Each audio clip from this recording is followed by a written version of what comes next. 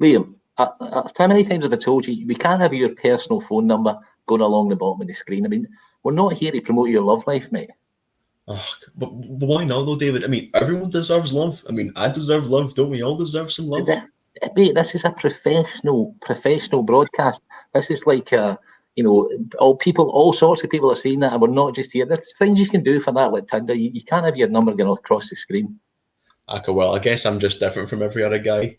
But anyway, I just realised, David, we're live now. Oh, so we're live. Hey, we knew we were live. You're all worried there. We're just having a bit of laugh there, only joking. We knew we were live. Right, Liam, we're there.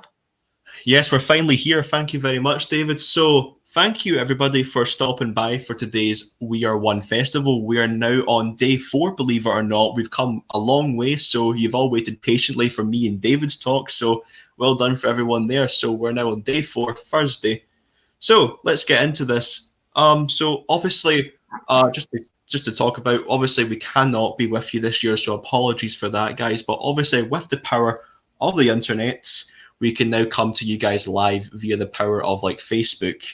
But obviously, this stream is not broadcasted just on the one platform, Facebook. It's streamed through multiple platforms such as Facebook, YouTube, and also the gamers out there who are watching this, they are streaming it from Twitch, so they're watching from Twitch. So you might get a couple of gaming comments, so just go past them if you want. But not only though, David, Scotland is not viewing, but we've got 2 other major countries that are viewing us right now, such as Los Angeles, so that is in America. It is actually the morning for them, so it is actually 7:30 in California, so good morning, America. Thanks for stopping by in today's stream. Maybe go grab a coffee, grab a pancake or waffle, whatever you guys have in the morning, typical American breakfast, I assume. And we've also got Finland, so Helsinki are actually watching us. They're probably watching and tucking into some kind of pie or something, aren't they, David, I'm guessing? Yeah, I thought you were going to keep the Helsinki people till the finish. Hey, did you get that? Yep, all jokes from David throughout the entire stream today. So we're very lucky to have David here. And obviously, so good afternoon, Finland. It is, I believe, 2 hours ahead, so 5:30 in the afternoon. So thanks, Finland, for stopping by, and Helsinki, of course. But obviously, quite an important one for you guys closer to us at home, Glasgow. So good afternoon, Glasgow. But without all that, so we've actually got a really brilliant program lined up for you guys today. But I also need to mention before I do forget, because we've been practicing a long time today. Throughout the entire week, we've had a theme.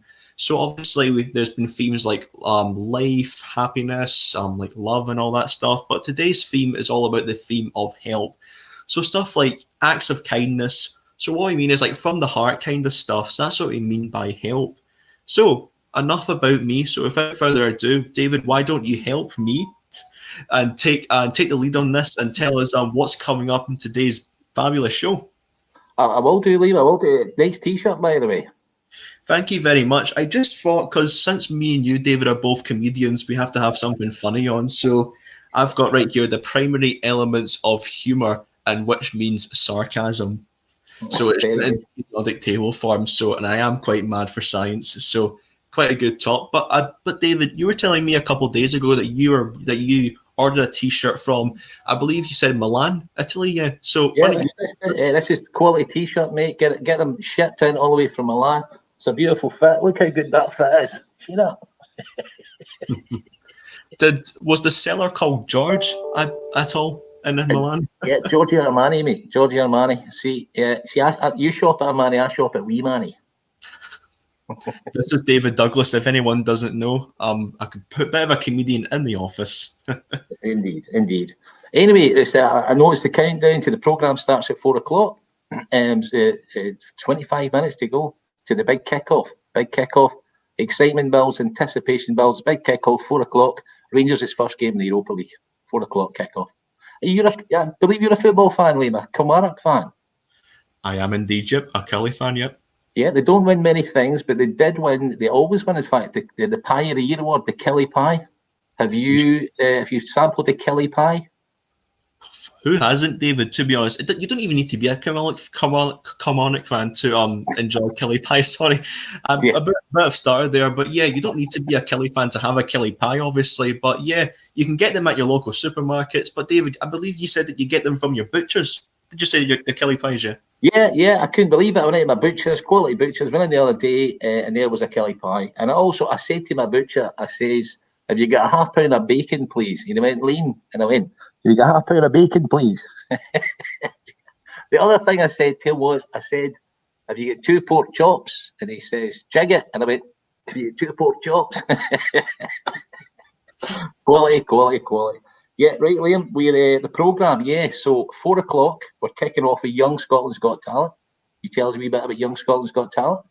Yeah, absolutely, David. So for all you guys who are viewing, for those who don't know what Young Scotland's Got Talent is, it's not the way how it exactly sounds. So it's not really like a talent show in a way. It's a bit different from that. So what Young Scotland's Got Talent is, it was set up in 2010 with alongside SCLD. Pretty much what we do is we get people who do have additional support needs and or autism. They come together and we talk about all the contributions that they make into the workplace. What we do is that we normally have like some kind of catwalk. They wear their uniform, they're all nice and proud, have a bit of a catwalk, come back up, and then they talk about their job and their role. And they do say that they've got autism and they're bringing a lot of contribution into the workplace. Superb, Liam. And then after that, at 4:45, we've got Sensory Stories. If you haven't seen Sensory Stories this week, try and get them today. Absolutely brilliant. It's kind of interactive stories told in a really, really powerful way. So that's coming up at 4:45. And then at 5 o'clock, Liam, we've got our first music of the day. It's a young man called Damien Madison. And Damien Madison, he's a Manchester-based singer and songwriter. He's appeared with, you probably won't know some of these people. Stylistics, you heard of them? I kind of live under a rock, David. But why don't you fill us in? But for those who don't know, Ronettes, Wishbone Ash. Now you want to fill in them? Steve Coogan. Anyway, this guy is really, really good. So we've got a half an hour of his songs worth watching. 5 o'clock to 5:30, and then at 5:30, got an incredible guy for you. Guy called Michael Byrne. Tells you a wee bit more about Michael there. Yeah, no worries. So for those who do not know who Michael Byrne is, unfortunately, he's a guy that was growing up with a lot of bad stuff that happened in his life, a lot of trauma. So there's 2 parts to his story. The first part is a wee bit sad, but in the end, in the second part, it gets a bit more happy and joyful about the theme of help. But Michael, having a lot of trauma in his life, he suffered a lot of stuff such as abuse and all that. Unfortunately, Michael has witnessed his own father passing away. And he's also survived I don't know if any of you guys might not know this. David, you probably know this. Everyone else probably does know this. But Michael Byrne is actually a survivor of the Glasgow Glufa helicopter attack. Remember, David? I do remember, Liam. Yeah, 2013 maybe, something like that. Something like that, yeah. It was about 7 years ago. So Michael survived that. So he's all fine and well for anyone who might be a bit concerned with that bit there. So Michael, he's doing great. He's absolutely wonderful. He's such an inspiration to us all. So we're going to be hearing from him later on throughout the day. And he's going to be talking about what it means to be a citizen and also the theme of help. Brilliant. And then after Michael, it's back to some music. An absolutely stunning band called the Rain Band. And wait till you hear some of the people that they've played with. You will have heard of these. You heard of the Kaiser Chiefs? Yeah, they've played with them. They've played with Simple Minds. They've supported Simple Minds. Jim Kerr, Scottish Glasgow band. Paulo Nardini. I think he's from Paisley. Yeah, I think June saying hello from Paisley, a Paisley boy. Ocean Colour Scene, he's played with them. And they have played with them. And also their fan base includes Jim Kerr, includes Liam Gallagher. And they've been featured in the Rolling Stones magazine. So top quality band for you. They're up at 6 o'clock. And then after them at 6:30, we've got Not Visible, Not Valued, Not Viable. What's that all about, Liam? So for those who don't know, pretty much we're just going to be showing you guys a video about them. It's basically a group of women just having a blather, having a coffee, talking about the labels that people with disabilities might have. Unfortunately, yes, it's a bad thing. In this day and age, we shouldn't have them. But yes, we still have labels attached to us to the people that do have disabilities. So they're going to be talking about a little bit of blather, talking about why do we still have these labels and everything. So yeah, stay tuned to that. Yeah, and then it's this is really looking forward to this. 7 o'clock, got a father and son comedy duo. We get 3 kind of comedy sketch videos from them. I'm not sure how to pronounce this. Vionathan. But you can introduce that one when it comes. Yeah, but they're absolutely brilliant. Really, really funny. We had a wee watch at them today. And then at 7:30, we've got a video by the National Involvement Network, and we've managed to bring in one of the kind of the members, the pioneering members of that group, a guy called Michael Conley. Michael's going to be joining us live for I think you're going to be doing a wee interview with Michael. Yeah. I'm going to give him a couple of questions. So Michael's joining us at 7:30. Did you say, David? Yeah. Yeah. Well, we'll show the video first, and then he'll be on doing your interview with him around about 10 to 8, I think. 10 to 8. So stay tuned to that, guys. Right, so I think it's time. So every day this week we've been this is almost an anthem. It's become. It's the We Are One song. So we've been starting off. Everybody's loving it. So we're going to start off with a bit of music. We'll play that later. The We Are One song. Let's get right into it, guys. So make sure while you're watching it, you don't need to stick around all the time. You guys can move from your laptops at any point or phone, whatever you're watching on. Don't feel the need to stay here for the entire duration. So we're going to put on this music video for you guys now. So get ready and have a blast, and we'll see you back here in a couple minutes. So without further ado, let's get right into this. 1, 2, 3.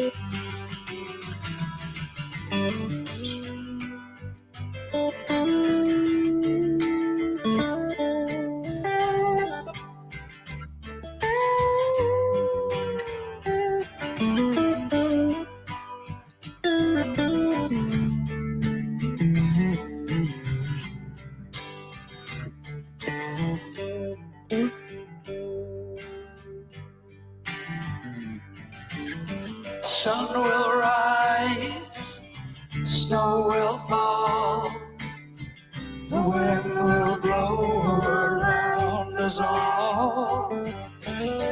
We'll cross the line, by and by. We are one with the star-filled sky.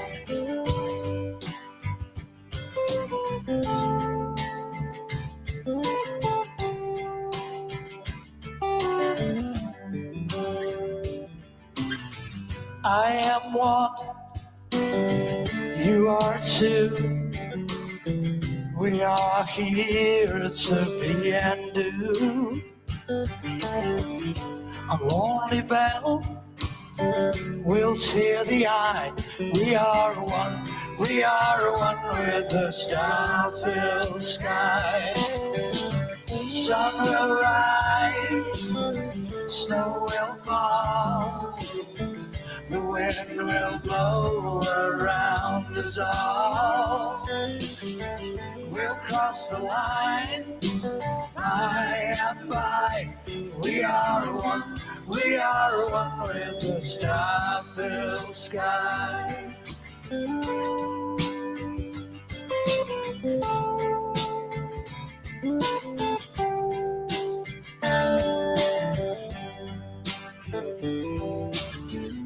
The moon comes down and lifts the wave, also the way that we behave. Girls will dance, soldiers will cry. We are one with the star-filled sky. Sun will rise, snow will fall, the wind will blow around us all. We'll cross the line, by and by. We are one with the star-filled sky.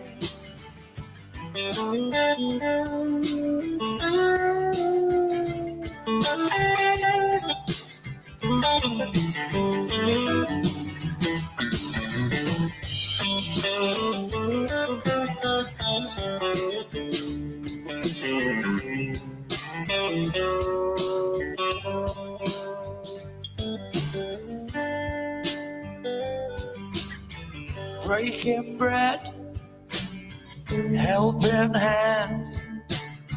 An open heart will understand. Keep the faith, so will I.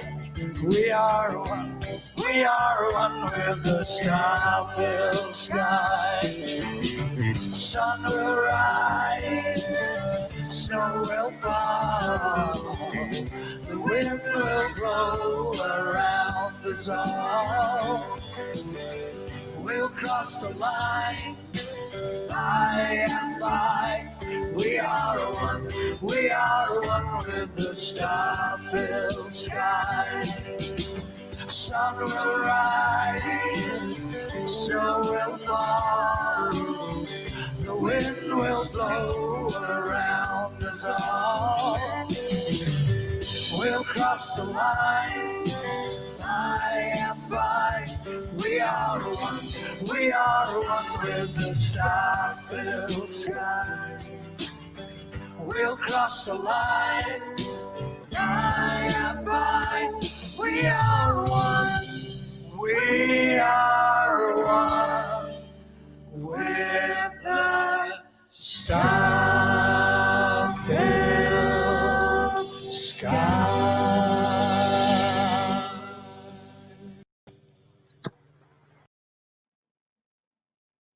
Oh, how good was that, Liam? How good was that? You're muted. Apologies for that. Technical difficulties with my mute button. So yeah, that was George. Correct me if I'm wrong, David, but George Broski and the Fabulous Correct. Wonderfuls. So it's kind of an anthem, like you say, David, throughout this all week. So you never get tired of that song. So it's a good song to start every stream with, and also to end every stream with. So it's a really perfect reminder of what this is all about. We are all one. Yeah, and as you were saying, Liam, one of the kind of big themes is help and support. And I know you've got lots of things to say about support, and some of the things this whole festival is about recognising that people need to be in control of who supports them, when they're supported, how they're supported. It's about people not just physically living in communities, but taking a part in them, being known, being included, being respected. And I know you've got a couple of things to say. What do you think makes good support? Personally, no worries. Personally, what I think makes good support, in my point of view, is just the fact of having that special someone next to you, or maybe like a family member, or just having people around you, because there's no point in doing stuff yourself if you know that there's going to be a lot of people around you to help you. So just like today, I could have done this by myself, or David could have done this by himself, but obviously we're all a team, we're all one. So me and David putting this stream for you guys together today, and have a nice little videos for you guys today. So that's like what support to me means, having a group of people with you, or just anyone who can support you. So it's all about the people, that nice connection that you've got with people. So that's support to me, just having a nice bond of people, friends, family, colleagues, anybody who can support you. Just people, really, people make support, in my view. I don't know about you, David, what makes support for you apart from... Well, I think there's a whole team behind putting this together, who've been helping and supporting one another. And what we've been doing throughout the week is we've been giving you a glimpse of the people behind the scenes, some of the organisations and some of the individuals. So a big player behind this, in fact, is the festival manager, is Clive. Clive was one of the presenters last night. So Clive is going to tell you a little bit about his organisation and what this festival means to him. Mm-hmm. Right, so without further ado, Clive, take it away. Hi, I'm Clive Layton, and I'm the festival manager for We Are One. As an event specialist, my company, the Public Eye Group, has worked with a whole range of industry professionals over the last 30 years, from venues to sound providers to technicians to performers. We've worked with artists that are household names. We've been involved in some huge PR campaigns.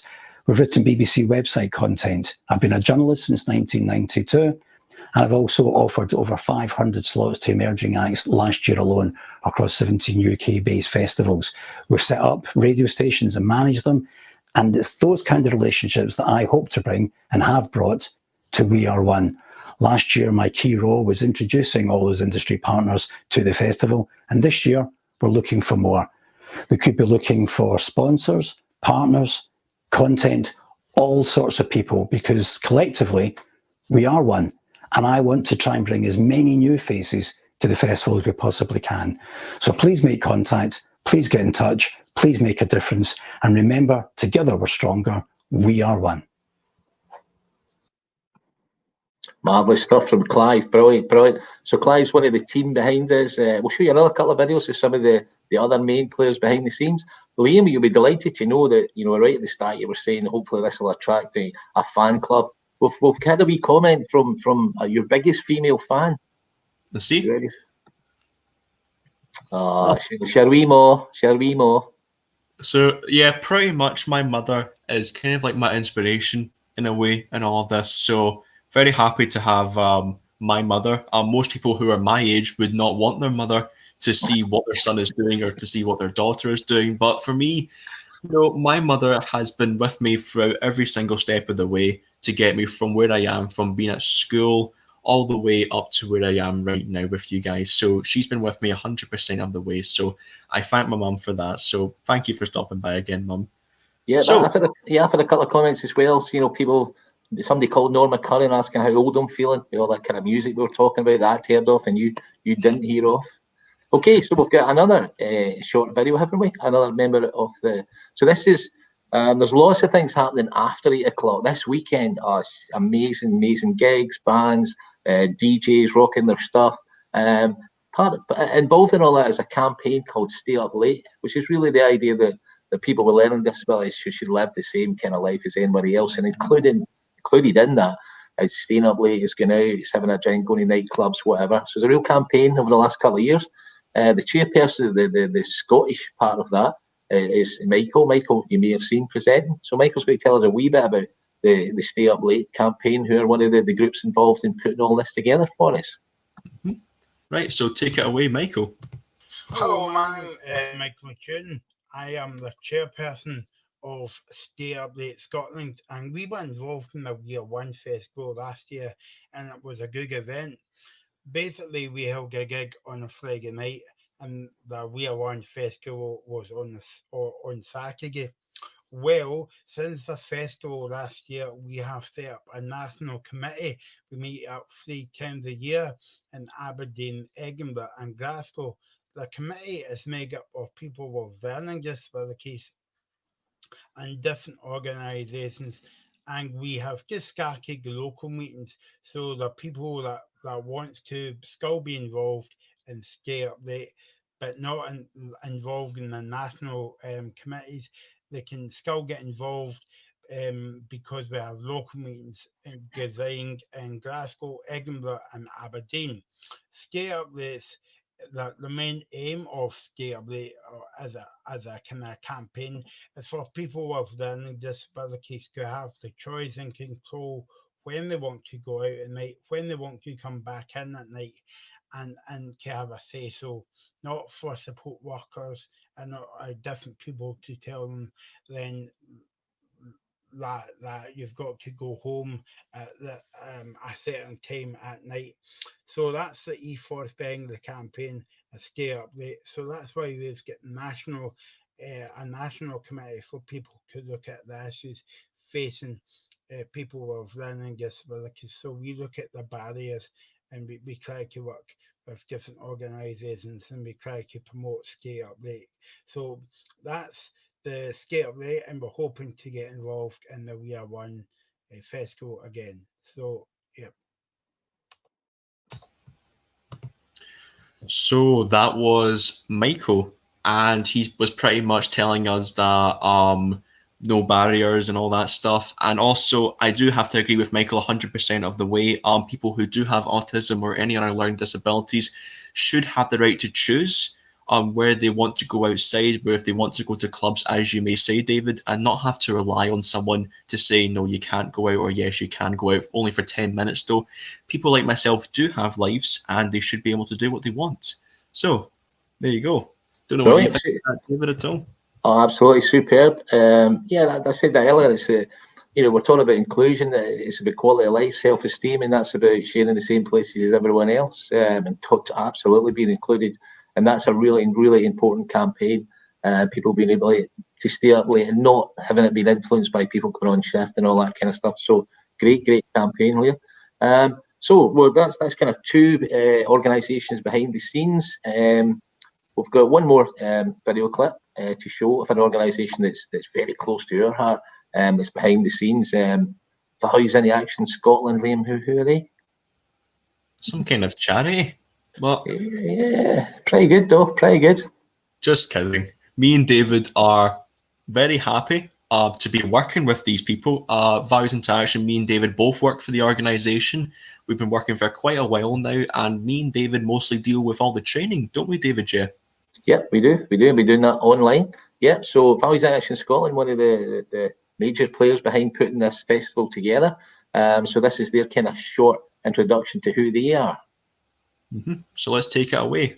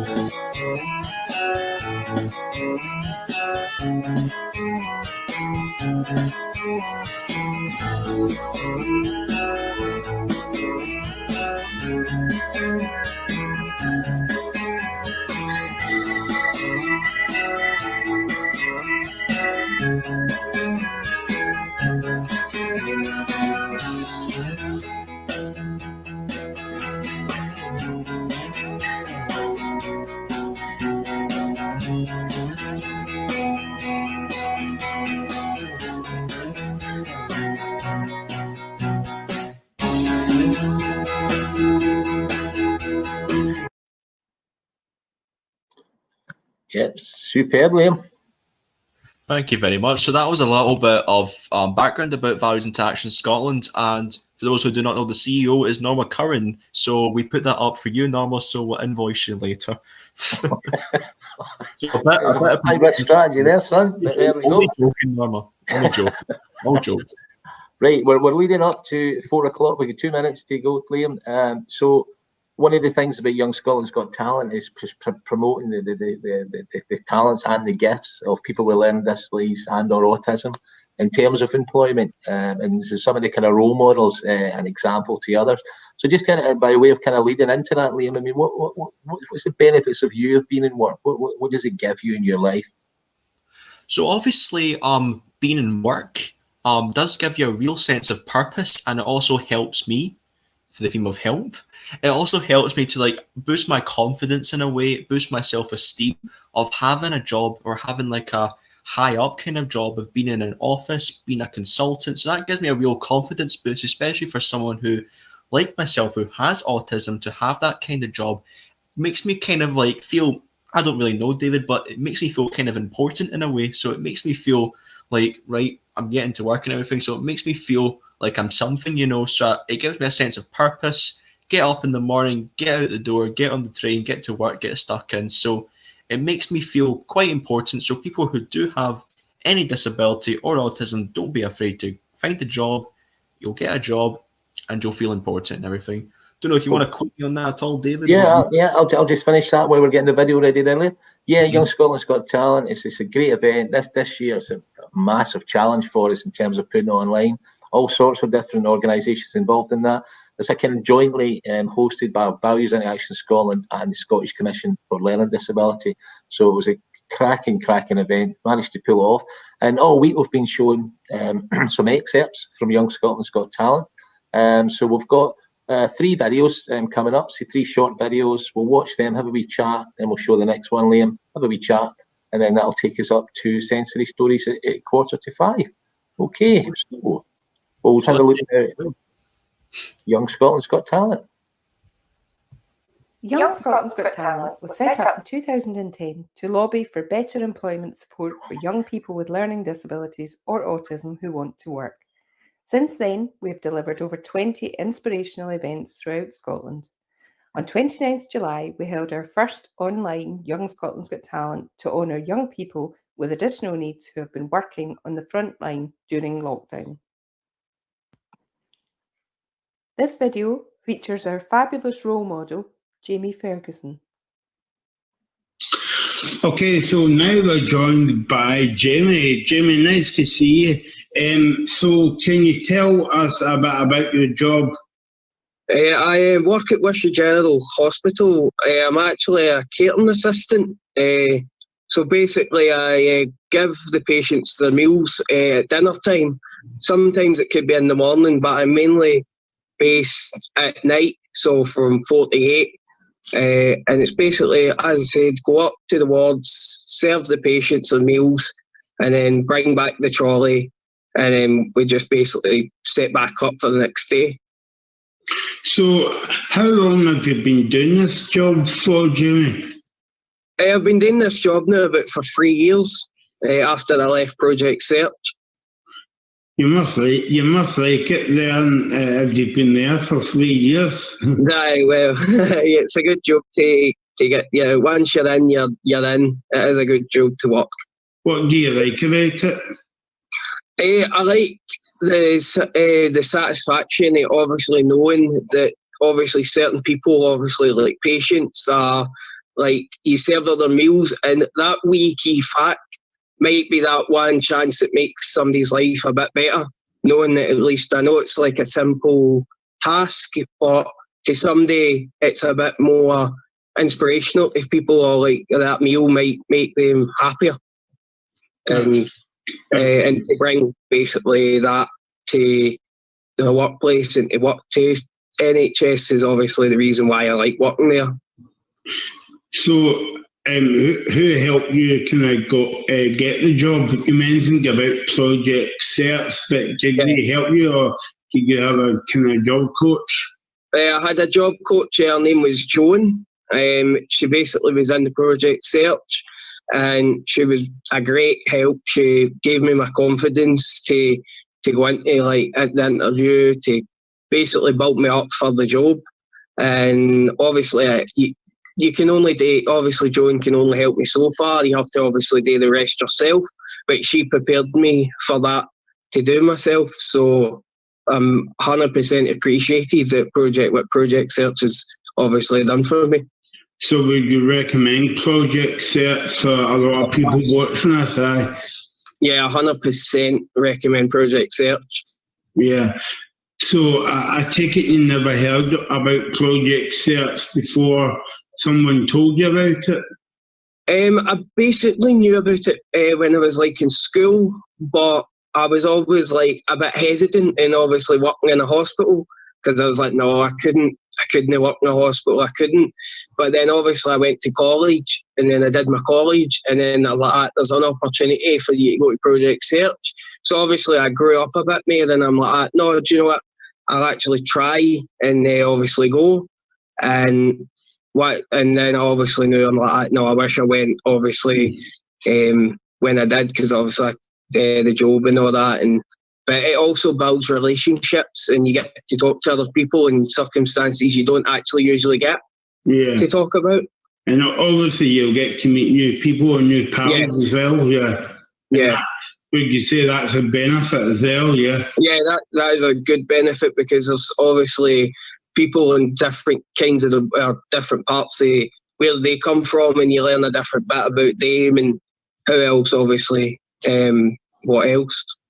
Okay, so I'm speaking to people at the moment for Young Scotland Got Talent, Jamie, and I'm asking this question because obviously your job might be different at the moment because of the coronavirus. So can you tell us a wee bit about what's kind of like changed in your job at the moment? Basically what's changed is we have to wear masks going from kitchen to even into the ward, but still having them on while serving, wearing gloves basic gloves and aprons. So obviously your standard procedure, but obviously the difference is obviously the washing the hands more often, just the cleaning, and keeping your distance. So obviously that is hard, obviously working in the kitchen, but we can do it. It's just, you just have to obviously take that wee bit of time to realise, like, oh, sorry, 2 metres, and it is really, but it is also like, it does take a toll on you for that reason, because obviously you're used to talking, and then next thing you know, you're like, oh, sorry, I can't, because distancing and just try to get around people, and it's frustrating sometimes, because obviously you're like, can't go there, I don't know, because there's too many people, and yeah, it just obviously eats away at you at some points, but you just obviously have to get up and go and do it, and which I have. I've been doing it since obviously it happened. So because that you've been up to the wards giving people breakfast and lunch and dinner and all that, do you have to wear a shield as well, kind of to protect your face in a way? I don't actually wear one. The reason why that is because we're actually we're not really with patients. We're mainly based at the side or at the door, and the nurses come to us. Right, okay. They're all wearing their gear, and then we're just obviously there's that, stand back, and then basically giving them the meal. They'll take it, and then they'll come back and forward until obviously all the meals are done. Whereas before you could have went up to the beds and give the patients the meals, but not at the moment. To be honest, we never really did that. That's just in general. We just didn't obviously take the chance, no matter what this virus or no, just in case obviously they have something else wrong with them, and then we take it back down to the kitchen, and so we just leave it to the nurses, because they know what they're actually doing and who they're going into, so they can prepare themselves before we go in. So what's the best part about your job then? Basically just the fact that having a job and well, as I said, I got my own house out my job, so I'm actually more independent. Wow, and I got my house out of it, and having my own house, and it's great because you feel like you're getting there. And that's the why, and even just being there and helping people and meeting people, and it's just a general as an experience. It's not just like a school or college it's a workplace, but it's that atmosphere that you would never really experience until you're really in the place. Do you feel as though that your house and all that has helped your kind of confidence in a way as well? Yeah, I would 100%. Yeah, because as I said, this having my house is obviously, even while working in the kitchen and obviously cleaning and serving meals and all that, actually impacts how my house is run. Obviously, because you know how to clean now. You learn how to do different cleans, like working with bleaches or working with that, and it just helps you keeping your house clean and keeping your cell clean, and it has a great impact in all what I've been doing. So tell me, what's been difficult about your job? And I don't mean the now, but I mean like in general. Difficult. To be honest, I wouldn't say it's a difficult job. It's just obviously you need to be a wee bit high alert at some points. Obviously, you're in a kitchen, you just can't just walk about and basically like that, because obviously you've got hot fryers or hot cooked, so you just need to have more awareness to where you are and in a kitchen. And obviously that's the main hard bit about it is obviously remember you're in a kitchen and not just sitting with your pals or that. It's like it's a work environment, so you have to act like you're in a work environment. But really that is, and obviously be careful putting stuff into the ovens and or into trolleys because they're hot, cold, stuff like that. But to be honest, it is a good wee job, and I'm obviously honoured to have it. That's good that you enjoy your job. So Jamie, tell me, what advice would you give young people with learning disabilities watching this, and tell them what's the benefits of getting a job? The advice that I would give is to basically never to give up. Obviously, it comes to times where you get where, oh, this is never working. But that is the challenge. It's not, you never to give up on the first hurdle. You have to get out of that hurdle, and you have to keep fighting.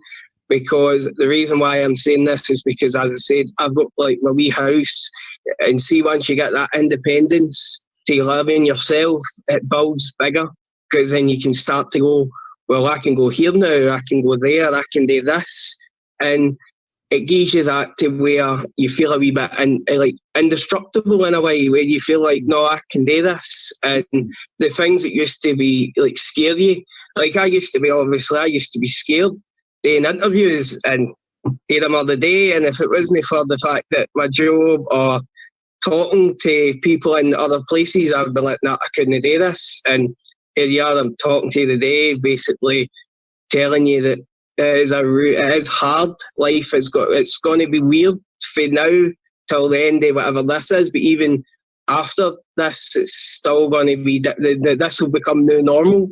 And it will be hard, but you just have to keep getting out there and trying to get yourself a good wee job, because honestly, that is what's best for people.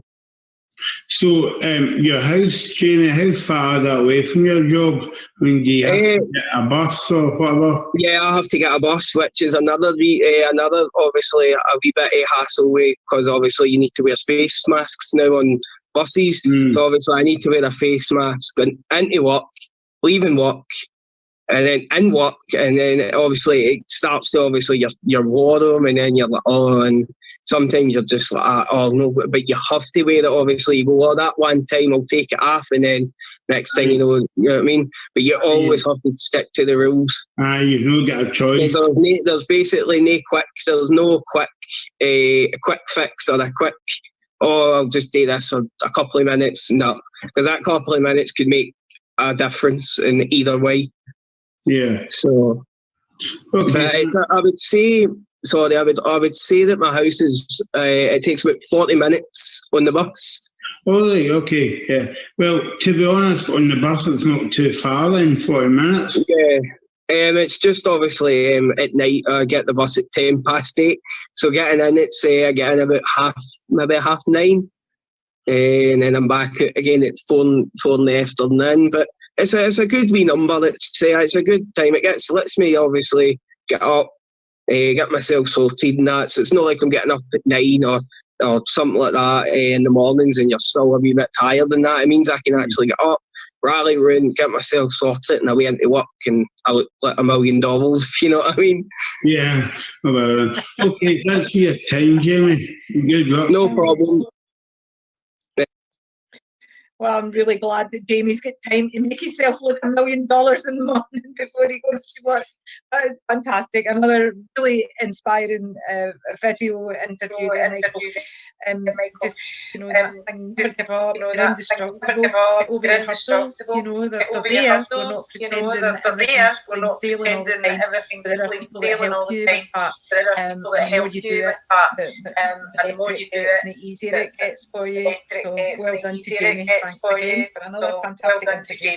Thanks again for another fantastic interview. So that was Jamie there, and as what Jamie said, his information to the people with autism out there is to never ever give up. So that's a really good bit of information for you guys to have out there. So constantly always be pushing the frontier. And that's the point about Young Scotland's Got Talent. Michael was pretty much there to tell everybody about Jamie's role, about his job, and all the fabulous contributions that Jamie makes to his work. Being a young man with autism, he might have his odd challenges and struggles, but as Jamie said, he never gives up. David, I don't know if you might want to quote on that at all, or what you think about that at all. Oh, you're on mute, David. Technical difficulties there. It's carried away with the video. Yeah, once again, it's an inspiring story, and I think that's what Young Scotland's Got Talent is about. People who are champions, who are leading the way. sending out a strong message to people. You mentioned challenges there, Liam. Just in terms of your own kind of history, your own career, what are some of the challenges that you've faced in terms of employment, and what are some of the challenges you think people with autism face generally in terms of trying to be included in the workplace? Well, I can actually think of quite a number of it, and I've kind of explained it a lot. Not on the stream, obviously, but from all over the place, really. I guess the common challenges out there is that there can be a lot of people that could be not understanding what the disability is. There could be a lot of people, unfortunately, I have to say it, there could be a lot of people that can be a bit biased towards it. Some people might not fully understand it. So it's just that initial fear of what if people don't understand me? They might think of me as being a bit out of place or a wee bit shy, but again, that is one of the challenges, having obviously been a bit anxious, but obviously, as Jamie said, and what I say, constantly push the frontier. So never give up, always keep pushing yourself out there. You can just go to your organization and say, I can do this. Do not be afraid of it. So, but obviously that's a challenge that we have as individuals that might have autism. We're kind of introverted, so we're kind of to ourselves. But we always try every day to broaden ourselves and to get a bit more out there. So a challenge for us, people with autism, is that we can be a bit anxious. But obviously, with the help from like support workers, Project Search, all these companies, they can get you pretty far in the workplace. Just like people like Seuss and all that, people like Norma, who managed to get me into the job that I am right now. So I'm very thankful for that, for having that bit of help today from those people to get me into work. So I'm very thankful for that. Yeah, and you know, one of the challenges is, I mean, some of the statistics are just awful in terms of the amount of people with learning disabilities and or autism who are in work. I mean, if it was employers watching this, I mean, why should an employer employ someone with a learning disability and or autism? What do you think? What would your message be to employers? Obviously, my message to employers is that people with autism don't obviously think of. People tend to always think of negatives, don't they, David? First of all, they always put bad things in front of good things. But for people with autism, they do have a lot to offer in terms of the workplace environment. They can have so much skills, such as memory. They can be, not to toot our own horns, David, but people on the spectrum could be a bit more intelligent in terms of like what they're doing in work and everything. And also people with autism, they can be pretty bright at something. Like you can have someone that's really into trains. They could work for ScotRail. They can know so much about trains. Someone could come up to you and say, can you tell me what this train is? And they can tell you so much information about that. So people with autism do have a lot to offer in the workplace. They're very knowledgeable and they're very bright, and they do have a lot to offer. So, and obviously for the employer side of it, take a risk, because that's what it means at the end of the day. When it comes to hiring someone, you are taking a risk, not just for if you're hiring someone with autism. When you're hiring someone, you're taking a risk because you're giving that person the responsibility to do that job. So you're taking a risk. But for people with autism, take a bigger risk. So take the risk, and you never know, you might generally be surprised. So just like myself, I hope I'm living up to the expectations that Bias are expecting of me. So they took a risk in hiring me, and I hope I'm doing a good job of it. So don't know about that, but I think I am. So yeah, so employers, take a risk, really. Cool, interesting wee phrase you used there. I don't want to toot my own horn. That's very, never heard that before, Liam. It's very good. Right. Anyway, we'll have another look. So we'll continue looking at glimpsing some of the talent that took place as part of Young Scotland's Got Talent. So got another clip to watch, and we'll put that on now, Liam, I think, yeah? Yep, let's get on with it. So here we go. Young Scotland's Got Talent was set up in 2010 to lobby for better employment support for young people with learning disabilities or autism who want to work. Since then, we've delivered over 20 inspirational events throughout Scotland. On 29th July, we held our first online Young Scotland's Got Talent to honour young people with additional needs who have been working on the front line during lockdown. This video features our fabulous role model, Martin Byrne. Okay, so now we're joined by Martin. How are you, Martin? Okay? I'm fine. So tell us a bit about your job, please. Well, I have him on the apprenticeship as a clerical officer in Glasgow City Council. And how long have you been employed by the council for? 8 months. 8 months. So what does your typical day involve? It might be a bit different than now, obviously, but just tell us what's involved in your day. And my day could involve scanning, printing, inputting death notices and answering the phone. I'm also working towards an SVQ in business admin, but due to the current situation with COVID-19, I've had to put that on hold. So how many hours do you work a day then? 9:45 to 5:45, so I finish at 5 to 4 on a Friday. Oof. Yeah, Friday's always an early day. I'll be reward for working hard during the week. Exactly, yeah. And is this like your first week back at work, or have you been working from home? I've not worked from home at all. I've been working in the office all the time. We're working a 2-week rota. So this week's my second week. So after Friday, I'll be off for 2 weeks. And then after the 2 weeks, we're back in for 2 weeks. And you can't go away anywhere because you just can't fly away and to Spain or that. Stranded. Yeah. So, Martin, tell me, who helps you with your job? Well, I done a college course last year called Project Search, based at University of Strathclyde. It was a 1-year course that got me work experience and got me in this job. I started the course in August 2018, so that would be coming up for 2 years. And I knew I wanted to do admin, so I completed 3 work placements in different offices in admin. And the course also helped me with applications and interviews. And then that's how you get your job, and that's how I'm speaking to you today. Yeah. Yeah. So all the people I worked with in that course to thank. Yeah. I can't thank them enough. So what's the real difference at the moment? Obviously, you spoke about this earlier on, but what's the real difference about your job now because of Corona, the COVID virus? What you're doing differently? Well, obviously, this pandemic is a bad thing. It's affected many people. We want it to end soon. But see, due to my low numbers in my workplace, I've been able to start taking phone calls and deal with queries from the public, which I wouldn't have been able to do before. So I've ended up doing more because of the low numbers. That's good.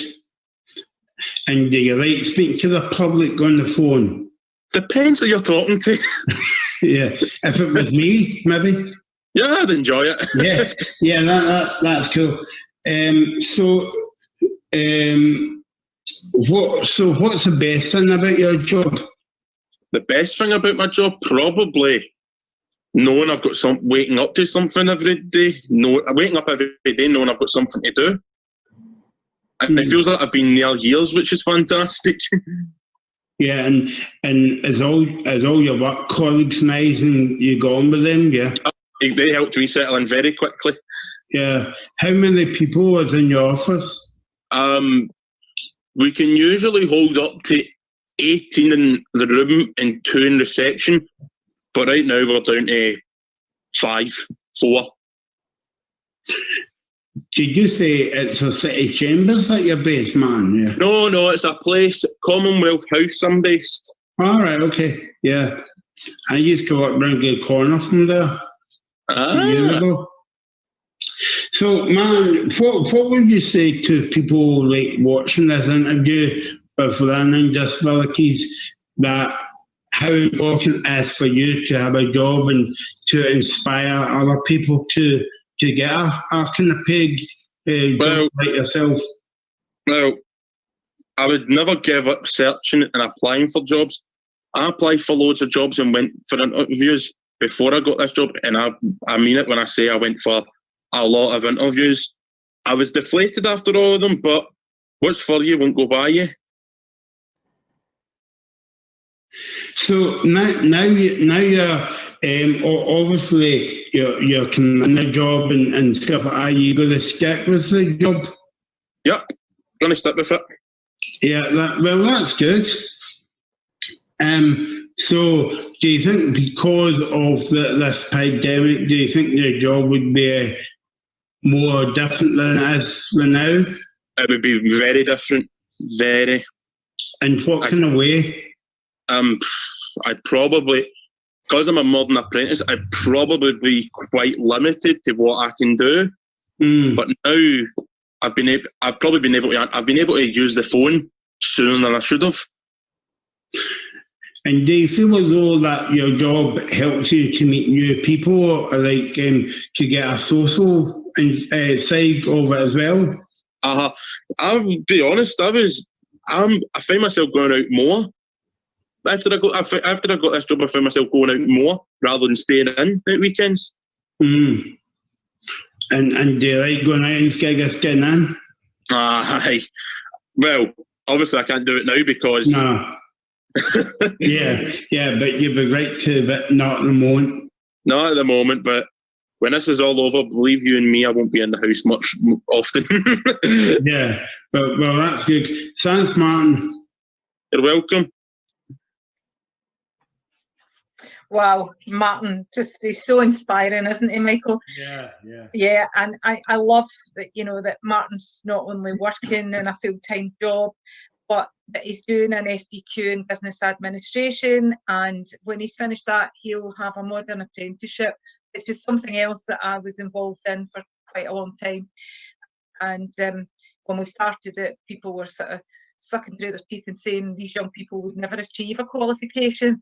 And we just said, no, they will, watch them, and we proved everybody wrong. They all were achieving and whatever, and it's great to know that that's continuing and that people are still getting the opportunities to get those modern apprenticeships. So fantastic, Martin. Thank you so much for that interview. And just to let you know, I phoned Martin yesterday. He's a nice guy on the phone, and stuff. But Martin was a nice guy and tells it the way it is. I've saw people commenting on the chat box, so keep on commenting about the catwalk as well. Yeah, some nice great. comments. So really positive feedback coming in. It's brilliant. Thank you so much. So that was Martin's story there. Two things I kind of want to point out in that story, David, that Martin did say.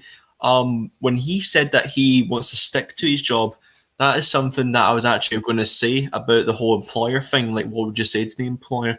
For people who do have autism, they are pretty loyal. So pretty extremely loyal when it comes to their job. They're always hardworking and determined, and they will get the job done on time. And another thing as well about people who are on the autistic spectrum, like myself, they're always so keen to try things new. They're always keen to learn about new things. Just what Martin said, he's studying business. He said, was it level 2 or level 3 again in business? But he's learning and he's determined to learn about new things. Don't know about you want to comment on that, David, at all? Well, once again, Liam, it's an inspiring story, isn't it? And I think it's that whole thing about, you were making the point there about sticking with it. And again, I wanted to ask you, in terms of your employment journey, has there been times where it's been difficult to stick with it? You think of the COVID thing, I remember us being in the office and, 1 minute you were in the office, the next minute, away we were bags, and we haven't seen each other face to face since then. I mean, what has been the challenges for you continue to work through COVID? Obviously, it's a real shock to the system, isn't it, David? Because 1 minute we're all fine and dandy in the office, getting on all well. We're discussing what we're going to do for 2020, 2021. We're talking about the whole business year ahead of us.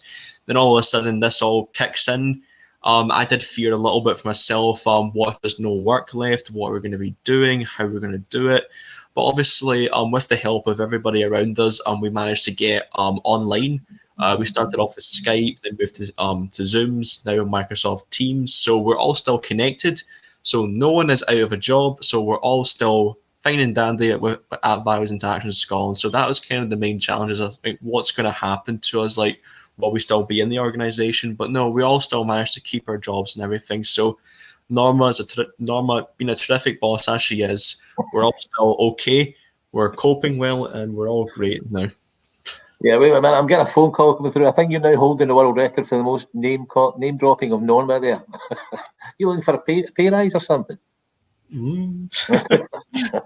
Anyway, so talking of Norma, what we should apologise actually.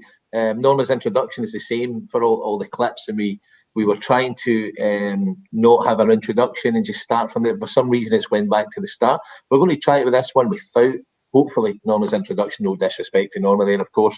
You can't have too much of a good time. So we're going to look at our last clip from Young Scotland's Got Talent, Liam, and hopefully playing after Norma's introduction. Okay.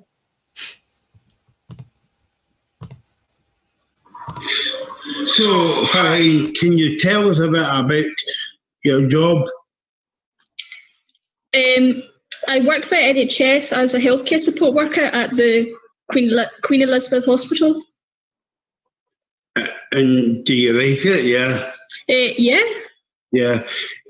What about you, Karen? Where do you work? I'm also working for the NHS at the Queen Elizabeth Hospital as a domestic. And I think say that used to our best pals. Is that right? Yes, we are. So how long have you known each other for? A long time. Since college, I think.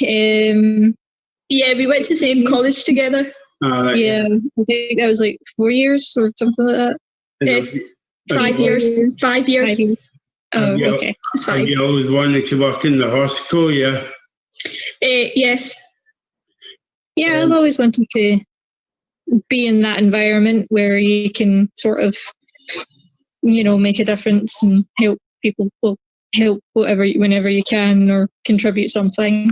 So it was a nice environment to do that. Yeah, especially caring for patients. To help them get better. So, Kerry-Ann, can you tell us how long have you been in the hospital for? How long have you been doing your job for? Oh, okay. Since September last year. So it's kind of about a year and a half. It doesn't feel like a year and a half. It's went by really quick, actually. It actually feels only like a few months, but And what about you, Fine? Are you the same? I actually started on the 23rd of March when the pandemic just started. The country went to lockdown. Right, okay. That must have been an interesting time to start your job. Yes, it's actually quite an interesting time to start working. So what type is your job kind of like day to day? I suppose at the moment it'll be a bit busy, Kerry-Ann, yeah?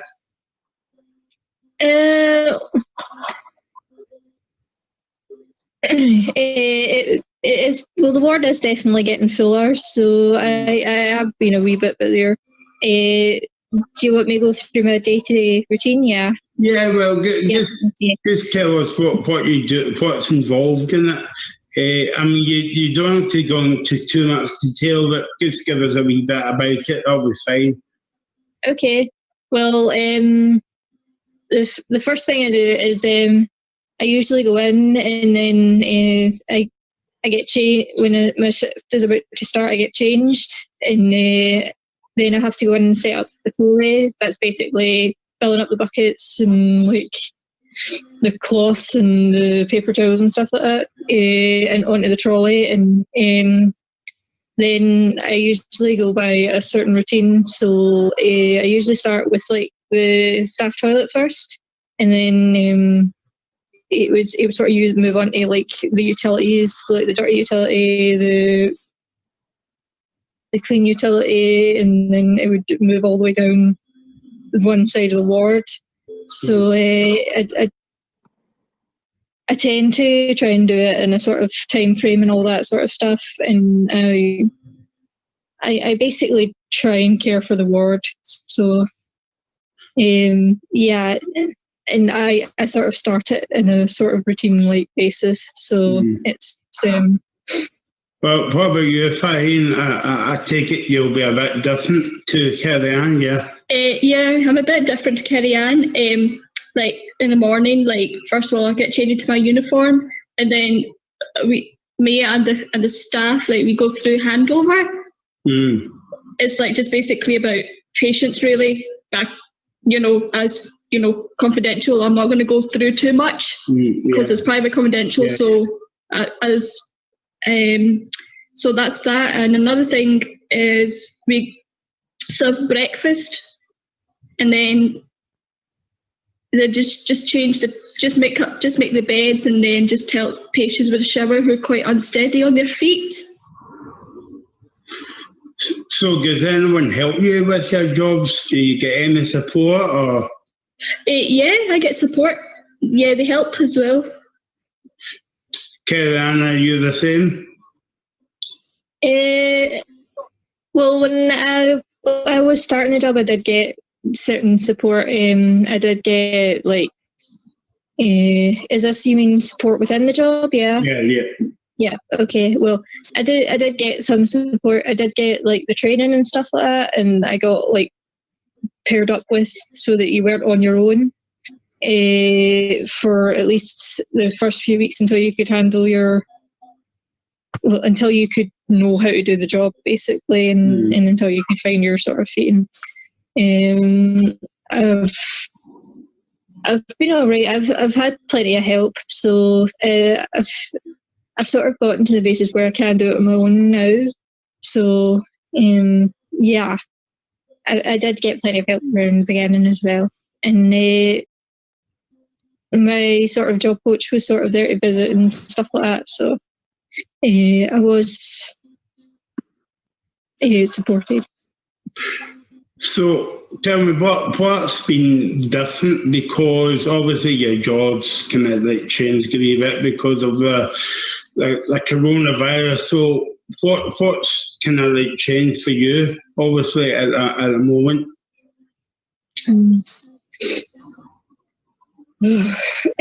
Well, as I was telling you, I have to sort of wear the sort of mask all the time, and I sort of have to sort of wipe down surfaces even more now, and a lot of the time you know how I said about the infection room, you kind of have to get dressed down to the sort of thing, and there's only a few rooms now, so it's not as bad as it was usually, but you would have to do that before you even entered the room. So you'd have to double glove and all that sort of stuff, and you'd have to wear the aprons and all that sort of stuff.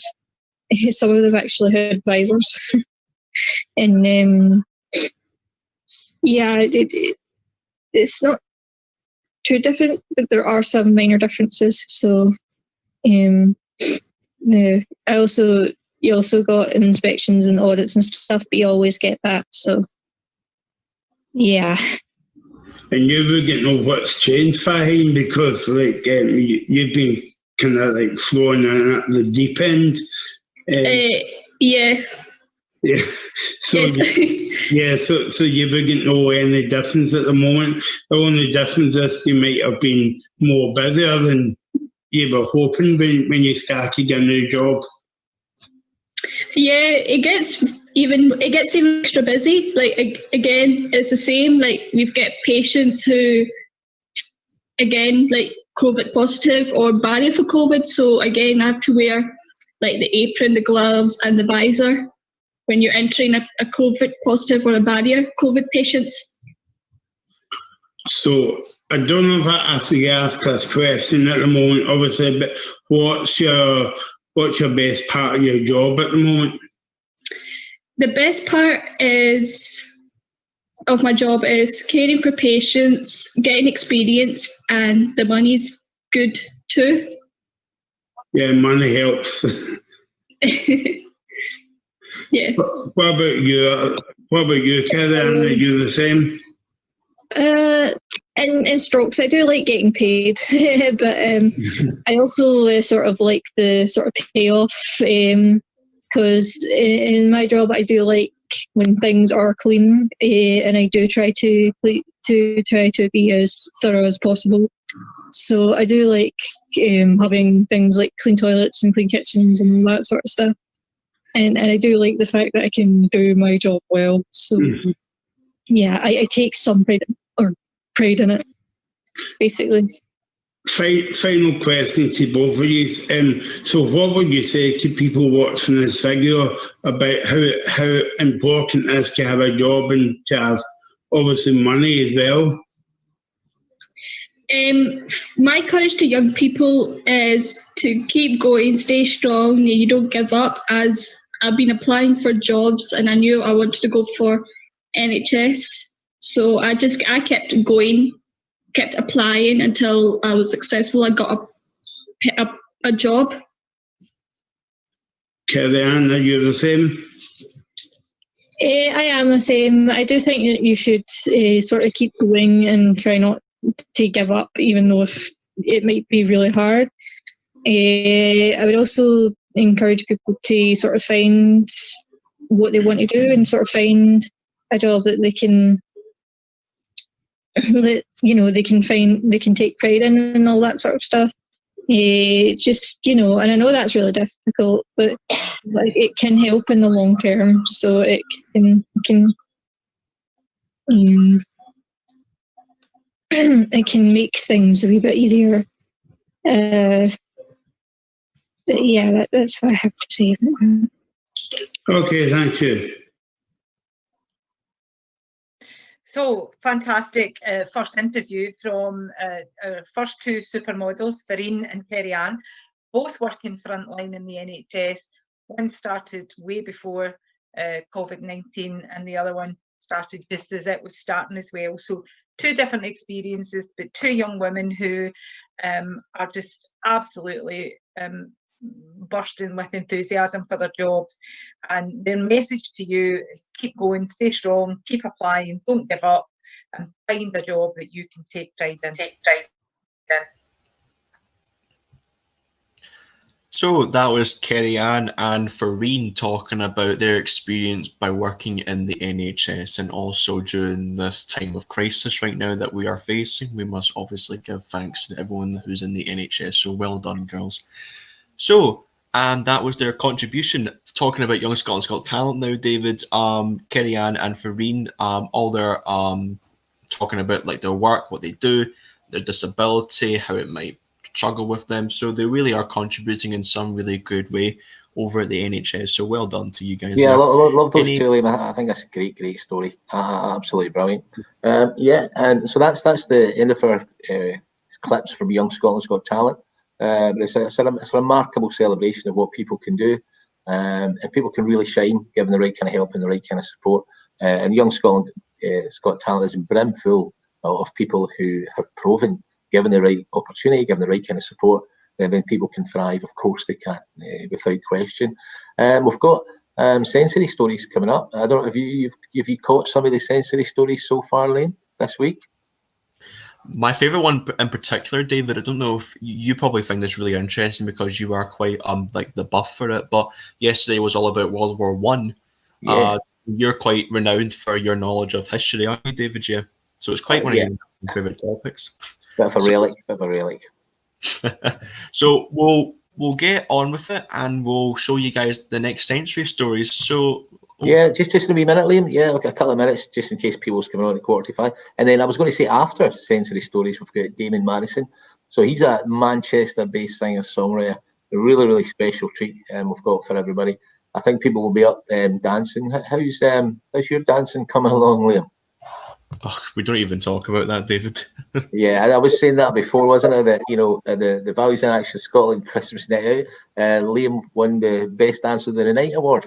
He was only going to the toilet. Yeah, you had a few wee cocktails that night, did you not?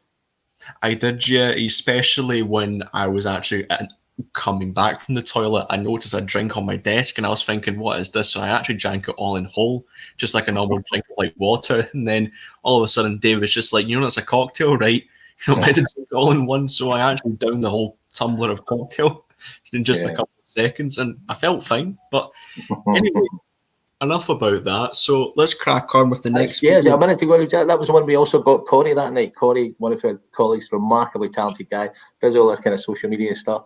And Corey, he's a massive Hearts fan, Hearts of Melodian. And we got him that night because we said to him, what colour do Hearts play and what colour do Hearts play in, Liam? Maroon.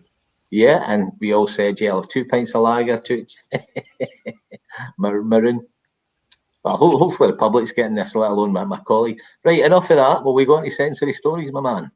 It's not always like this, to be honest, but this is what David Douglas says. That's his character. But yes, let's get on with the next video. So here is sensory stories. Here I am, in the garden, with nothing. No toys, no craft projects. Just me and all the thoughts in my head. All the thoughts in my head.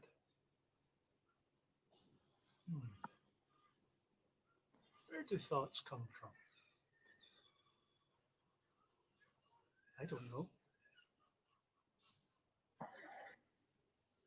But actually, there's not just the thoughts in my head, are there? I can hear things. There are lots of things going on in the background. Can you hear the seagulls? They'll be back soon.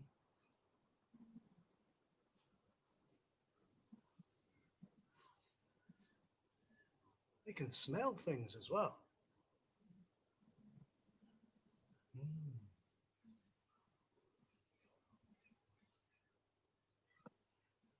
What does this smell like? When I break it, then the smell gets stronger. Ha! Oh, look, there's another thing. I can touch things too.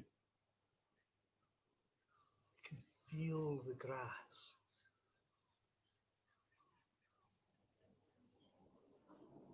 Are all these things thoughts?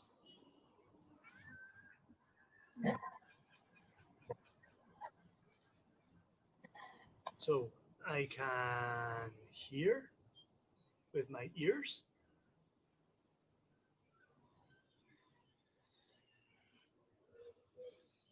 I think I can hear the seagulls still. Can you hear seagulls?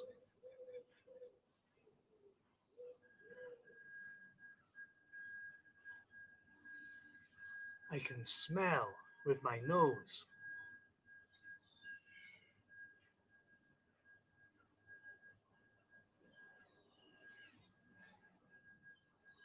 What can you smell? Maybe it's not the grass if you're indoors. Or maybe somebody's been cutting grass and you can smell it everywhere. I can touch. I can feel the cloth on my trousers and the grass all around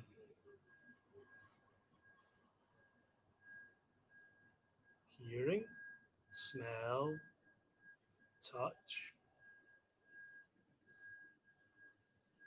taste. I could try to lick things, but I might not like that. I think I'll wait till dinner time before I try tasting things. Hearing, smelling, touching, tasting. Is there one other thing? I wonder what it is. Of course. Seeing. It was right in front of me. So obvious. And we do it all the time that sometimes you forget it. Or sometimes you forget that some people can't see. What would that be like?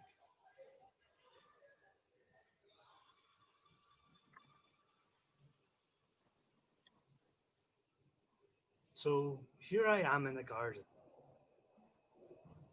with everything around me. And if I'm still I can listen.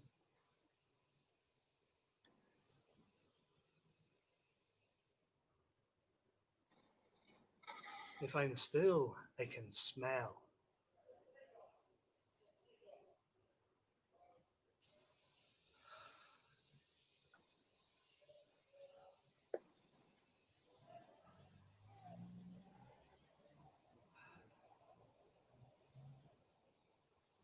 If I move gently, I can feel the grass on my hands.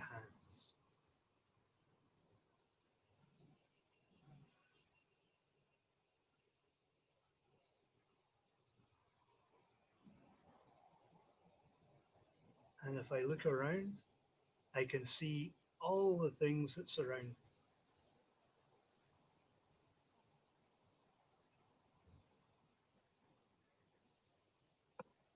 All of these are my thoughts.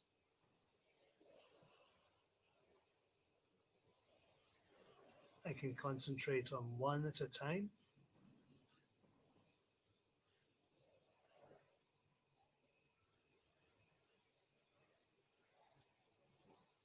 But I have more thoughts than that.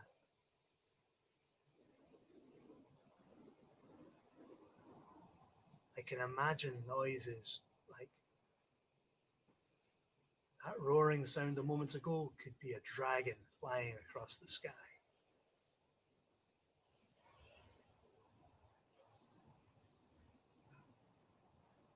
I can see that the grass here is cut.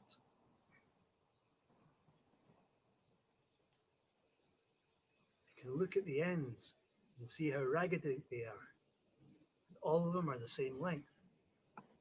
So I can imagine that something has come and has cut them all like a big sword. Whoosh. But then I can think too, and I can remember, and I can remember machines that can cut all the grass at once. Or maybe it was a cow and it was just eating lots.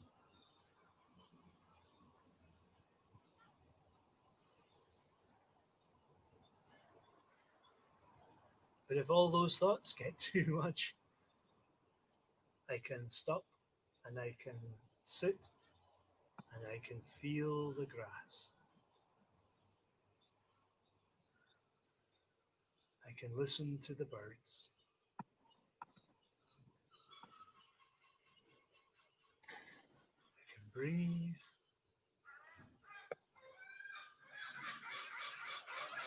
And just let the wind blow over me.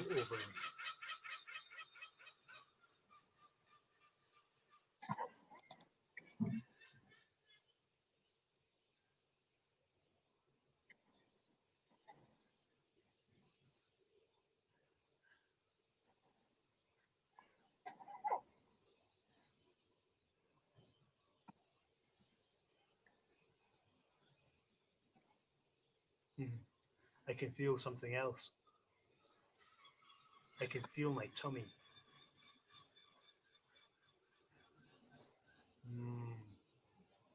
I know what that feeling is. That feeling is the feeling of hungry. And that means it's time for me to go and have my lunch.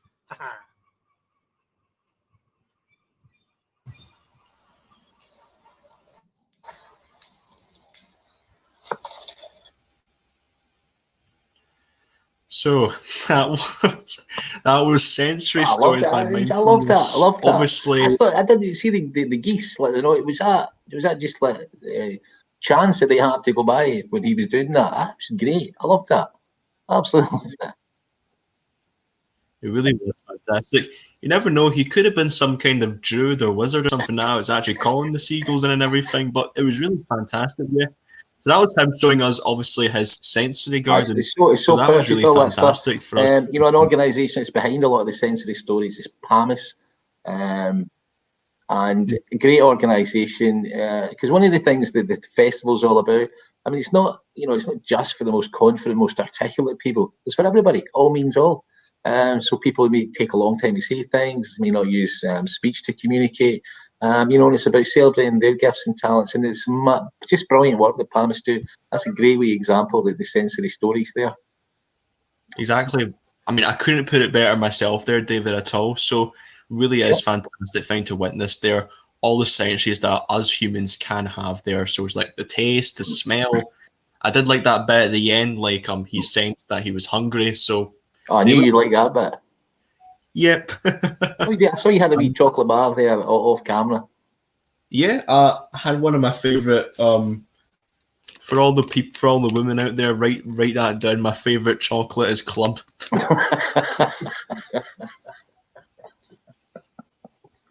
Yeah, Club in the Eden a minute.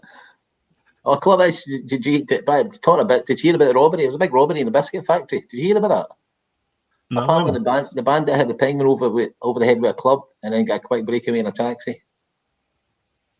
Yeah, jeez, I hope the audience is loving it more than you're loving it. By the way, anyway, do you like storytelling, Liam?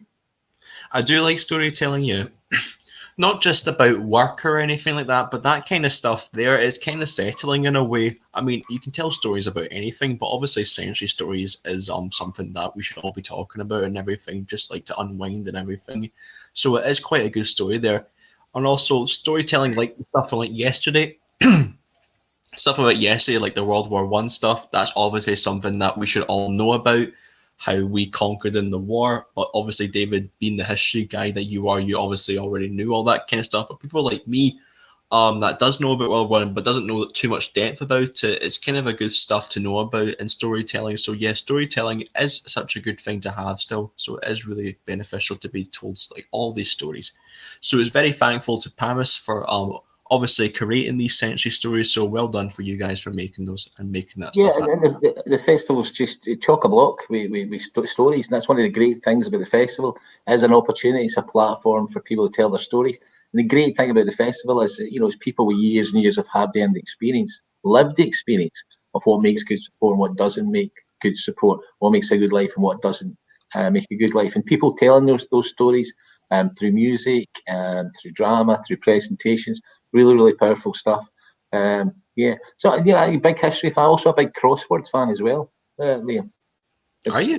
Yeah. The Sunday Times, I've been trying the Sunday Times crossword for about the last 3 years. Never, it's one of the hardest crosswords you can do. I'm never getting near finishing it, except last week.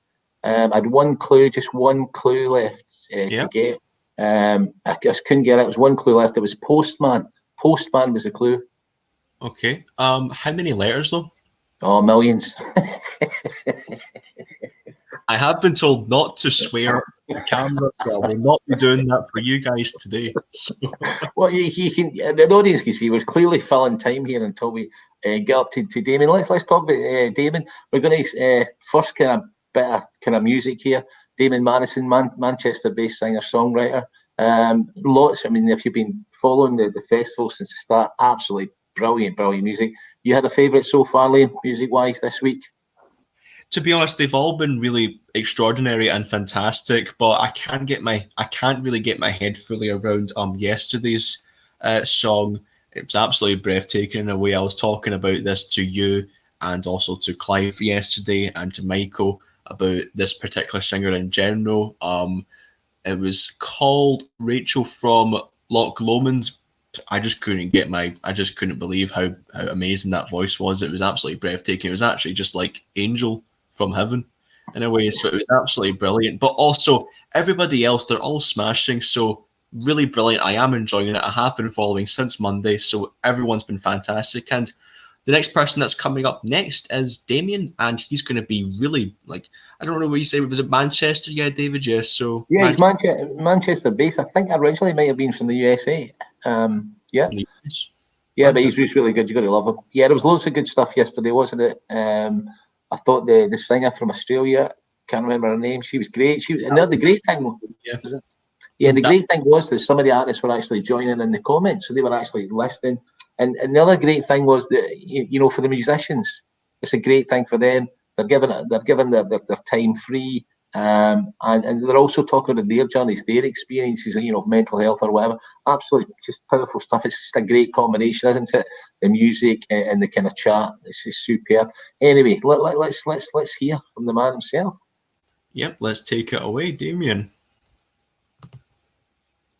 Folks, my name's Damien Madison, and I'm honoured to have been asked to play Citizen Fest, which is a collaboration, as you know, between two festivals. We Are One, which is coming out of Glasgow, and another festival that's split between Los Angeles and Helsinki called No Labels, No Walls. Right, without more ado, here's the first number. This is called Fake Out.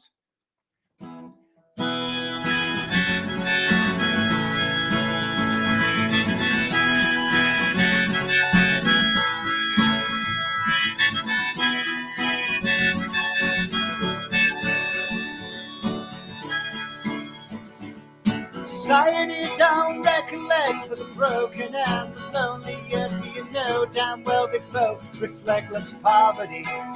They institutionalized your favorite smile. You protest, but your mouth's too dry. It's been that way ever since you said goodbye to me. I recall the scene, it made me laugh. Your diamond smile, your face like glass. It was solitary, even when surrounded. And in a vain attempt to cut your loss, you found yourself without a voice to complain. Your treatment was so underhanded. Now it's such a shame. Now you're in love, and now the pain that you feel is getting worse. Can you make it on your own?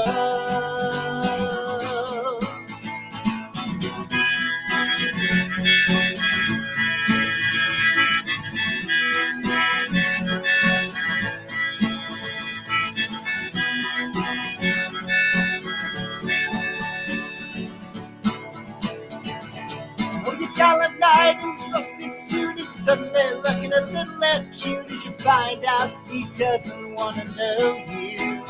Are you favoring me before you met him? I could see right through it, could have told you, but I don't think I wanted to. So don't make you deal with the weekend hand. Doesn't help you really understand the fact that all the time you were just stalling. Yes, there's so many with your beauty who have fallen down without a clue. Found it hard to take, you don't get no warning.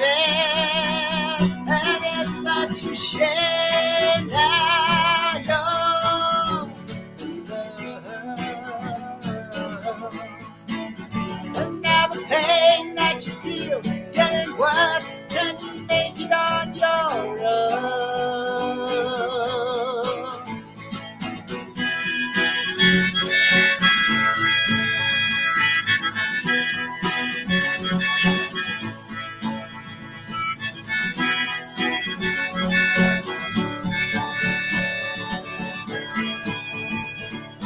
Corduroy degenerates and golden-hearted horse, applauded and patched up your mouth with a condescending yawn. Show me the touch of faith and I'll show them all the door. And it's such a shame now you're alone. And now the pain that you feel is getting worse. Can you make it on your own?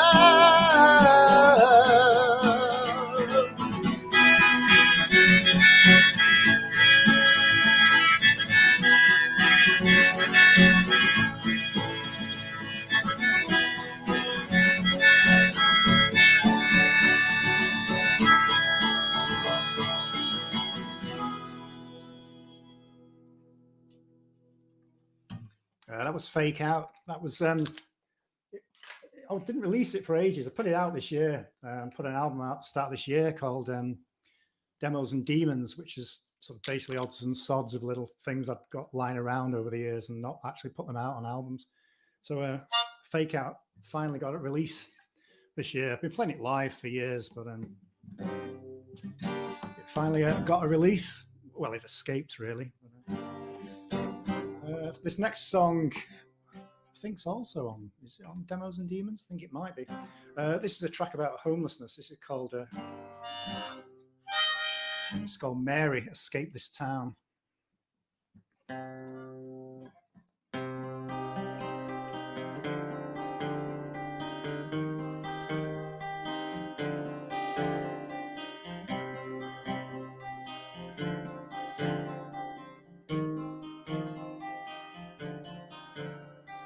Mary, where you going? Where will you rest your head tonight? You move from door to doorway, shuffling slowly, taking flight. Holding out your hands, hoping someone will show you love. Why were you forsaken and neglected from above? May you escape this town.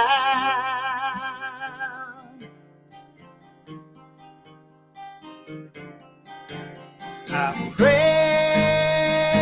you escape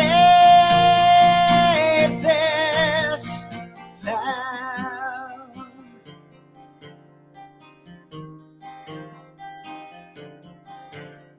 Your fingers clutch the bags which hold the memories to your life. You're screaming out your visions from the darkness of your mind.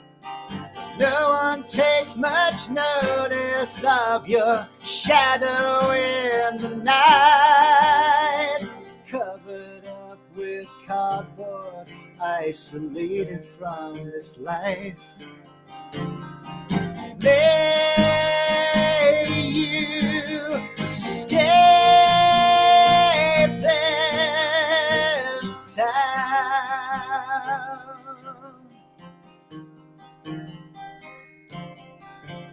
I pray you escape this town.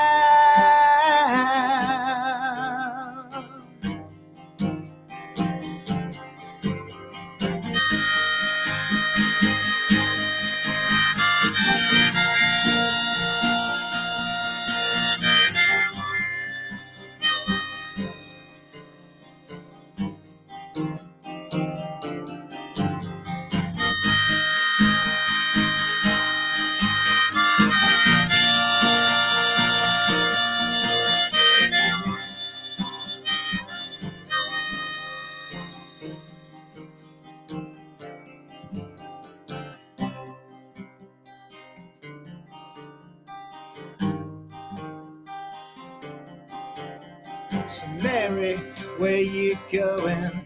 Where will you rest your head tonight? You move from door to doorway, shuffling slowly, taking flight. Just holding out your hands, hoping someone will show you love. Why were you neglected and forsaken from above? May you escape this time.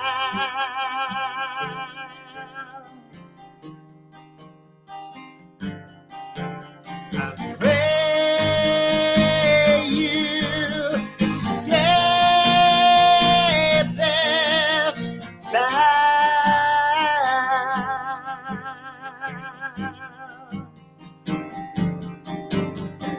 May you escape this time.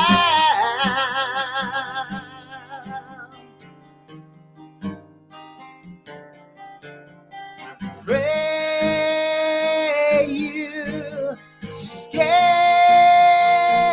this town.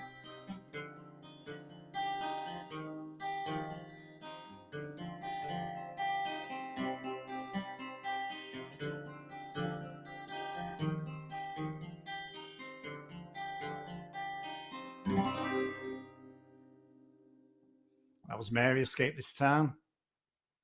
I can't hear you, but I know you're all clapping.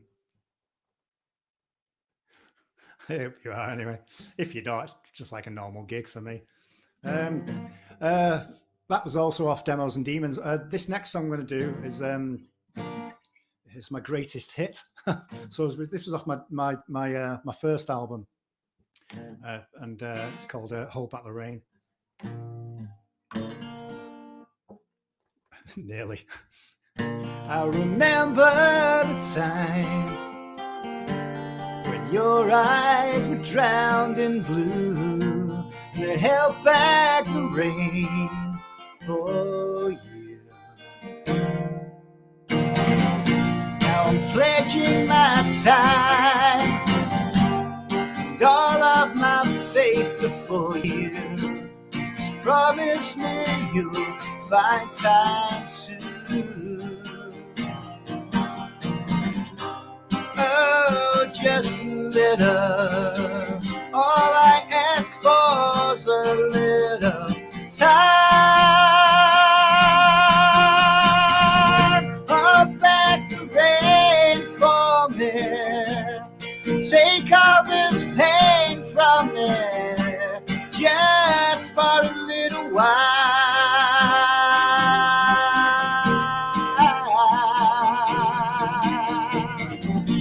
That look in your eye, soothe all the rage in me. Watch as my loneliness dies.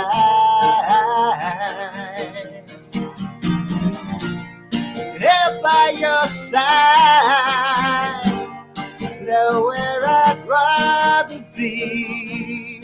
Right here with you tonight. Hold back the rain for me. Take all this pain from me, just for a little while.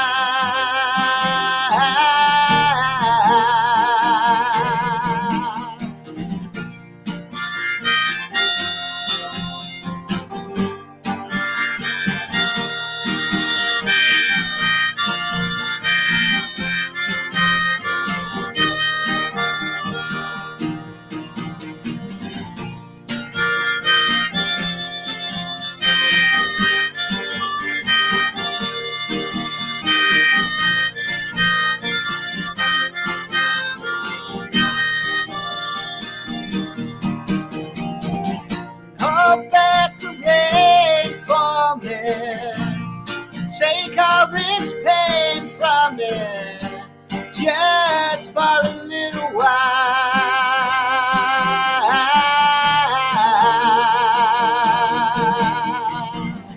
Hold back the rain for me. Hold back the rain for me.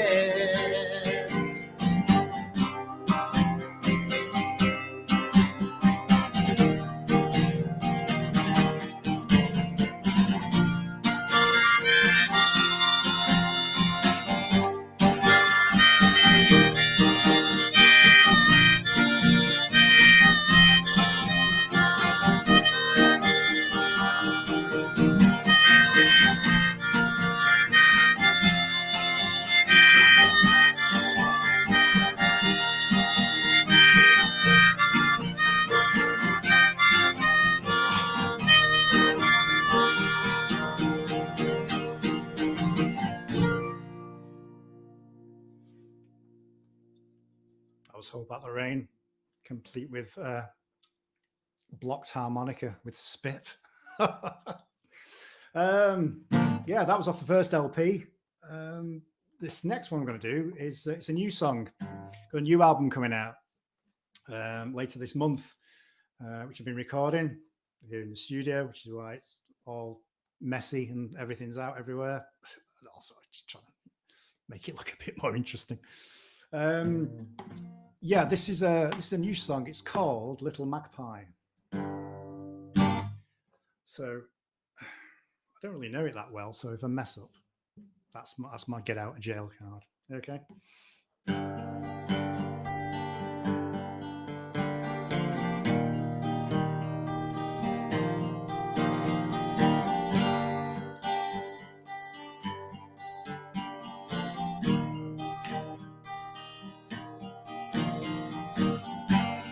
Sing for me, little magpie. Come sing your song about shiny things. Sit a while, little magpie. Share with me the jewels you bring. Two me's joy and one is sorrow. Stay with me at least until tomorrow. Then if you must fly, then fly. For four walls were not meant to hold you. You belong to the infinite sky.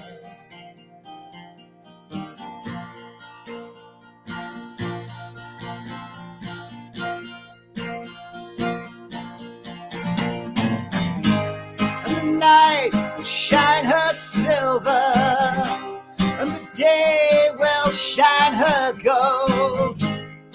Both have lost their luster. If the truth be told, for what a gold and silver, I see only shades of blue for each lonely day that passes. There's a lifetime without you, without you.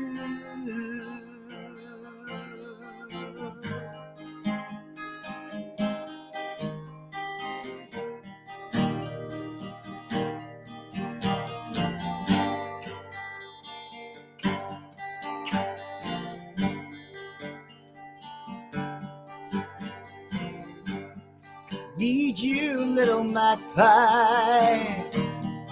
Come steal away my broken heart. I love you, little magpie. It hurts so much to be apart.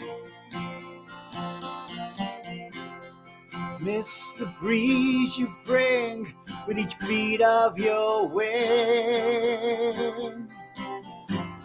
So these words of mine that I'm offering are a gift to you from me. For if the time comes for you to leave, please take me with you so I too can feel how it feels to be free. How it feels to be free. How does it feel to be free?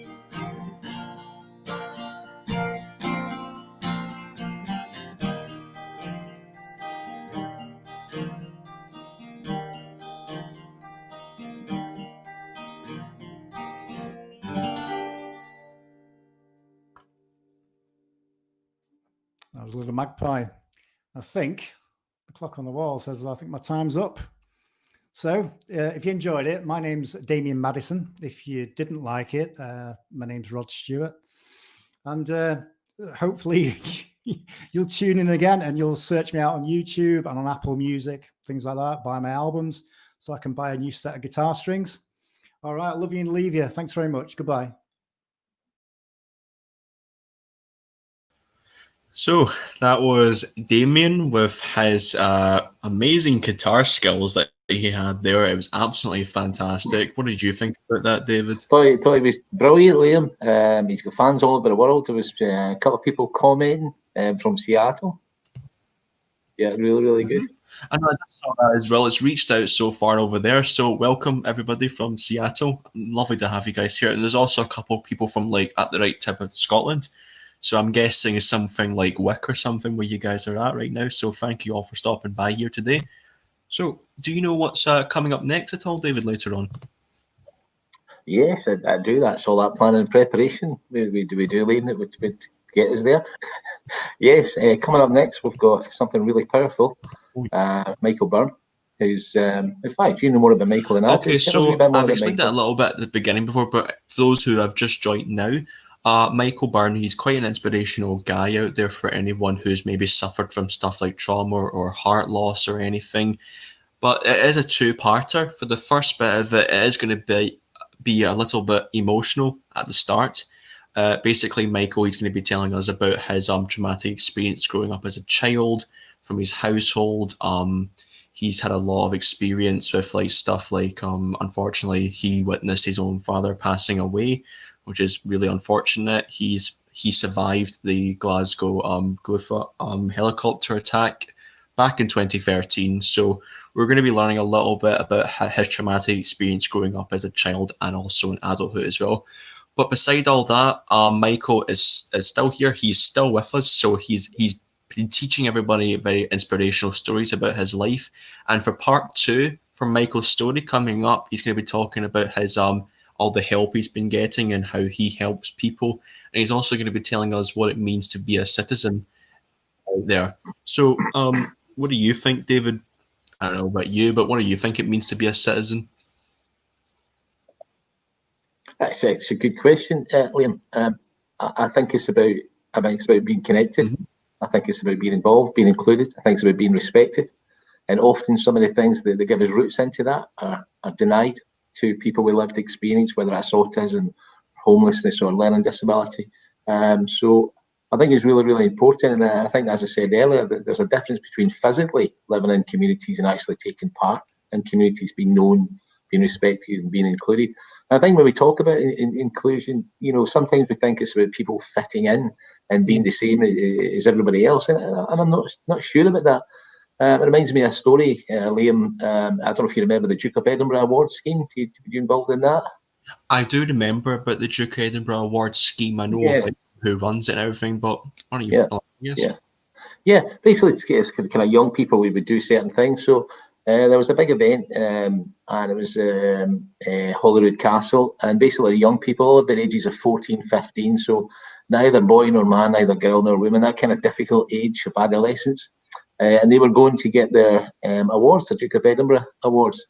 And it was, loads and loads of people there. It was a cousin from the royal family that was giving out the awards. So what was happening was the names of the kids were being read out, 14, 15-year-olds. And they were kind of shuffling up the stairs onto the stage, kind of blushing, kind of offering a limp handshake and getting off to the stage as quick as they could to polite applause. So this went on for ages, really kind of cringeworthy. And then it was a turn of a young boy, 15, with Down syndrome. He got to the stairs and he bounded up the stairs, got to the top of the stairs and went, "Yes, you're a beauty." Ran over and hugged the cousin of the royal family. You're not supposed to touch him. Hugged the cousin of the royal family, got his certificate and went, "Yes." And do you know what happened, Liam? The whole place erupted into applause and cheering. So if, when we're talking about inclusion and we think it's about making the people the same as everybody else, what we should have been doing is teaching that young man with Down syndrome how to shuffle up the stairs, how to blush, how to offer a limp handshake, and how to get off the stage as quickly as he could to polite applause. So it's about celebrating diversity. It's about recognising people's unique gifts and talents. And I think, as I think you're a great champion. It's in terms of a role model for people. And I think that's more and more we need to inspire.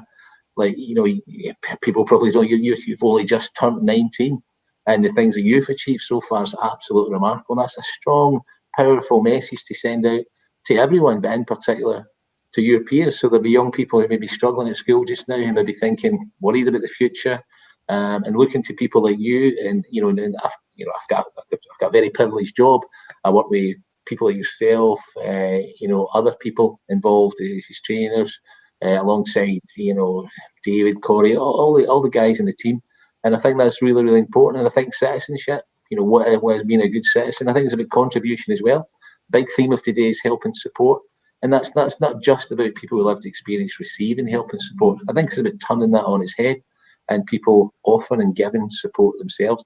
I think there's people being seen as, football fans, artists, lovers, people going down the pub, having a laugh, all those kind of sharing the same places as everybody else. And I think that's about the quality of life and citizenship.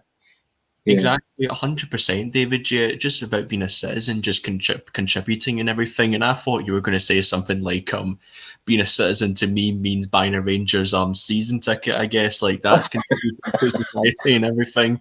So That's a very exclusive thing. Very exclusive. Having a season ticket for many years. I have to point out that I've got 4 children, 3 boys and a girl, and this is really good parenting. One of them's a Newcastle fan.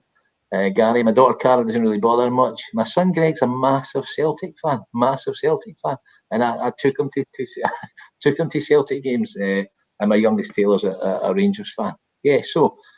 India, I don't know what I'm saying is, that's the kind of thing. I'll tell you a wee good story, about football, but it's involving help and support. Yeah. There was a young guy who lived in Dunoon.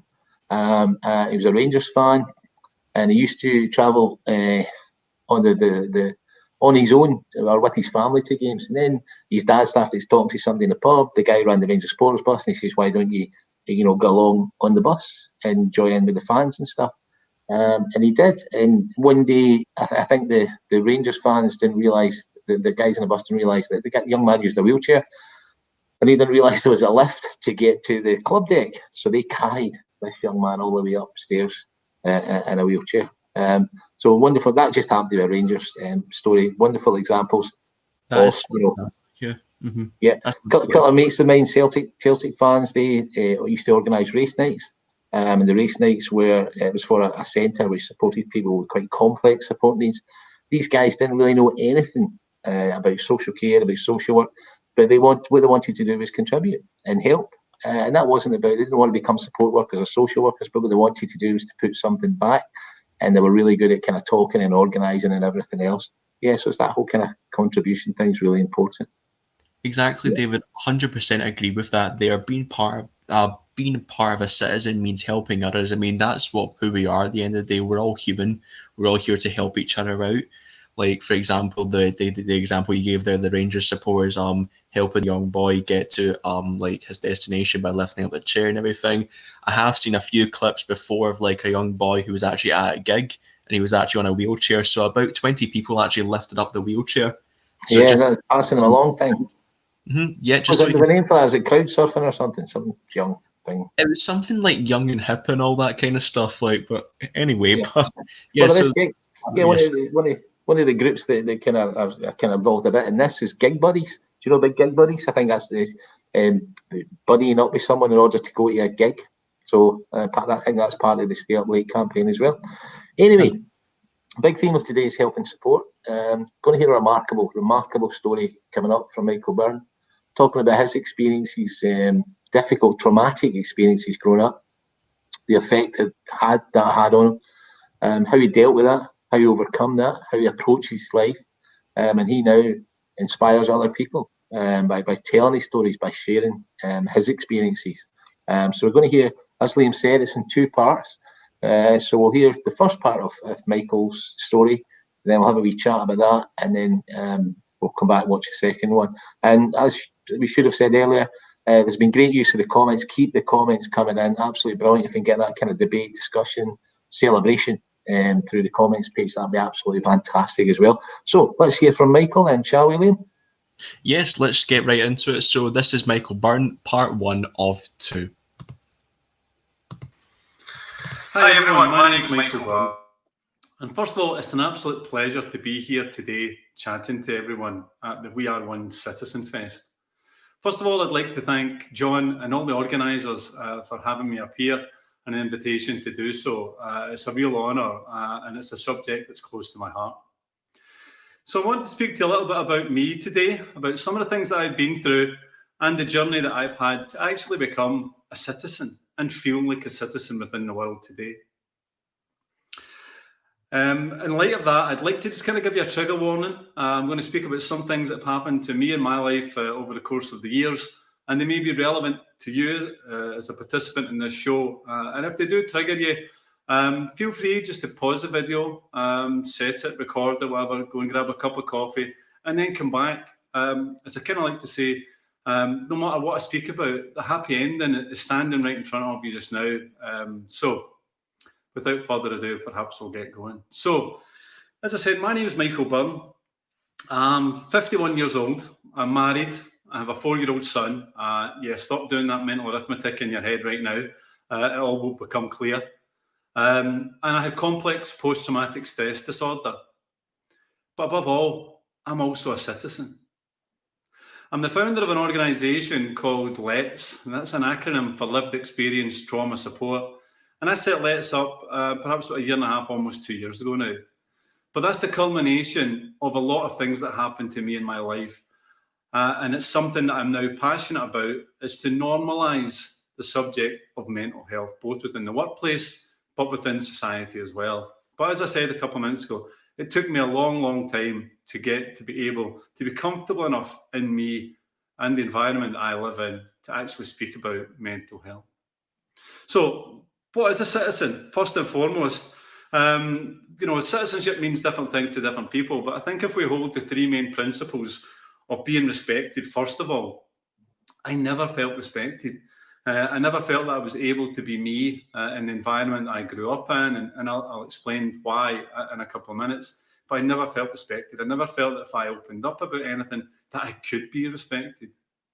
I never felt equal. I felt that if I opened up and perhaps told anyone that I was struggling with my mental health or various other side effects of the mental health, that people would see me less than equal to them, that I would be a danger to society, that I would, I would not want to be friends with someone who's got mental health, so I would be less than equal to be accompanied in society. So I didn't really want to open up. I absolutely wasn't going to open up.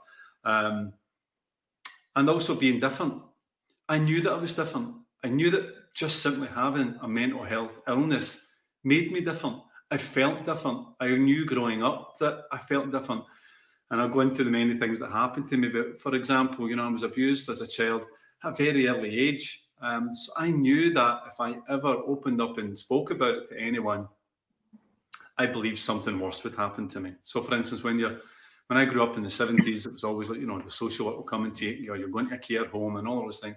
And I was terrified to open up and say that I was a victim or survivor of those things, because as much as my parents were my abusers, they were still my parents. And one way or another, however difficult it may be, I still loved them. So I didn't want anything to happen to them, and I didn't want anything to happen to me. So by simply keeping all of that in, I knew that I was different. I couldn't behave in a natural manner with friends, with school, with anything that I grew up in, because I was different. And the irony was that for a lot of years, I believed that everyone went through that level of abuse, until you get to a point where you realise they don't, thus making you different. So, the 7 Keys to Citizenship by Simon Duffy is really the key principles and the key guidelines of what determines citizenship. But as I said a couple of minutes ago, it took me a long time to get here. And I'm going to go through some of the life experiences that I had and how that made me feel, and also added to this sense of non-citizenship where I didn't feel part of society. So, as I said a minute ago, a couple of trigger warnings. I'm going to talk about, I've already talked about some abuse and stuff like that. There's a couple of other things that I've been through. I'm going to talk about that, maybe pertinent, but they add to this feeling that I've had in the past of lost, disenfranchised, and not part of society as we see it, or as a fellow citizen. So I grew up in the Gorbals. I was born in the Gorbals in 1969, in the very, very long distant past to many people watching this. And I'm the child of the 70s. So when I grew up in my household, abuse, physical, emotional, psychological abuse on a daily basis was the normal. My earliest memories are really as a 3-year-old, where I would listen and watch my mother and father physically fight with each other. And that's difficult because what instills a sense of fear, it really instilled a sense of fear in me, in that I was terrified all the time. I lived with this fear of violence around the household. And certainly at an early age, I felt that I was always at risk of being a hostage to one of my parents, because whenever they were fighting with each other, the first one to storm out would grab me out of my bed and walk the streets with me. So it almost became like I was a hostage to whatever one decided to leave first. But what that did was mean that I lived my life in fear at a very early age. Very early age again, I witnessed my mother stab my father. She hospitalised him on another occasion by hitting him with a cooking pot. They all sound funny. It sounds a bit cartoonish, but not when you're young. Not when you're really young and you're terrified. Now, I was always told at a very early age, the narrative of my life was that I was only ever happy when I was at school. And I believed that, but I was never very good at school. But as I got older, I realised that actually what I was at school was safer than I was at home. But that meant that whilst I was safe, I still couldn't speak to anyone. I couldn't go and speak to the teachers. Again, I was a young boy. I had always had this impression that no one's going to listen to me, and this is normal in some respects. This goes to this. So that was quite a powerful story there by Michael, and despite all of that, Michael is okay and well. So thank you very much for that, Michael, for sharing us your story. Yeah. So yeah. So yeah, you fantastic sent us stuff 2 there. videos, didn't you, Liam? So I want kind of finished a bit abruptly there, but absolutely incredible message that he was saying there. You know, and there's that whole thing. You know, I was 60, I was brought up in the 70s as well, and there was that kind of macho culture around, and it was almost accepted, that kind of thing. But I think the next part, though, he's going to be talking about, you know, how he's taken that, and how he's used that, and how he's helped those experiences to help other people who might be going through that. So I think we'll push on and look at the next part, Liam.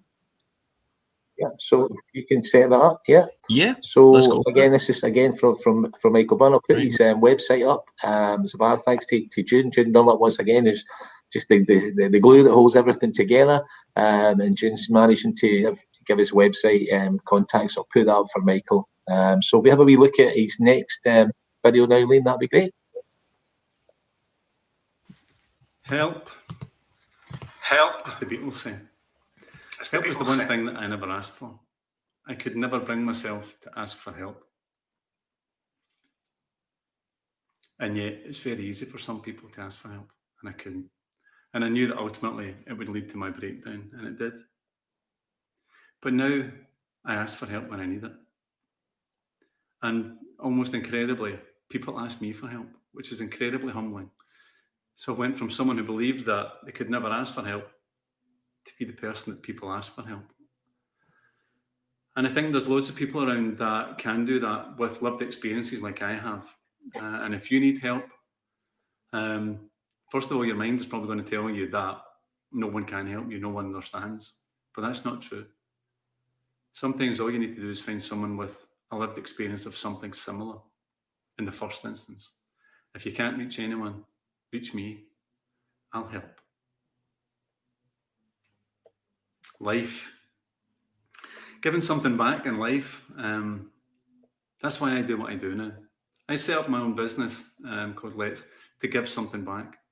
To use my experiences of trauma and poor mental health and mental illness to try and show others that it is possible to come through multiple traumatic events and still have a value in the world. Whatever that value may be, it's different for each of us, and that's the whole point of being a citizen. We're allowed to be different, but we're allowed to feel valued. And that's why I do what I do, in the hope that there's a value towards helping others. See that, you know, as I say before, that if I can get through it, perhaps you can. And if you're struggling to get through it, contact me. Give me a shout. I'll help you through it. No problem. We all want to give back, and we all want to help each other. Love. Love is really the beginning and the end of citizenship. And without love, really, what is there? For me, I never loved myself in any way, and I would be the last person that I would love. But you have to find love within yourself for yourself. Because if you don't love yourself, how can you love anyone else? And it adds to your citizenship that if you love you, if you love the colour of your hair, the colour of your eyes, whatever it may be, it's you. It makes up you. And it's all you. Love yourself, first and foremost. Love yourself. And then love others as much as you can love yourself.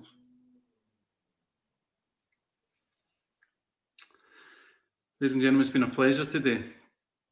It's been an incredible journey that I've been on over the past 51 years, but certainly over the past 3 or 4 years since I had my mental health breakdown. And it's incredibly inspiring and cathartic and motivating to be asked to do something like this for everyone who's watching and perhaps listening too. And again, I would just like to thank John and all the organisers but you for taking the time to listen to me for the past 30 odd minutes. Because it's difficult to hear someone else's story. It can be hard, it can be harrowing, it can be a lot of things, but you can make the difference. I believe that together we are one. We are one citizens. Ladies and gentlemen, thank you very much. Have a wonderful day. Thank you. So that was Michael's part of the story there, just telling us what it means to be a citizen. So that was really interesting from Michael again. Yeah, absolutely. Really, really powerful stuff. You know, I'm kind of strongly tempted, you know, to show that as many times as we can from now to Saturday. Absolutely amazing story. And that whole thing about help, I mean, that message about, you know, you can't help yourself if you're not prepared to ask for that help. And that's he wasn't prepared to ask for help, and he kind of suffered there. And again, I think some of the people with lived experience that we're seeing and we're hearing their stories this week, and it's that you know, what kind of help and support should be there for people. So just thinking, it's not the same story, obviously, Liam, but in terms of you know, your school days, your experience of school. I mean, was there kind of help and support there for you? Well, yeah, there's always help and support along the way, but once I was in school, probably started about high school time, it wasn't really the best of time for me, really, in terms of getting that help and support to help me boost my confidence in a way.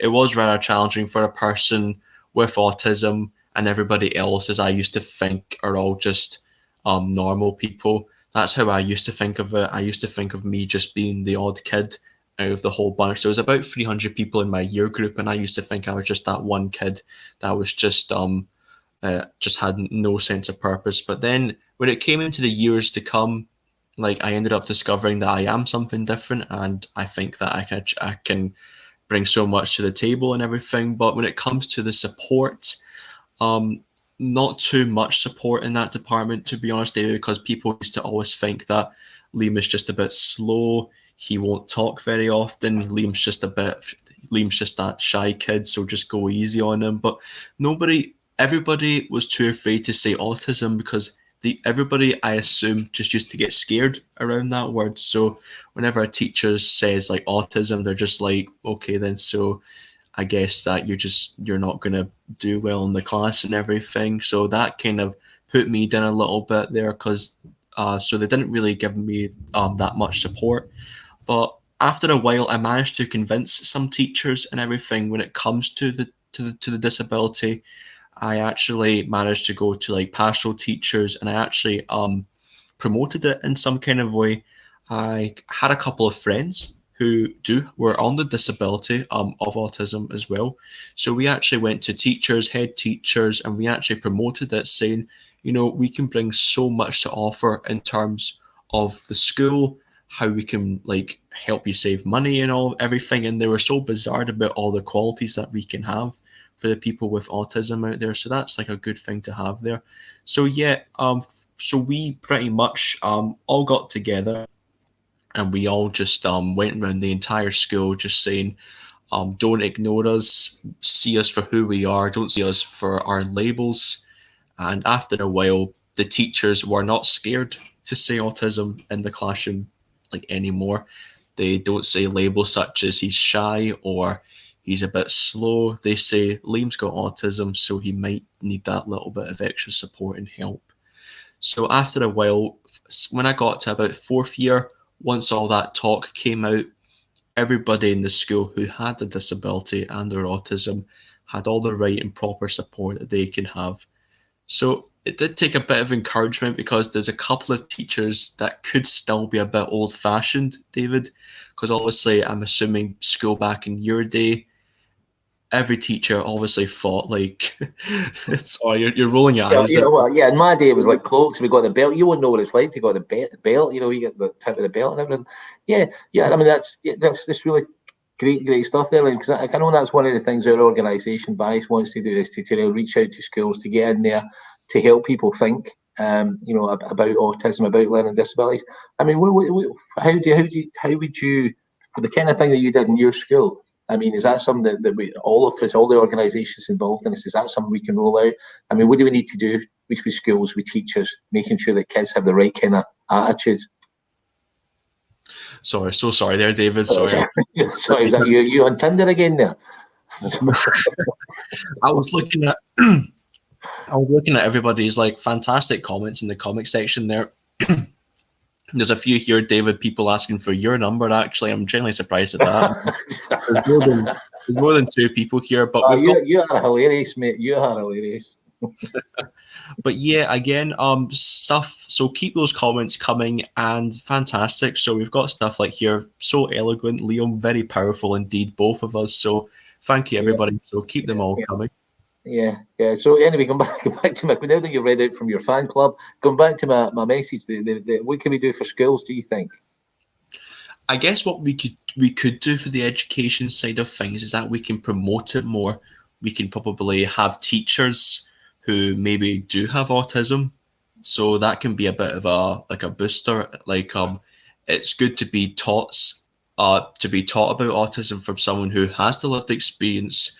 So obviously, for example, David, like when me and you teach like all of our trainings when it comes to like Valves into Action in Scotland, obviously you're leading on the front line of the training, but I'm your co-trainer.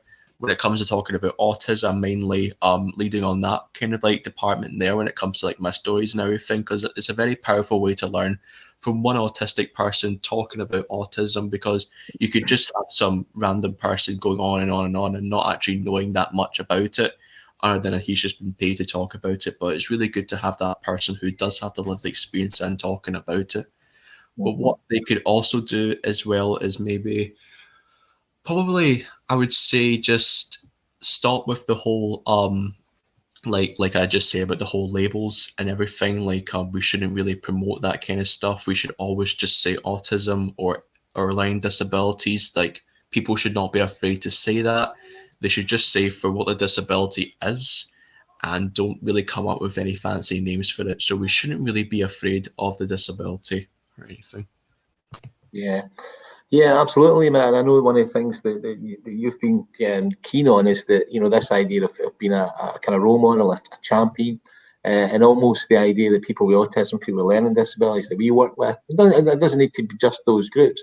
That, you know, the whole idea of lived experience, you know, the real experts, years and years of had gender experience. I haven't got autism. I don't know what it's like. I can only guess. So that whole idea of nothing about us without us. So people who have autism, people who have experienced homelessness, people who have experienced trauma and abuse, like Michael, I think they're the real experts, and it's their stories that we should be hearing. Absolutely. Just kind of linking into what Michael was saying, the really great organisation who are supporters of the festival. We've got a clip here, and it's about mental health and keeping yourself well in the workplace as well, and some of the steps you can take for that. I think it's an age thing here, Liam. Is it Sam H that did this DVD? Yeah. SAMH, yeah, so Sam H. You got it. Yeah, we got it. Whenever we look at this, we'll have a wee blather again here.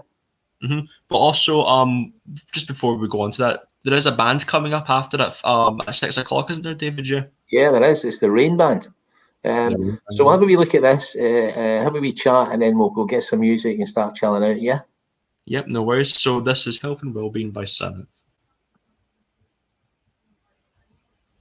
So let's talk uses the 5 ways to wellbeing as a means to help people with their mental health recovery, and also to offer some self-care, because how can you support somebody else if you're not in a good place too?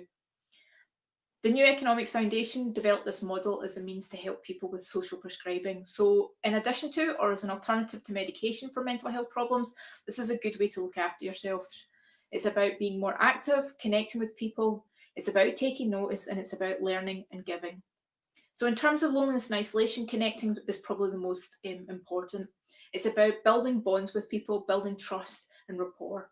It's about being able to share how you feel with people, being able to say how you're feeling, what symptoms you've shown, and how you can help get some advice and hints and tips on keeping yourself well. So some of the things you can do just now, I realise that with social distancing, you know, we need to observe that to keep everybody safe, but why not pick up the phone, make sure you call people. If you can't call them, send them a text, send them an email, send them a message to know that you're still caring about them. Share some jokes, share some old family photos. There's lots of different ways to keep in touch. It's just about being slightly more inventive about how we go about and do that.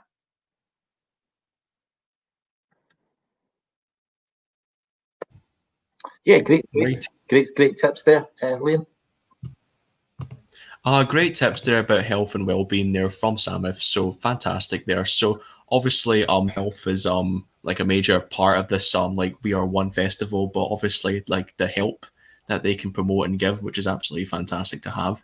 I don't know if you want to quote that video at all, David, just because we've got a little bit. Yeah. I know. I think it's great. Those are really kind of useful. Those tips. What I wanted to ask you is that, you know, I think I alluded to this earlier on. You know, that back in March we're all working away in the office in Vice, and then suddenly, you know, it's lockdown. You know, you pick up your bag and away you go. And it's remarkable what yourself and your colleagues have done. You know, I think it was this morning in the presentation, the Vice webinar with Simon Duffy. You were talking about, you know, someone was mentioned some of the challenges of what we had to do in terms of turning it all around. So what was the unique challenges for you in terms of COVID in terms of continuing to work? So obviously there's a lot of challenges because of this pandemic. We're kind of like very limited to what we can actually do because me and David, we're trainers, so we actually have to be quite active by going out probably most of the time, going by train and everything. So it's quite a big hit to the system. But we did manage to overcome all that kind of stuff with new challenges, such as we had to do everything online. So obviously hearing that can be a bit of a scare for us. It's been a bit of a scare for myself as well. And being a young person, you would think he knows everything about tech. I don't really know a lot about tech. So I was actually a bit petrified about waking up every morning, getting the laptop on, signing on, getting all this bits and bobs and everything all done, and not really having that people around me within the office talking to me, having a bit of a blather. So quite of a challenge for me. So just not having that communication like face to face and all that, but we are still connected together in some sort of way, aren't we, David, when it comes to like us streaming, us talking through emails. So, but no challenges there whatsoever. We managed to overcome them very well. So yeah. Yeah, I mean, I think it's heroic what you've done and what colleagues have done. Yeah, you're dead right. I mean, I think in terms of providing training online, we've done well, but it's a bit like the football. It's you know, watching the football now, you can't go to your game, so it's like playing a match with no crowd. That's a bit like the online training. You know, the real training is a bit like the real football match. I feel like you actually need the people there. But yeah, and I think one of the things I was going to ask was that for a lot of people with autism, a lot of people with learning disabilities, for example, it's been really difficult because, you know, a lot of people take for granted that people know how to work laptops, have got the latest phones and all that. And I think that's one of the things that you've talked about before, that we can't assume that people living in poverty, that we can't assume that people have access to these platforms. It's all well and good, you know, training workers via Zoom and Microsoft Teams, but, you know, and I know there is some help around that. There's some government help. I think that's one of the things you said before, isn't it? Yeah, I mean, I think I was talking about that kind of stuff when it came to the conversation that we had this morning with Simon Duffy through the live stream with me, Norma Curran and John Brown, both Deputy CEO and Chief Executive Officer. So yeah, for that kind of stuff that you're pointing out there, David, obviously we cannot assume. That's the thing that we're talking about here. We can't assume like he's got a disability and all that. We can't like talk about labels and everything. So we can't assume that people have the skills, the qualities and the talents and everything. So we can't assume that they're masters at tech. So obviously it's going to take a bit of time, but with the theme of today's talk, which is help, the VIA staff, like me and you, David, we helped each other when it comes to stuff like StreamYard, Zoom calls, how to write and create emails. So with all that help that you've given me and the help that I gave you when it comes to maybe like the tech stuff, so yeah, that is like a big help for both me and you. So yeah. Yeah, brilliant. Yeah, then the other thing I meant to say this year, like we were talking about that theme of help and support, and on the back of what Michael said, and you were talking about your experience of school and whether you got the right kind of help and support. I mean, apart from school, you know, going back to kind of the diagnosis for yourself, I mean, the kind of medical perspective, how you were told what it was like for you and your mum. I mean, what was that like? So obviously it was kind of hard because obviously during school, I obviously knew I was a bit different from everybody else, but I didn't know exactly what it was. But both me and my mum did think that there's obviously something that you've got, but we just need to determine what it is.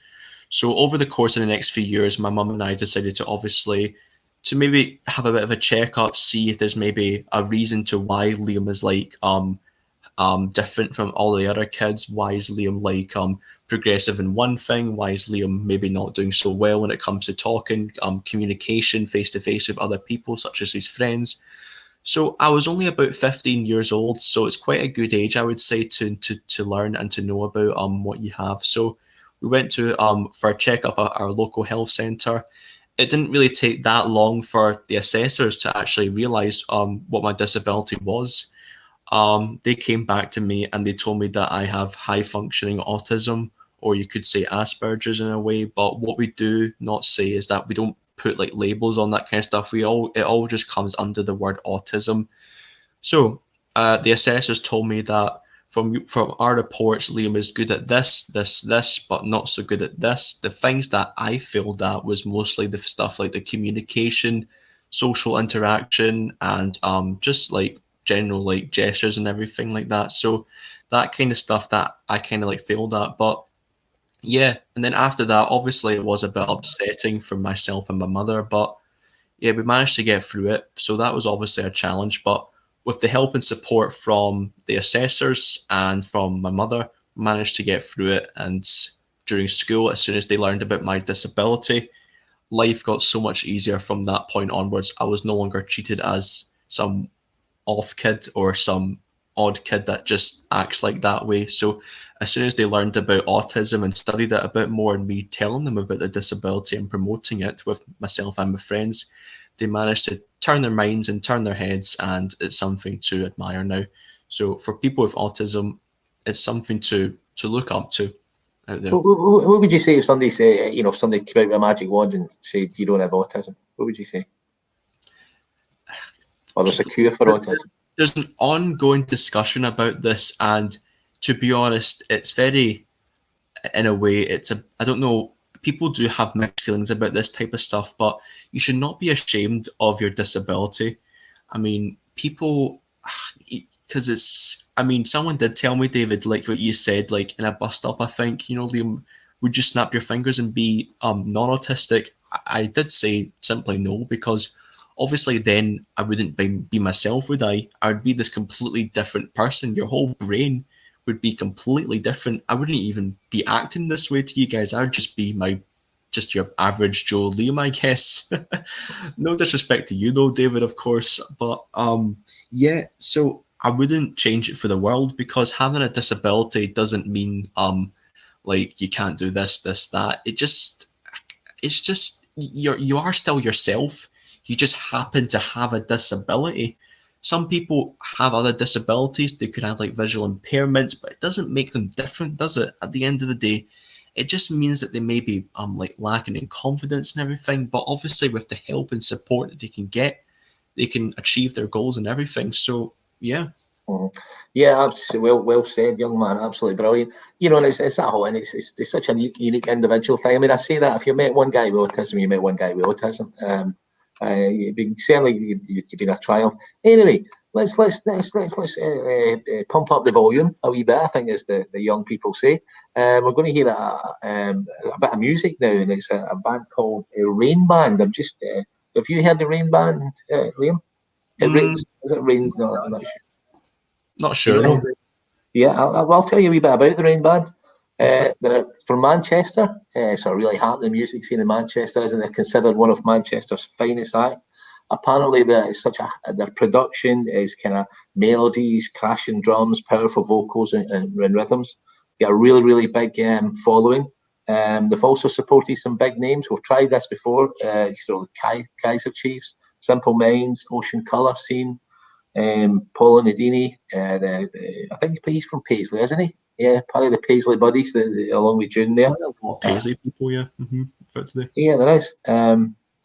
Right, okay, so so they've also been featured in Rolling Stones magazine, and apparently Italy they're a big hit in Italy. apparently. It's where my shirt comes from. Did you notice that I changed shirts? No?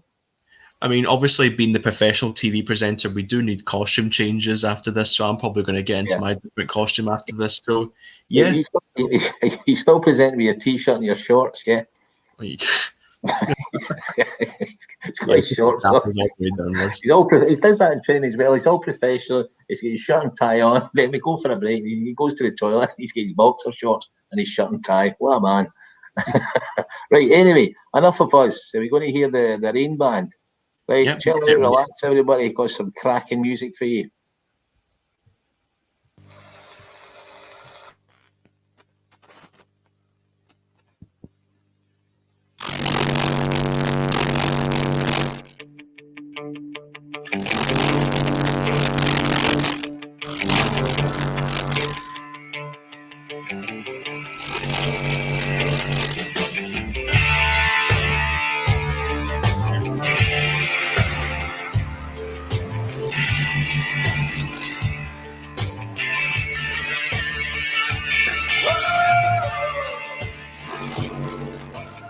It's Martin Phil from the Rain Band.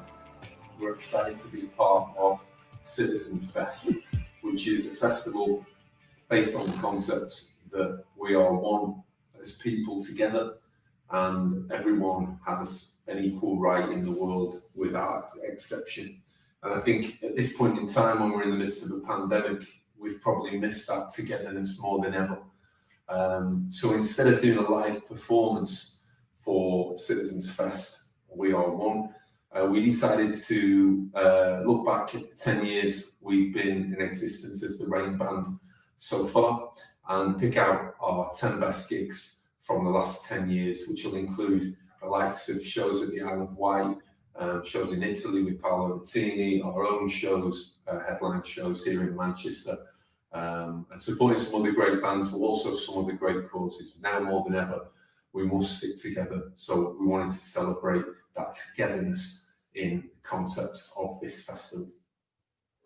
Absolutely, yeah. So we've been trawling the archives for the last week or so, finding some absolute gems of performances that we haven't actually seen. So it's been good for us just to look back on all the kind of different lineups, how we started, the different haircuts, I guess, as well. Haircuts, definitely. And, you know, have a look and a bit of a celebration of some of those gigs right across Europe, Manchester, some of the early ones as well. So hope you enjoy.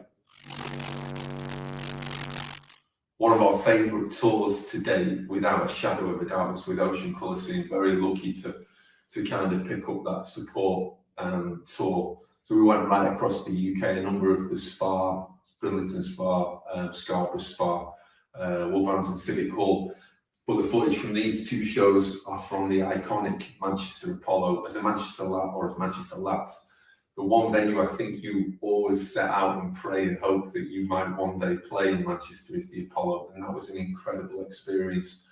And also our second home, as mentioned, in the UK is definitely Glasgow, and to play 2 nights at Barrowlands was unbelievable. The funny thing is that as a performance, you actually in the dressing room, you're taken up to the stage. So by a security person, the guy's been working there like 40 years. And he said to me on the second night, you did really well last night. Normally the crowd throw their pint pots and glasses, obviously plastic, at the support band at some point in the performance. No one threw anything at you last night.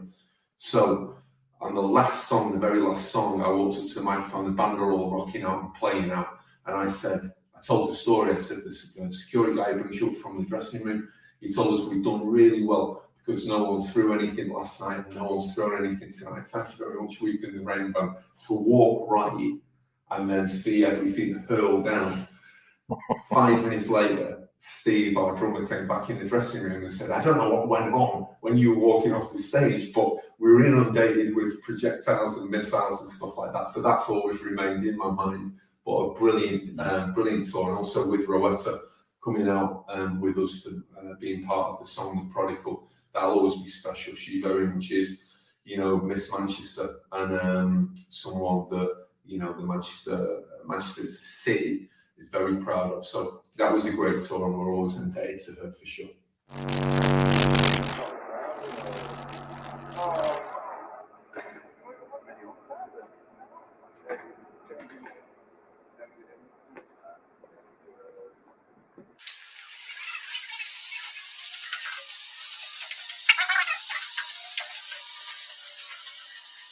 This is one of those things. Stage 2 here. The walk. You've done the walk? I've done the walk, yeah. Oh, very good. Let's go. Are we having this one? Are we having this one? Parked. Yep. This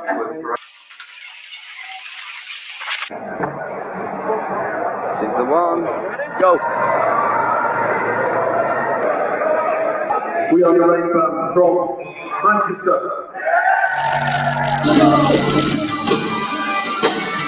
Hey, I got to deliver.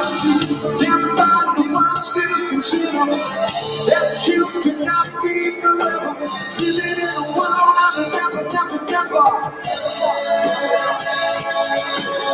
You is so hot against the sky. You is so hot to free your mind. Like a chemical.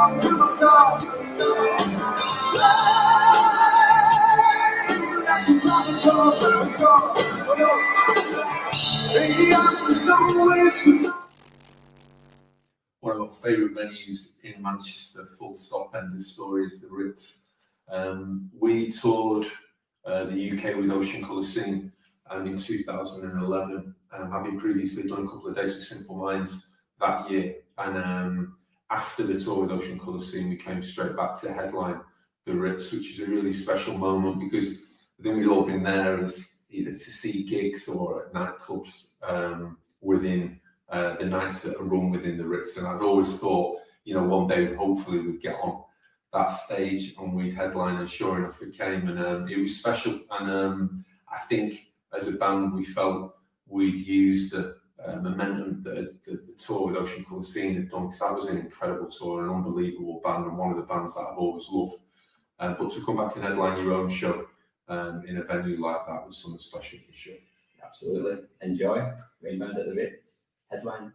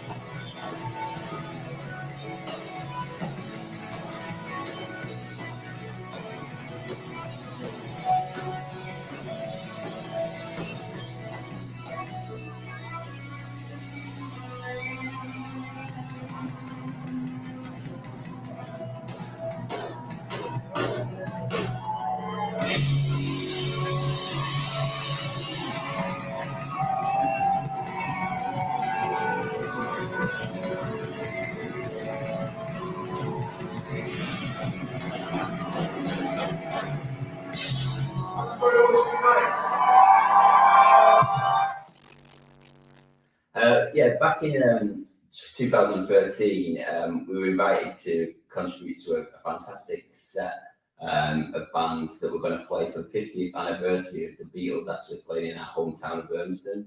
So the Beatles played Chatham Park in 1963, and we played Chatham Park in 2013 to celebrate that.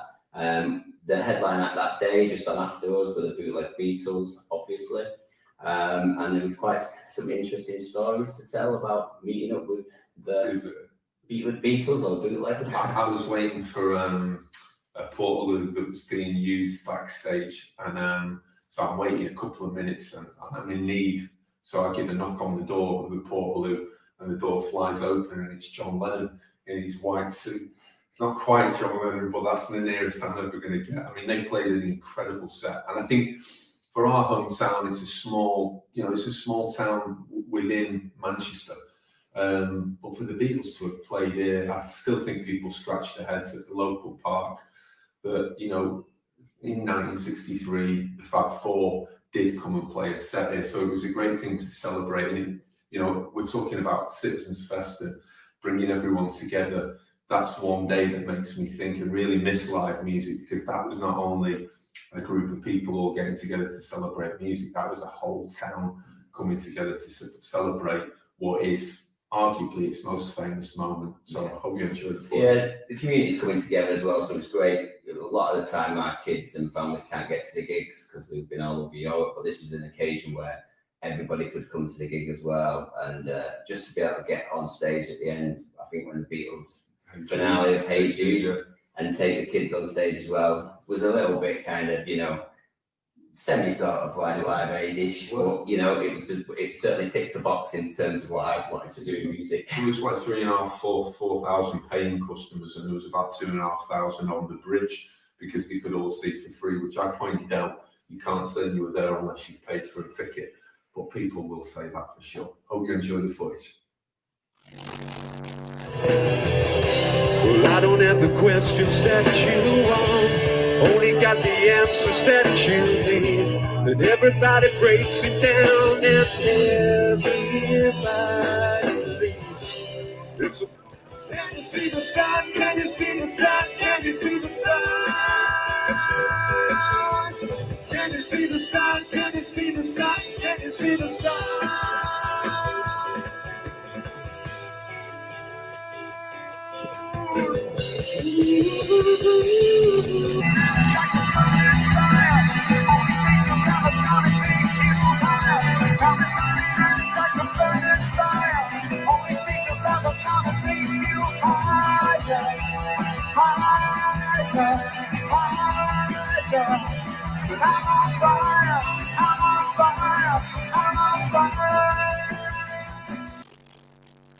One of the band's greatest European tours to date was with Paolo Nutini, a guy at the peak of his power who'd released Caustic Love, which is an unbelievable album. But to play a number of nights across Italy with him was really, really special. So there'll be footage from the show in Rome, Rock in Roma, a special gig, unbelievable gig really, in Padua, and one night in Milan, which was exceptional on stage and definitely exceptional off stage, but maybe we'll leave that for another day.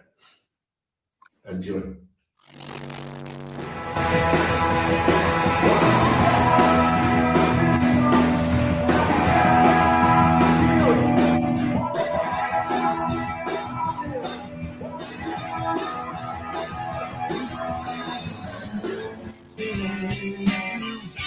Looking for roses in the rain, the rain, the rain. It's not where we're going to, but where we're coming from. They tell me where is all the love? It's the reason we hold on.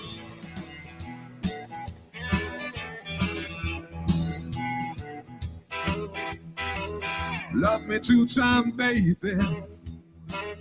Love me twice today. Love me 2 times when I'm gone away. Love me 2 times when I'm gone away. Love me 2 times when I'm gone away.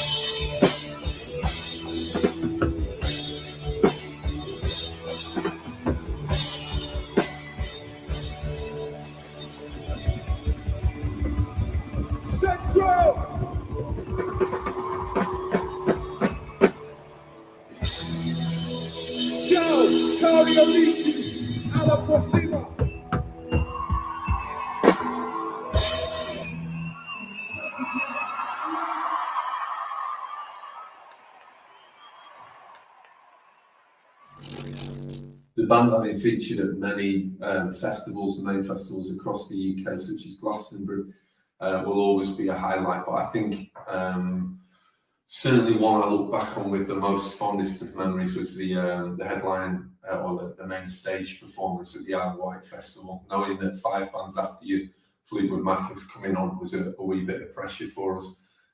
So that was magical to be on stage in those circumstances. But there was a lot of funny antics off the stage, wasn't there? Yeah, I mean, we've always had like the Rain Band banner, which was always a pretty big banner, to be honest. It's probably about the size of a house. Anyway, it went a little bit bigger because the Isle of Wight stage was just the size of a spaceship. Yeah. So we'd actually ordered a banner that must have been, about 80 feet wide. Of course, when we get to load the van up in Manchester ready to set off, no one knows how to get this banner in or on the van. So we had to like roll it up, strap it to the top. So it was called the Black Snake. As we drove down to Southampton, we take the ferry. Can you imagine trying to get a black snake on a ferry to a massive rock festival as well, in terms of like people checking that as well? Yeah, it was sort of, as I remember, it was almost 10 feet in front of the van and 10 feet behind. I think if the police had seen it at any given point, I don't think we'd have made the festival slot time. But I think those sort of comedy moments have been indicative of us as a band. It's a last minute, no one thought about it, but somehow we managed to cobble it through. And of course, when we come off the stage, there's kind of celebration, what a brilliant performance, kind of how much we enjoyed it. And as music fans, as much as music musicians, to be a part of something like that, only to be greeted with the news that somebody snapped the tour bus key in the back of the van unloading. So now we've got to get a locksmith to work it out. This is within 5 minutes of walking off the stage. So I've gone from euphoria to how are we going to solve this? It turns out on the Isle of Wight, ladies and gentlemen, if ever you snap your key in your car or vehicle you are, there's only one locksmith. And to be fair, cue just chaos. But again, we managed to get back home in some shape or form. But just an unbelievable experience as a musician and as a music fan. And as a band to be a part of, I think we'll always celebrate that moment as one of the best. Absolutely. Enjoy Rain Band live at the Isle of Wight Festival.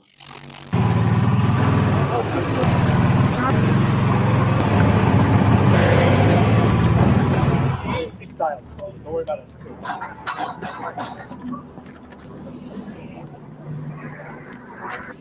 Come on, guys, we're at the Isle of Wight.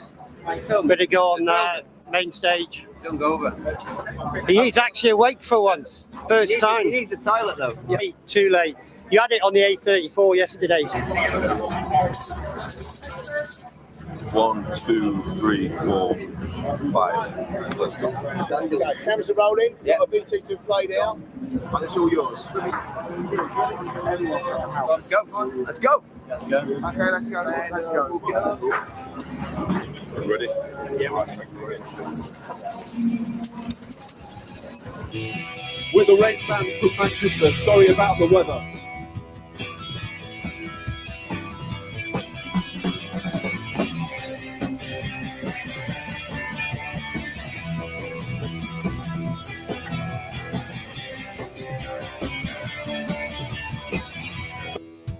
We go, and the white women go.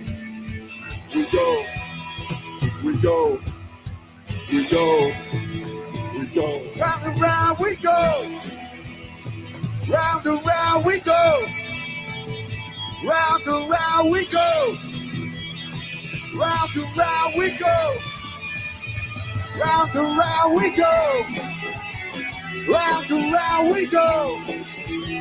Round and round we go, we go, we go, we go, we go, we go, we go, we go.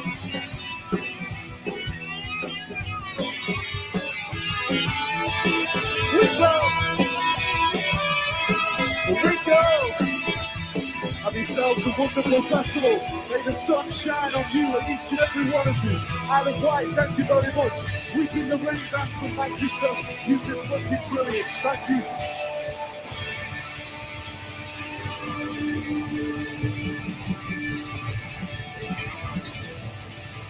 Spread the love, spread the love, spread the love.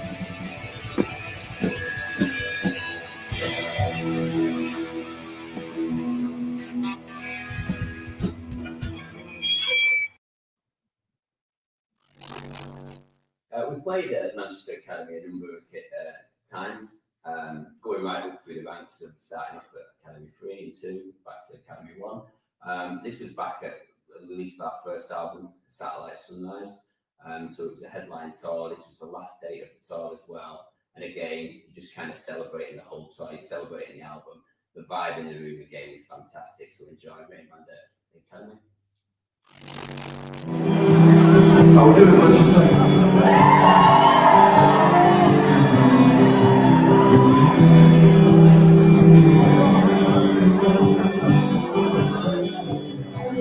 A lot of friendly faces in the room. Thanks for coming down, man. We really appreciate it. Darkness had a memory.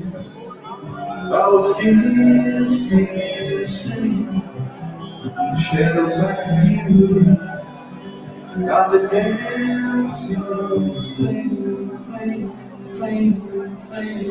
Turn it up, turn it down. This world's upside down. You dream the dreams you dream, and the stars you dream, and feelings down. Shadows of the music, you calling, calling again. Into the sky I stand. Light is fading fast as I stand here. Into the sky I stand. I'm holding out for you. There's one way in and one way out. The voices in my head, they shout. One way in and one way out. And I'm calling out to you. Lose myself, I lose my mind.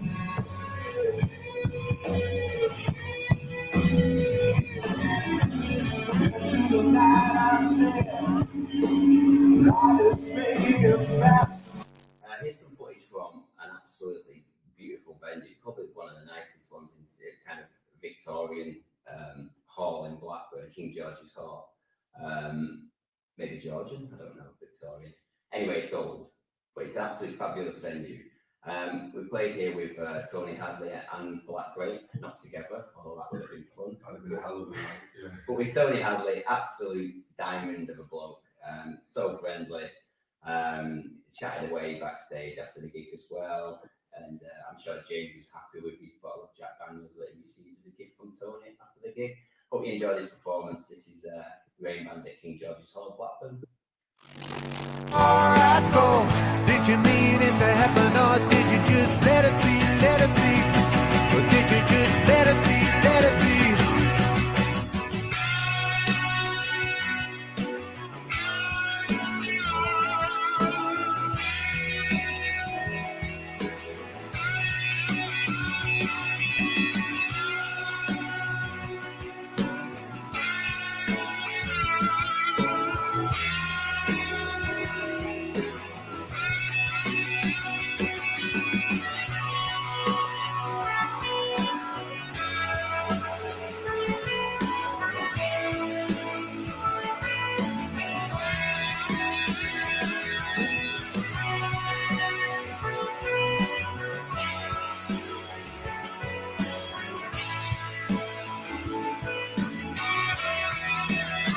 When there's a light inside the dark.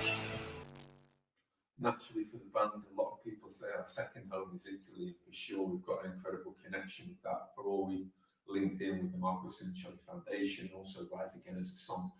But certainly in the UK, the second home for us is Glasgow. We've played a number of gigs over the years there. For me, I think the most special venue is King Tut's. We've been lucky to play there a few times, but this one in particular was one night that was unforgettable. So I hope you enjoy the footage for this one.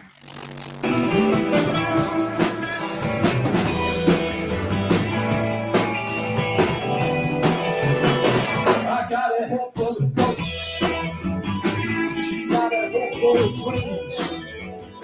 The sour taste of the dishes of life will never stop. Nothing ever be. Nowhere's as good as anywhere. It feels so much I see color so much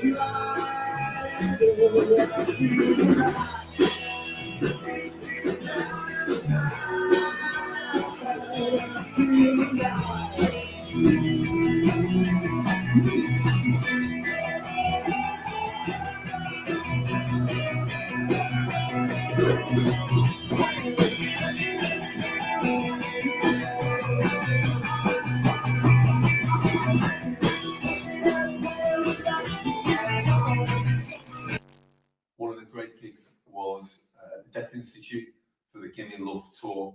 It was electric, and now it's the first night of the tour, and we've come back to play that venue, one which is 7-0 in Manchester. And I think you can see from the voice of the crowd were really up for it, and the atmosphere on stage that night really was electric. Absolutely. Enjoy.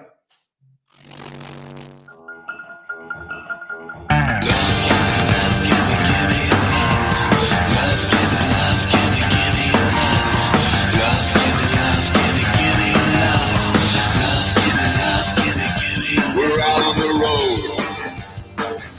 We're feeling so free. Oh, I'm looking at you. I see you looking at me. As high as the sky, as low as she goes. Oh, the devil inside. She got a grip on my soul, my soul, my soul, my soul. She said, love you, love you. Here's some footage again from probably one of my favourite performances, and I think when the band were really were on form together in terms of this is actually the last time we played together. It was at Breadshed in Manchester. It was a new venue. It's really, really good, cool venue as well. Great stage, great big stage as well. So some really good footage from this. We had 2 albums to go out. We had Satellite Sunrise and Shape of Things to Come. So our set was really honed in. So I hope you enjoy this performance at the Breadshed Manchester. Enjoy.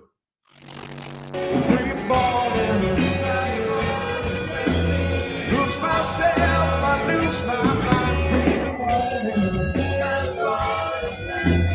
All my love is on the left.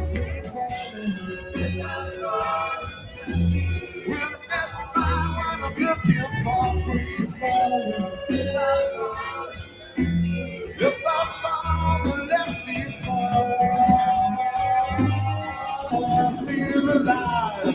You know, deep down inside. Here we go, baby. Washington Square, Central Park, South Staten Island, the Statue of Liberty. Liberty is love, and love is New York. We gotta keep on holding. It's been great to put this together for Citizen Fest. Very much we are one, as the concept of the festival is, and as its mantra suggests. We're looking to create naturally a world where everybody matters without exception. And music is very much a fundamental part of that. Even thinking about the gigs that we've just talked about and the kind of ripple effect of bringing people together, it's so important to stick together, to look out for each other. And very much we're looking forward to getting back to playing live. So hopefully that's going to happen in the not too far distant future. Hope you've enjoyed and enjoy the rest of the festival.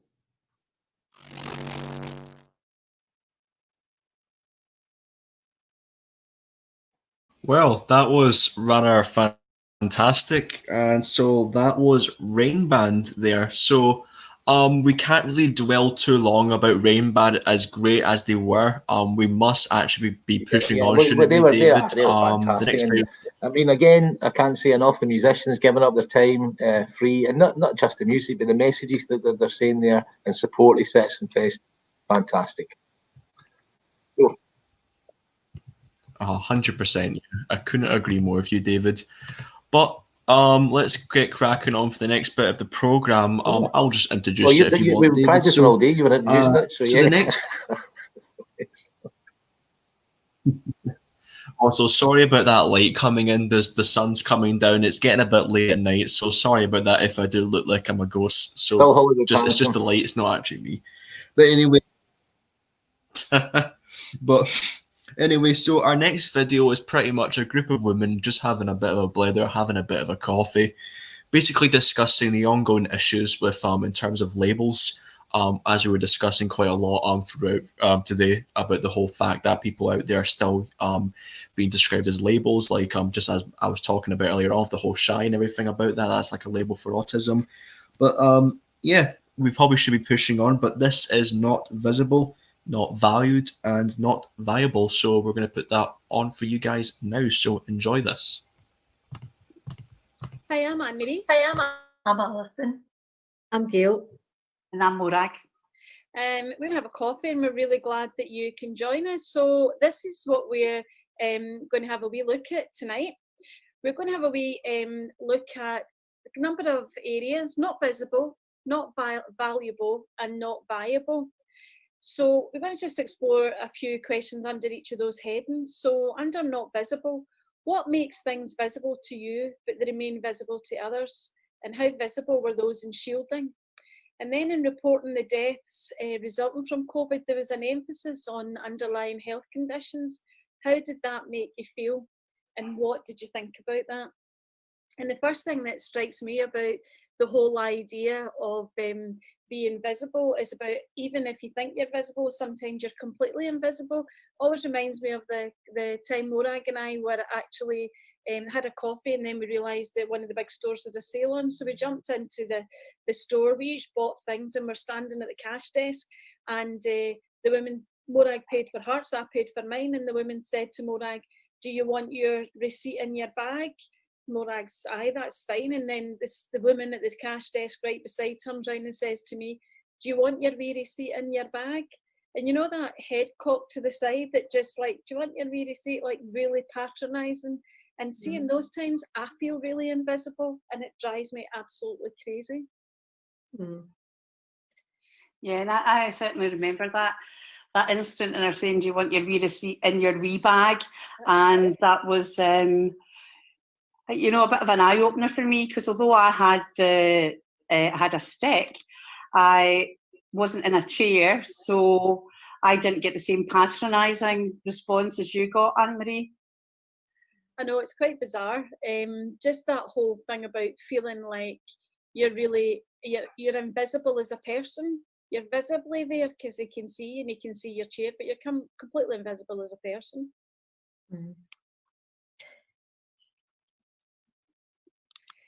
So what makes things visible to you but they remain invisible to others? Why do you think that is? I guess we all have times when we're preoccupied and thinking of other things, and so you're not always kind of aware of everything around you. So I think there's maybe some situations like that as well, where people are just not necessarily taking in their surroundings and the general public. Because when you're walking down a street and if there was somebody in need of, or appearing as though they were in some kind of distress, would some people stop and help, or would other people walk by because they were worried or anxious, or that something was going to happen to them if they stopped? I think there's maybe situations like that as well, where some people would automatically do something and others would be too afraid or just too wary of it. Yeah. So I guess it might not just be because you have a disability then. There's a wider context about citizenship in there and about helping each other, isn't there? I think sometimes people can become so blinkered, and particularly during this COVID season where people have been concerned about their own health and their own well-being and their own jobs and their own securities and everything that went along with that. So when that's kind of blinkered in, people may be aware of the impact, for example, of people who were shielding, people who were basically locked away for 3-4 months. So it was kind of out of sight, out of mind, invisible, where people focused on themselves. Yeah, certainly I was one of those shielded people, and it did feel at times that you were a bit invisible, or else you were an afterthought. That whole thing about telling everybody what the rules are and all the rest of it, and then it was a bit like, and those of you that are in shielding, we'll come back to you, or just stay where you are and keep safe. Yeah, stay out of the way. Stay out the way. Stay out the way. Stay out the way in case anything happens. I know, but do you think people get a sense of what that was like to be in that kind of shielded position and kind of invisible to others during that time? I don't know. I was somebody who was shielding as well, so I don't know how that was perceived by others, but it was certainly, I think, probably a bit later in the time that we're shielding when it got some prominence in the media. I think it took the media quite a long time to, if you like, catch up with the fact that was happening. Yeah. It definitely wasn't an easy time. Sorry, Alison, were you going to say something? Yeah. So you go. Yeah, I think it is. It was. I think there was too much unknown for people. Everything was too new, and I think there was that whole bit about people didn't really know or understand, so they were just kind of going along or doing what they were told, and that that was it. It wasn't easy to understand what was happening to other people. But what about that whole idea with the emphasis being on these people who've lost their lives and died to COVID have got an underlying health problem? That almost made me feel like they died because actually they had an underlying health problem, and it was kind of, that was their fault and that's just how it happened, and it kind of legitimised it in some way. I didn't feel that about it. I didn't feel that. I think really it was, again, about a kind of media focus and presentation on what it was like for the mainstream and not what it was like for people who were other. And I think it was about a kind of reassurance of the public widely that really they wouldn't come to harm, that was happening to other people. And I think in some ways that gave a kind of worrying sub-message as well, that actually it was okay for other people to be out there and engaging things. And I think that became problematic later on as lockdowns became lifted. I think there was less of a recognition that it affected and potentially could affect everybody, but I don't think it was, if you like, as harsh as that. I think it was really about how the media continued to present that as, as everybody else was okay, it wasn't really affecting you, it was only affecting these people with underlying health conditions. Yeah, I think I just remembering and I listening to one of the reports on the news yesterday, and it was again saying that when they were talking about young people and how they've always said for quite a number of weeks or months that young people aren't as affected or wouldn't be as affected, wouldn't become as unwell if they'd caught COVID.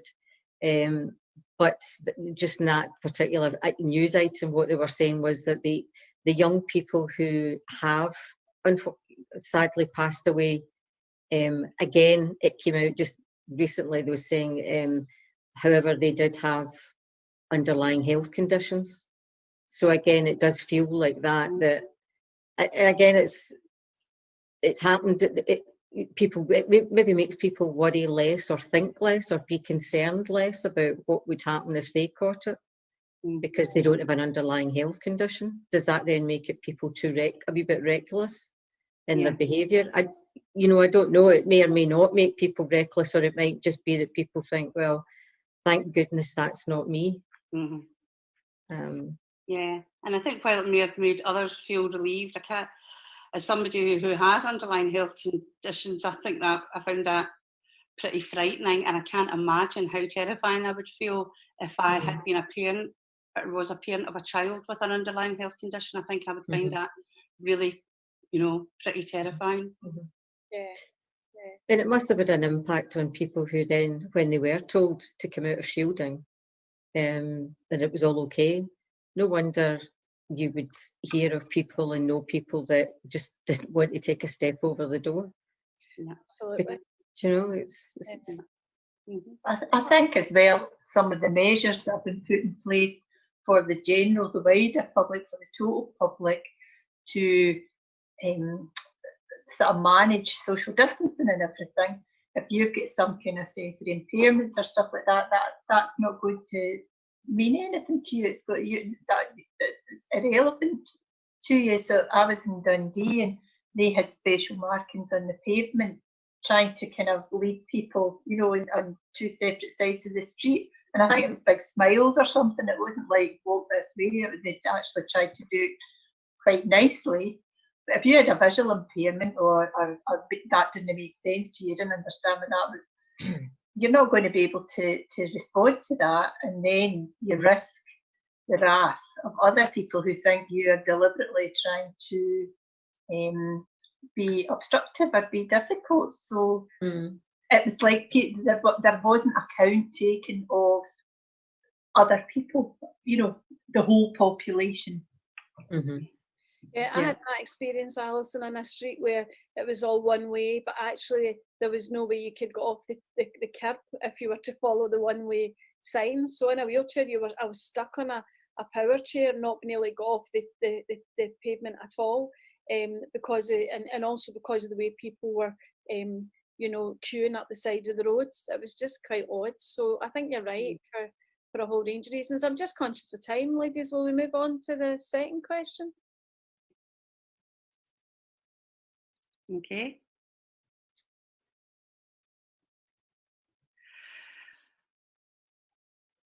This is in our section on not valuable. Why is it that people with a disability who are seen to be successful are defined as exceptional or inspirational? And how can we think about reframing concepts of diversity to actively refocus on rights and equality? For example, who decides who is the diverse members of any group? Where does that power lie?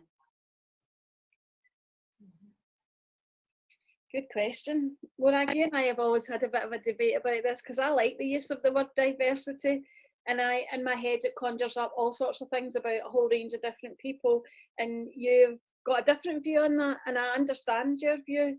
Tell me about it. Well, it's really, as we've talked about before, is about who decides who are the routine members of a group and who are sometimes, on occasions, brought in to be seen as the diverse members of a group. And I would prefer to see a focus being on people's rights to be present and the equality of being present. And I think I just had some concerns that that can be diluted and we don't focus on rights and equality. Yeah, yeah, that's understandable. I guess it's like, you know, the whole idea of the kind of tokenistic gesture of, you know, somebody with a disability, somebody with a different ethnic background, but in all of that thing, where does the power lie in all these relationships? And as you say, who decides who the other group members are and who the non-other group members are? I agree. I mean, I do. You've actually altered my thinking about that, I have to say.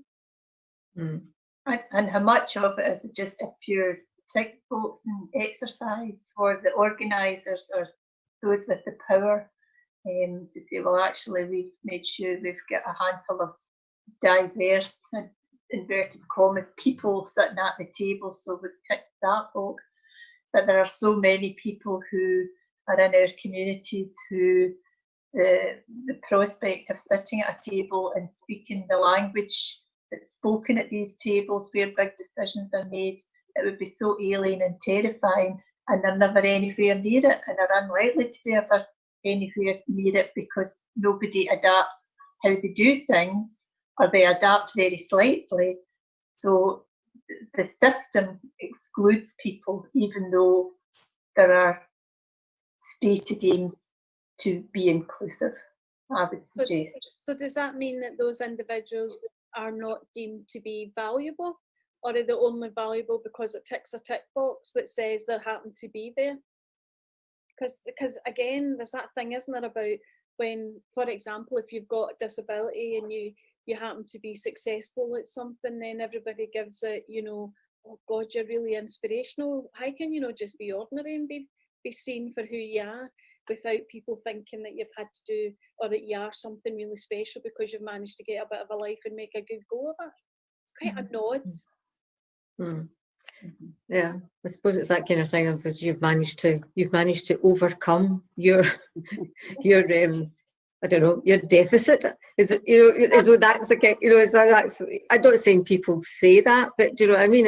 There must be that kind of underlying view that some people might have that. So how can you have a wee deficit? You could have a You've overcome your wee deficit. That's really, really good. Be pat in the head for you. I don't listen. I've had it. I'll tell you. There's some of these wonderful stores that you go into, and folks say, you know, you're packing up your groceries, and they say, "Is that you going for a wee cup of tea?" And you actually want to say, no, I'm actually going off to university because I've got a chapter to write up at my PhD or something. But they would just die of shock. So you just smile graciously and walk away with steam coming out your ears. And actually, I remember doing that. The PA was with me, tapped me in the head because she saw exactly what happened. So it was a bit of a hoot. But these kind of things happen all the time. So it's like, how can you, as a person who may have a long-term condition or a disability or something, just be recognised for the person you are, without having to be either, you know, just because you exist. You know, you're valuable because you exist.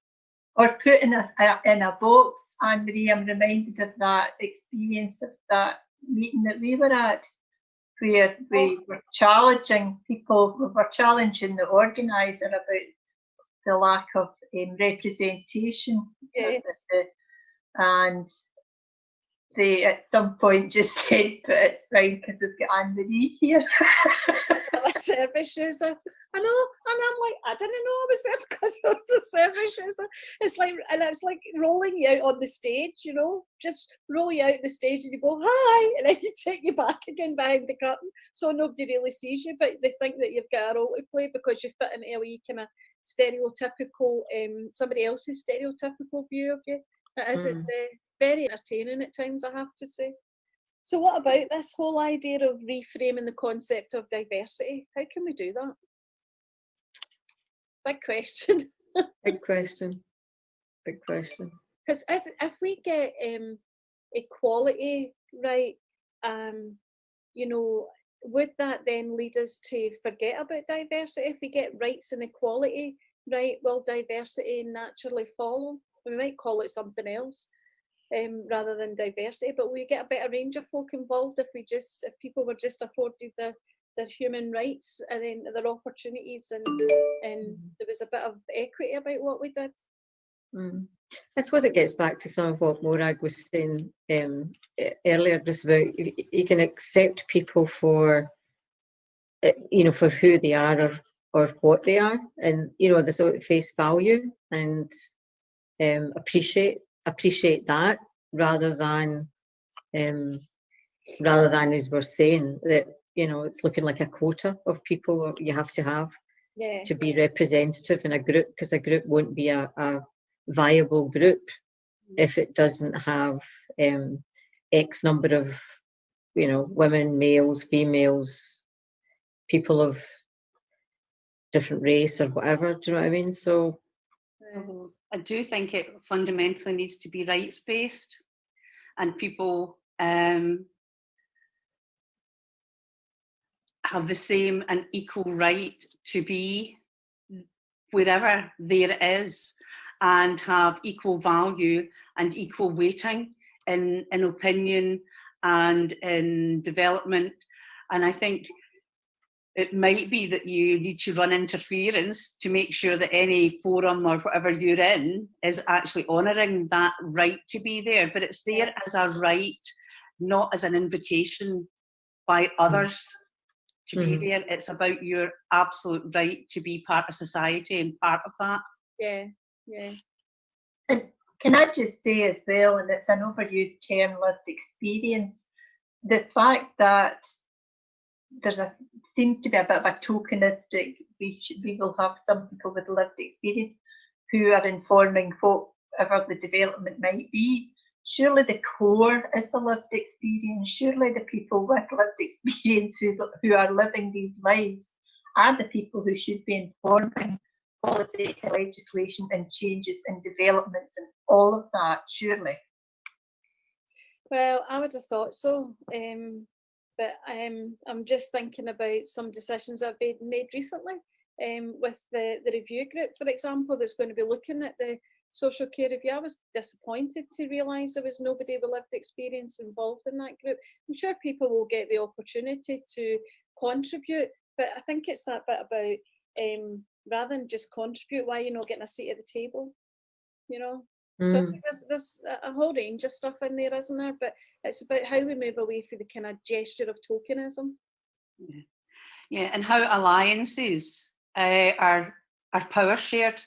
Yes. And I think in a true alliance of power sharing, then that sometimes means that those who have the power have to give up some of that. Yes. And I think it is about allies in change. To take things forward in a way that is more equal. Yeah, I think you're right. Maybe in the new world, when we get out the other side of COVID, enough things will have changed that far more opportunities will be created for people.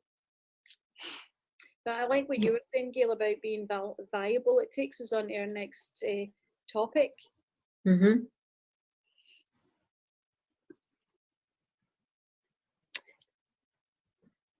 Okay, and so looking at not viable, do you think the measure of a country is seen in how it treats all of its citizens? And have we witnessed people having collective responsibility for public health, or have we witnessed individualism?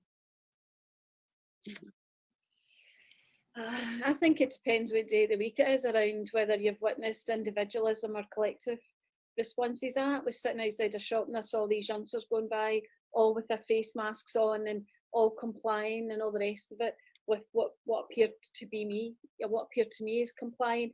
And then I seen various older people walking past, no masks on, no nothing. So I don't know. I think it varies. Yeah. Yeah, I think it does. I mean, I think throughout the past 5 months, I've seen situations where people have acted in a quite individual, possibly individualistic, sort of selfish way, and yet people who have also been exceptional in generosity, in either of giving time or donating to all sorts of individuals that wanted to do fundraising, etc. But there've certainly been huge amounts of generosity come forward as well, I think. Yeah, I think you're right. Yeah, I think that has been the real paradox, is there people who have been exceptional, who have not stayed with their own families in order to protect them, but while working on the front line in whatever capacity. And at the same time, I think it's been quite tough to watch people for whom, they haven't been taking the measures that we would expect them to take. And I suppose I've always thought there's been a kind of question in my mind about, if your life hasn't changed during this, then why not? Yeah. And I think we should certainly be celebrating the action of people who did step forward to help, either in their employment in NHS or social care or in retail or transport or whatever, but also those who stepped forward in terms of, if you like, a kind of freed up network of community action and neighbourhood support. Yeah. It's interesting.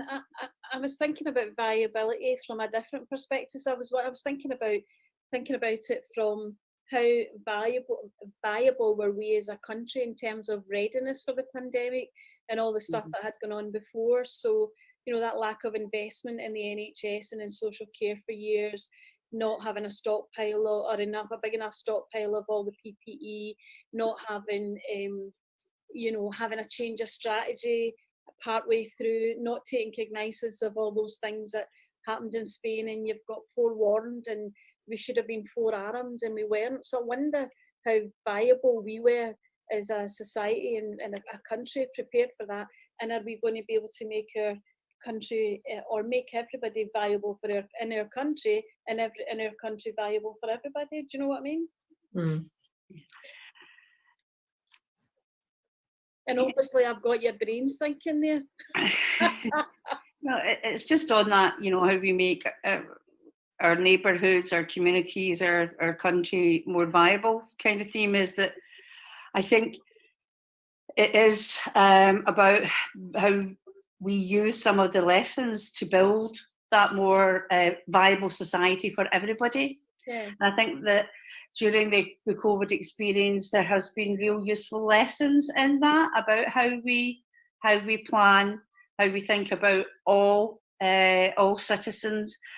Some of the innovations that were made, for example, in homelessness, and the discussions around universal basic income.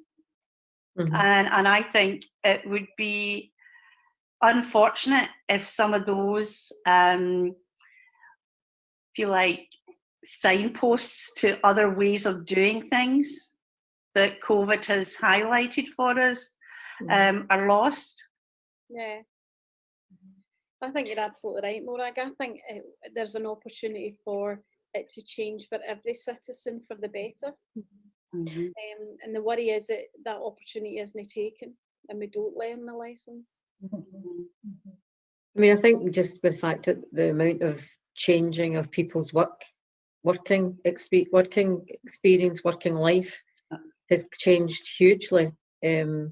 I think it also creates opportunities as well for people who have not had the opportunity to work and not been able to participate, have got opportunities. I should have greater opportunities now if we're doing far more on a digital basis, where you don't need to travel into work, you don't need to have any kind of situation there other than being in your own home and having the right equipment.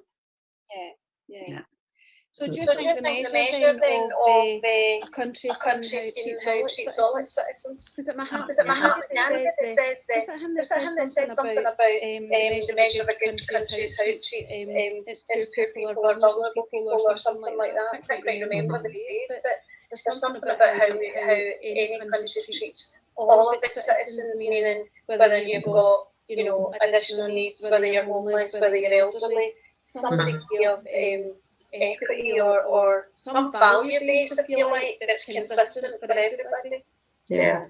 I think it's not just about the country's own citizens, it's about global citizens as well. When you think about the way that refugees have been treated and stuff like that. So I think that it's not just about the citizens of the bit of land that you're sitting in. It's actually far broader than that. It's actually about all our brothers and sisters, which sounds a bit hippie, but it's about, we are all one. That should age the hippie bit. I know. I think you're right. I think I would agree. I would agree. And I suppose that's So just something that was Not Visible, Not Valued, and Not Valuable by Anne-Marie and her friends. So a lot was discussed during that meeting. It sounds very interesting, but unfortunately we can't dwell on that one for far too long because we are running a bit behind on schedule here. But I guess any last minute comments, David, before we introduce the next video? Yeah, I mean, I think we're on schedule. We just kind of missed the goodbyes there. Yeah, that was absolutely great discussion from them. Brilliant. Yeah, it's the depth of conversation there. Really kind of pertinent stuff. Loved that. I thought the four of them were absolutely brilliant. So we're next. The next up, this is one I've been really looking forward to. It's Vianathon. I think is that how we're pronouncing it. Basically, it's a father and son duo. Who appeared at the Edinburgh Festival. It's really good. They've got kind of 3 sketch shows, if you like. So we'll nip right in there. Liam, we'll have a wee look at the first one. Yeah.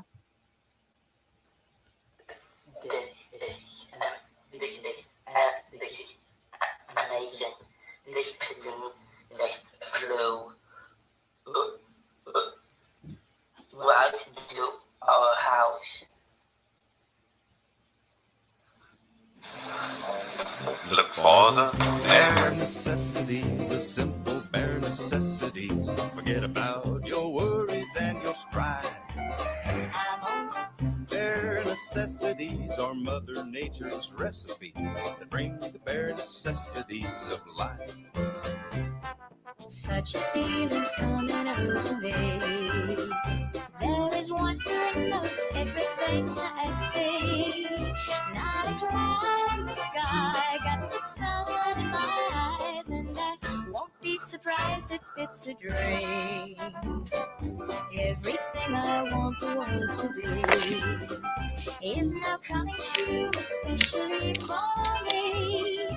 And the reason is clear, it's because you are me. You're the nearest thing to heaven that I've seen. Look for the Top of the world, down on creation, and the only explanation I can find is the one that I found in the sense within. Your looks put me at the top of the world. look for the You don't take me home tonight. Down beside that river you gonna let it all hang out back on the girls you make the rocket world go round. Something in the wind has learned my name, and it's telling me that things are not the same. In the leaves of the trees and the touch of the breeze, there's a pleasing sense of happiness for me. There is only one wish on my mind. When this day is through, I hope that I will find that tomorrow will be just the same for you and me. All I need will be mine if you are here. You gonna take me home tonight. Down beside that river you gonna let it all hang out back on the girls you make the rocket world go round.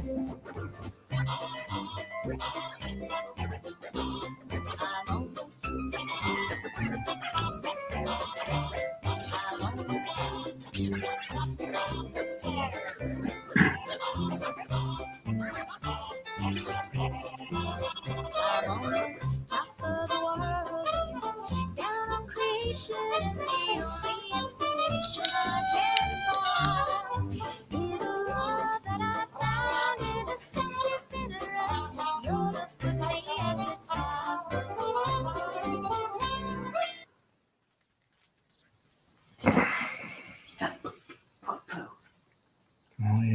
You're thirsty, huh?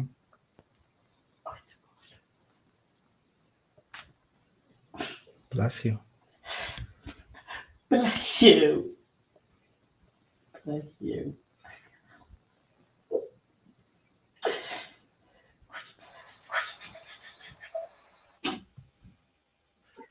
Well, that is rather one spoiled pigeon, in my opinion, Oh, David. pigeon, But it's yeah, really I thought it fun. was a Stephen. The seagull. Anyway. Yeah, that was well looked after pigeon, wasn't it?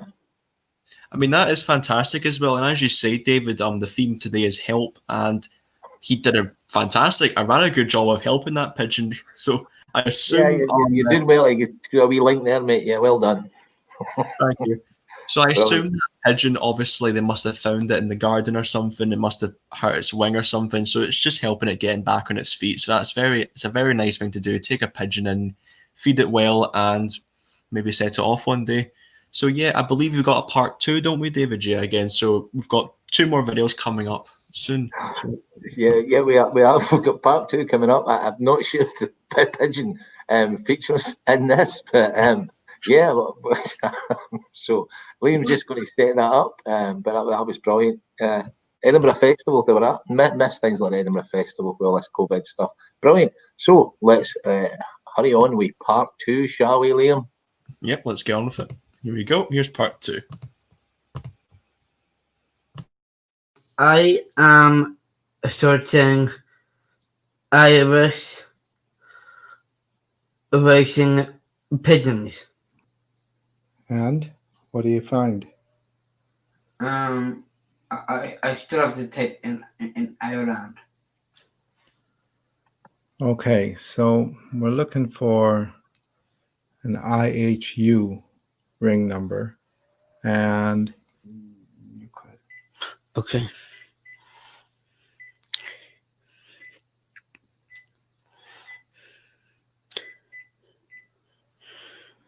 Hi, my name's Jonathan Angus. I'm calling you from East County Clare. We had a pigeon walk in through our back door a little while ago, and I wonder if you can help us find its owner and keep it well until we do. Oh my word, a hawk could make them fly off 300 or 400 miles. Incredible. Excellent. Okay, would it be of any advantage if we were going to the east side of the country? Would it be of any advantage to bring it so far and then let it go? So you were right about it coming from Dublin. We are going to bring it with us. Are we ready to go? We sure are. You ready in there? Yeah. Action.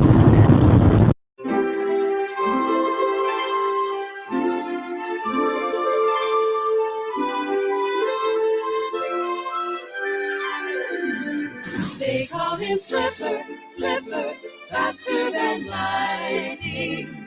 No one you see is smarter than he.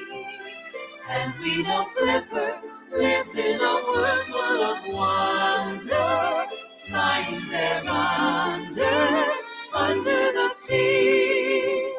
Everyone loves the king of the sea. Ever so kind and gentle is he. Tricks he will do when children are near, and how they laugh when he's near. They call him Flipper, Flipper, faster than lightning. No one you see is smarter than he. And we know Flipper lives in a world full of wonder. Under the sea.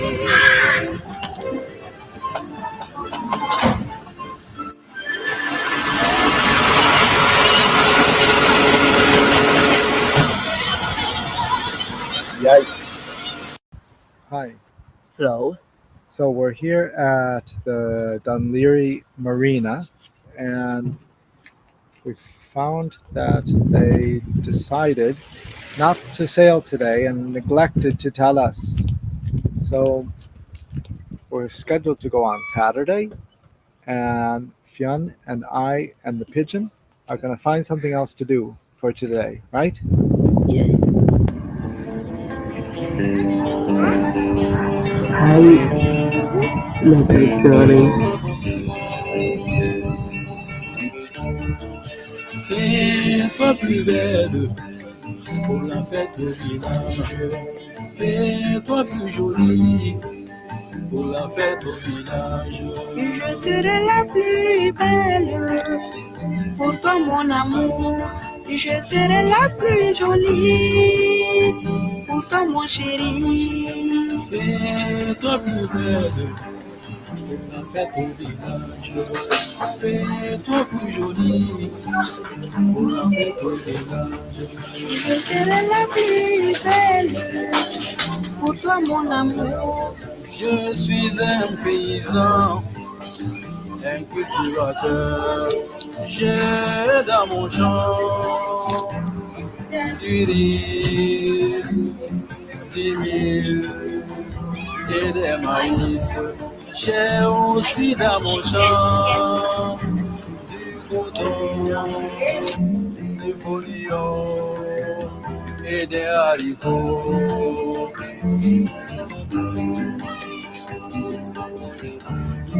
Des haricots dans mon champ pour les quitter pour l'année.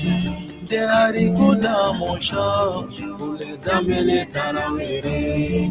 Des haricots dans mon champ pour les connaître et les garas. Des haricots dans mon champ pour les tourner sans masquer.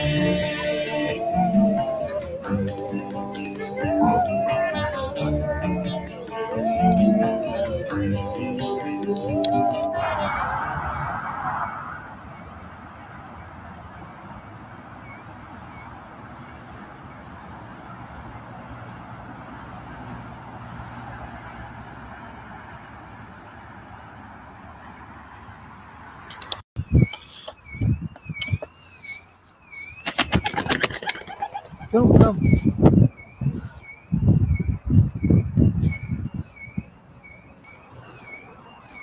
Be free. Whip-poor-will.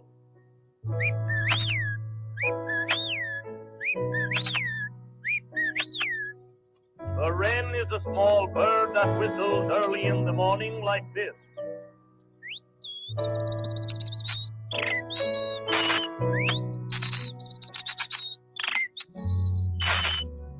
The robin chirps through the day this way.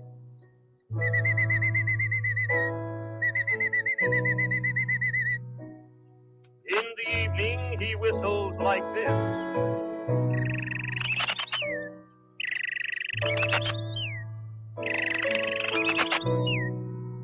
The canary bird.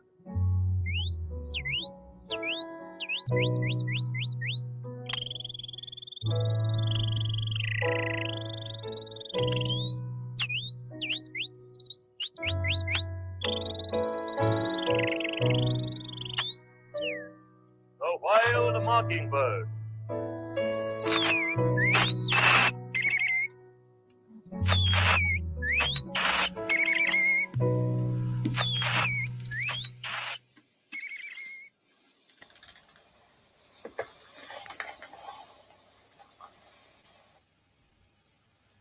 So that was part 2 of Finnefan's video about his daily beloved pigeon. It is absolutely fantastic. It's wonderful. That's just brilliant, that, isn't it? I think Liam, I think the pigeon was trying to take over. It was an attempted coup. Do you get that?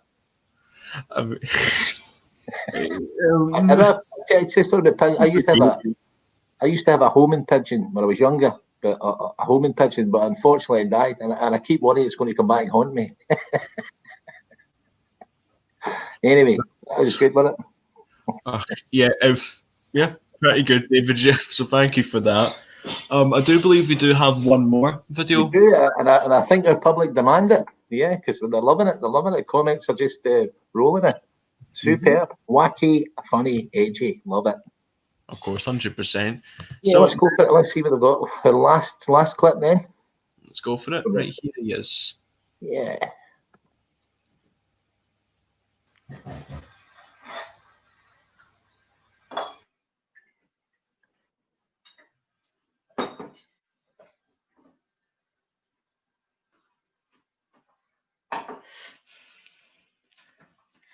Hello.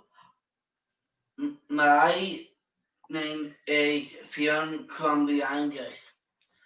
When I was 18 years old, nearing the end of school, I had a lot of ideas for a great life, but I didn't know which direction to take. So I decided to ask successful people what they love about their lives. I've interviewed over 300 people in 3 years, mostly in Ireland, but also in 6 other countries. Here are some of their answers.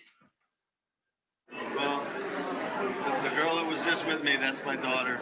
So I have to say family first, you know. And I'm very fortunate that I got to do a job that I love doing and get paid well for it. So I'm very lucky, you know, to have a job that I love doing.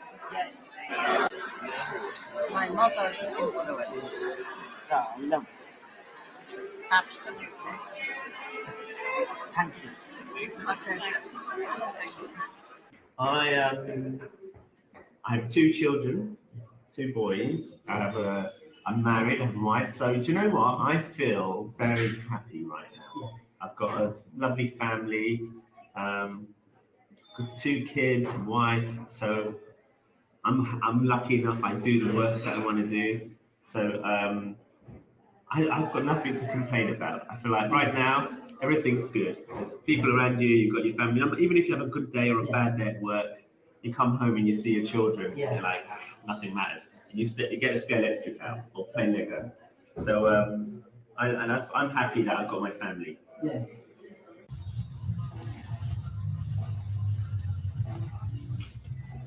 I love my son. I love my parents. I love my friends. I love the fact that I've been given an opportunity in my life to do something that gives me a chance to work with incredible people. I love being part of a creative force field in Ireland that gives us the opportunity to create beauty and invite gorgeous people from all over the world, all over Ireland, all over wherever they may come from, to join us to celebrate the summer solstice. And I love the fact that I think it's a real blessing and a real gift to be alive, actually. I guess what I love most is having the time to explore that at its best, as best I can. Yes. About my life? Yeah. Meeting people like you. True answer. Yeah, not too bad. It's true as well. Okay. Thank you. You're welcome. I get to meet interesting people like you. Yeah. Yeah, that's true. And what I love is that I get to spend nearly all of my time doing what I want to do. Yeah. Which is not always easy. Yes. Because you have to decide what that is. Yeah. Nobody else to tell you what to do. So you spend a lot of your time thinking, what should I be doing? Yeah. But I have a nice life. Yeah. It's a very nice life. Well, what I love about my life is I get to ride horses all over the world, and they're some of my best friends. But the other part I love about my life is I get to be around people that love horses just as much as I do. So I get to be around really great people as well. So, and it's my job. So my work is play. Well, if I was to sum it up in one word, what I love about my life, it would be the non-conformity. Okay. I don't have to conform to any model. I can quite happily be a minority of one. Yeah. Okay. I don't have anybody telling me what to do. I've invented my life and I do whatever I want. So Yeah. I would say the non-conformity. Yeah. Well, thank you. You're welcome.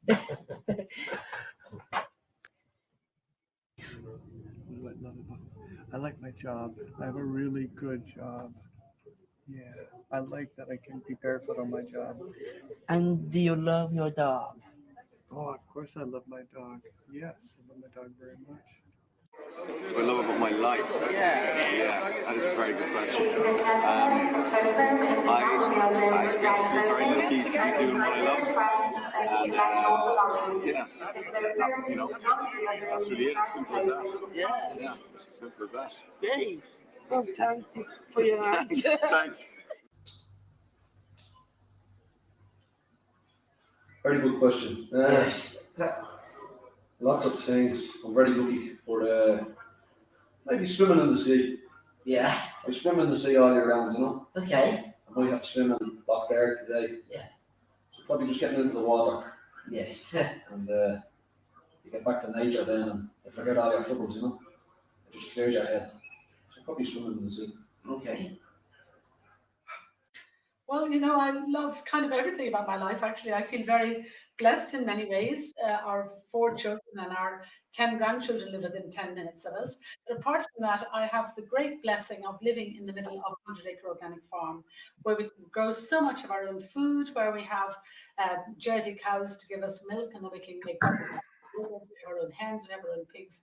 So how lovely is that? And we also have extensive gardens, and we have greenhouses, so we can grow beautiful food. So I feel very fortunate. What do I love about life? I love about the infinite possibilities of life. I mean, the path that I've chosen is music, and I mean everything that I do, I feel that music somehow can reflect every single nuance of daily life in some way or another. All the emotions are conveyed through music. It's a sort of a language. It's a medium of itself. You know, that just in the same way as painting can you can depict most things through painting. Music can depict things, but as well as that, music sort of has an advantage because it affects time. It affects the passage of time. It makes time stand still sometimes, and it's a great thing for that, you know. So anyway, these are the things I love about life. I love people. I love being in the world. Yeah. So. Wow, that's a big question. I love the diversity of people I meet in any given week. Yes. And their stories. Yeah, so I love people. I love meeting people. What I love about my life, Fionn, is that I get the opportunity to do what I love, which is make films and tell stories and work with really great creative people. And thankfully, that's what I get to do every day now. And hopefully that continues to last. And I continue to do it. But if it doesn't last, and I find myself living in the side of a road somewhere, I'll continue to do it anyway because I like it. And I think everybody should do what they love. And I think that's important, you know? That's a really good question.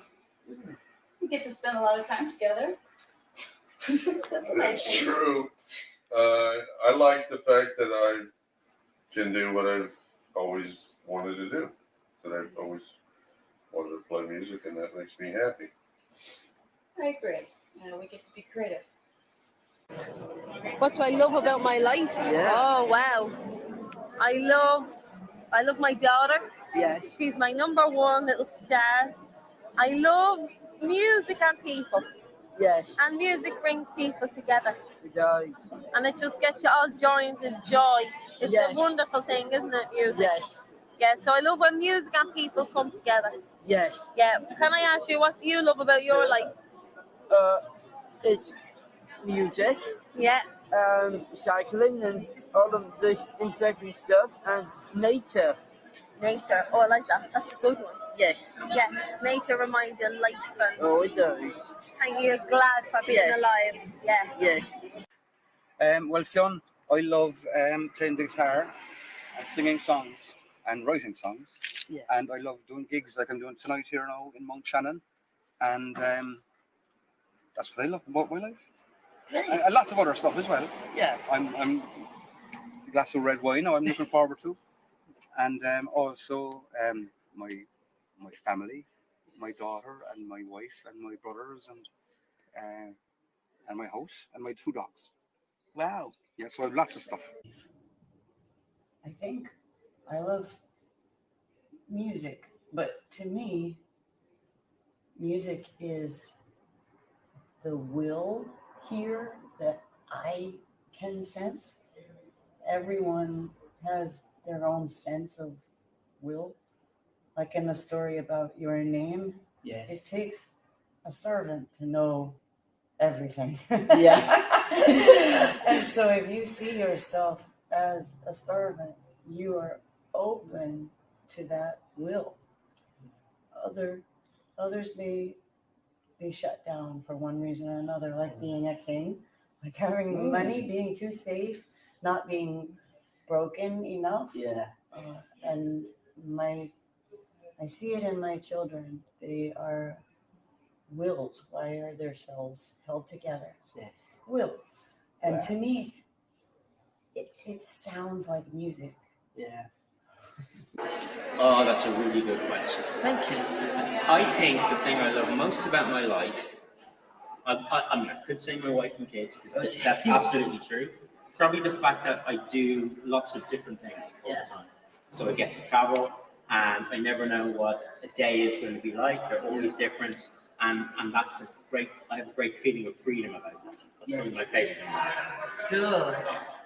Well, what I love about my life, I feel very blessed because I'm able to write songs about, things that like pain and everything, and like when I lost my father, or whatever it might be. Good. I'm able to express that pain and that feeling in a song. Yeah. And record it and then go out on stage and perform it for people. Yeah. And I'm very, very, very blessed because of that. Very fortunate and blessed. Well, I like my life because I think it's great to have a nice kind of trees everywhere, and I like the house, so that's why I like to live here and trying to have a life of my own, and it'd be a great for me to expand of doing stuff on my own. Well, I've played music most of my life, so that's certainly one thing that I love about my life, because I love to play music. Also, I suppose as the years pass, I discovered that life itself becomes more interesting, and I think life gets better. And so life itself is a great discovery, and so I enjoy that. I enjoy my life. I enjoy my music. I enjoy my wife, my home, where I live. I like County Clare. There's lots of things I like about my life. I'm very happy to be here and to be alive. Fiona, I love to garden. I'm so happy when I'm in my garden with my welly boots and my pipe and my shovel. And well, I don't really love the weeds, but I do love when the weeds are gone. Okay. Yeah, because it takes me out into the fresh air. And my job is all about is working in a very, very small area. Yeah. Whereas with the garden, it's loads of space and loads of air. Well, that's what I love. What I love about my life, I enjoy working here. Yeah. And I enjoy playing music. Yes. I love playing music.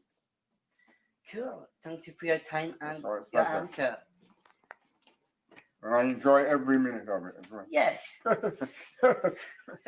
Every day. Yes. Yeah. I got to do what I like. I got a job which is like something I would do even if I was not paid. It's like my job is like playing. So I think it's a good package. Oh, good question. Thank you.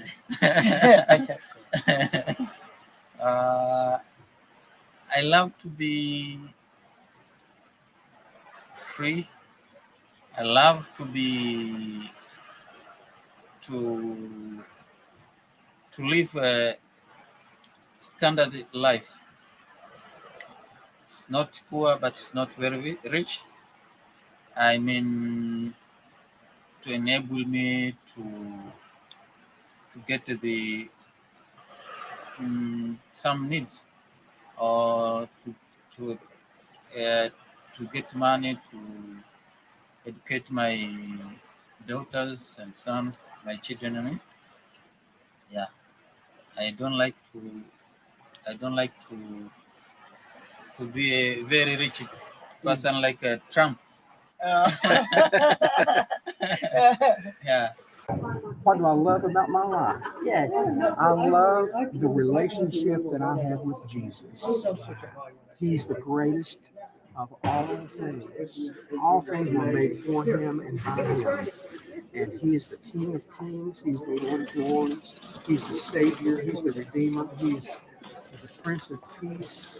You cannot have any peace without Jesus. Right. So he is what makes me want to play music. It makes me want to love people, yes, touch people, tell them how wonderful he is. Yeah. So that's what's great about my life.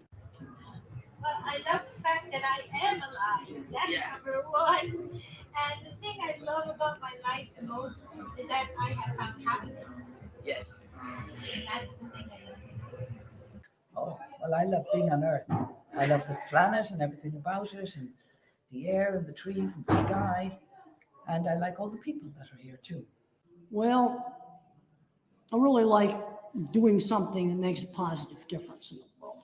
Whether it be, things I've done on working on animal welfare, or makes me happy when a parent says, well, my child got a good job because of some of the advice you gave. I like seeing real positive change happening in the real world. If you want to see these videos in full and many more, please visit my YouTube channel, Fionatan Presents. What do you love?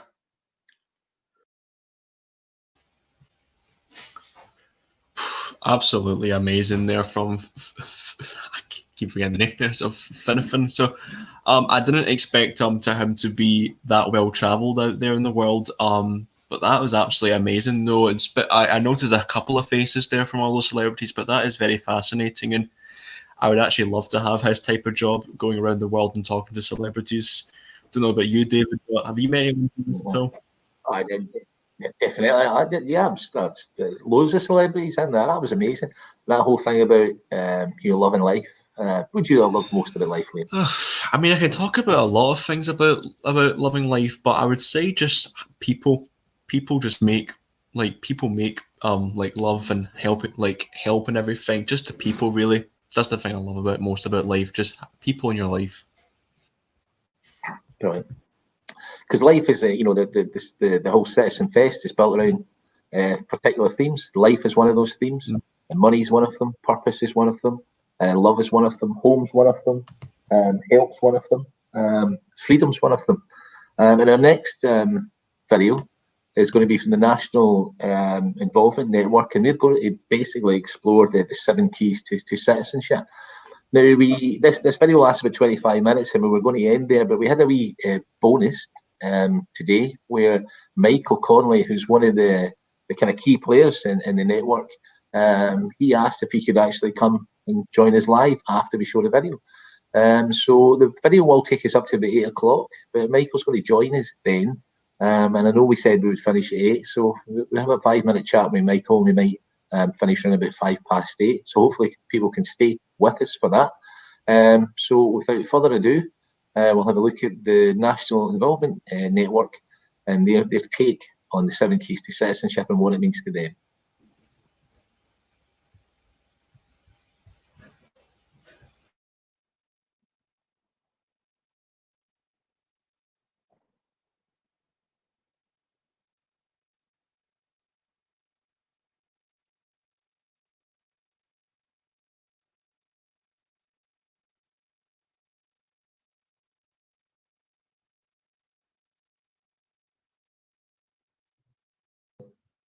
Hello, I'm Alan Mackenzie from Bonnyrigg, and I'm the chairperson of the National Involvement Network, or NIN as we like to call it. The NIN is a large group of people who meet and get support from different organisations all throughout Scotland. We meet 5 to 6 times a year and discuss what really matters in our lives and if we can make things any better. We wrote the Charter for Involvement to say what we want in our lives and what would be better for us. 10 members have been talking about the 7 keys to citizenship. We've talked about what this means to us and how things have changed over the pandemic. We hope you enjoy our video.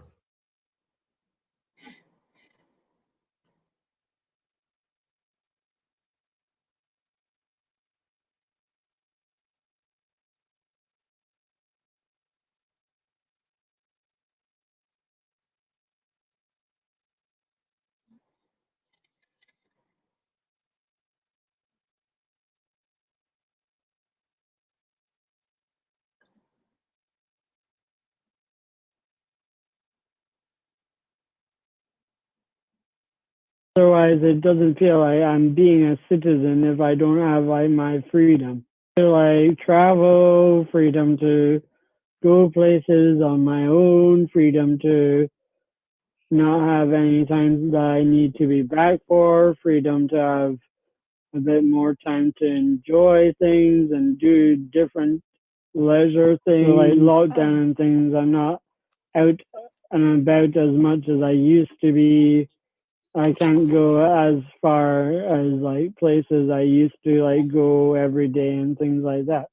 I mean, now I have got a bit of freedom because I self-travel. I can buy things myself. I could pay for things on my own. Obviously, I just feel that I've got like I've got that freedom now that I didn't have before.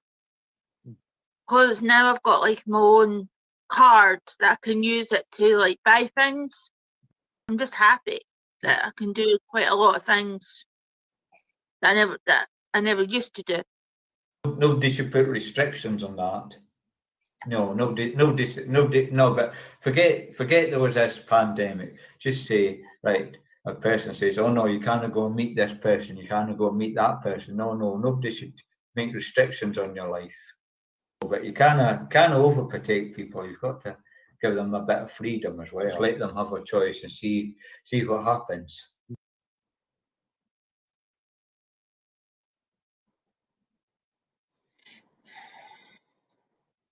I feel very lucky that I have been involved with the NIN for a long time now, because I feel if I hadn't been introduced to the NIN, I would have probably not have been able to have start getting paid for like training, starting to like help people and like being more involved in things. So that's why I'm very grateful of being a member of the NIN, because it gives me that sense of purpose. Because without it, I don't really think my life does have any purpose. I think my purpose every single morning, like well, today I like the idea when I've got up and I'm like saying I'm up for work, because usually I'm not a morning person when it comes up to going to work and that, because I've not been used to it. But then I realise if you get up for work and that, and I realise I'm doing this because the ponies need feeding, other animals need feeding, everybody needs looking after in the farm, and the idea that I love being an animal person, and I like help rescuing animals who have been in bad situations, and I wake up and realize this is my job. This is a good job that I'm doing to animals, and I am and I'm helping a charity as well, 2 charities involving looking after people as well, and then animals. So I think every single morning I'm like, or mornings that I'm up, I'm like, brilliant, I'm ready to go. Me, it's about having my vote, like having volunteering, having the volunteering and getting to having support to support me in whatever it is that I want. I was doing volunteering obviously before the lockdown started, so I was volunteering with a charity called LREC, and I was volunteering at Prestonfield Neighbourhood Centre, which is an organisation with elderly people who have different kinds of conditions and health issues and whatever, and I was sort of helping them in the afternoon, being involved in whatever activities that they were doing. So the lockdown started, everything seems to have dried up since then. So it's not the same now as where it feels like you've not got that sense of purpose as much as I did before. So the idea of having things in your life, whatever it may be, is much better for your mental health, as well as for other people that you come into contact with. I just think purpose is like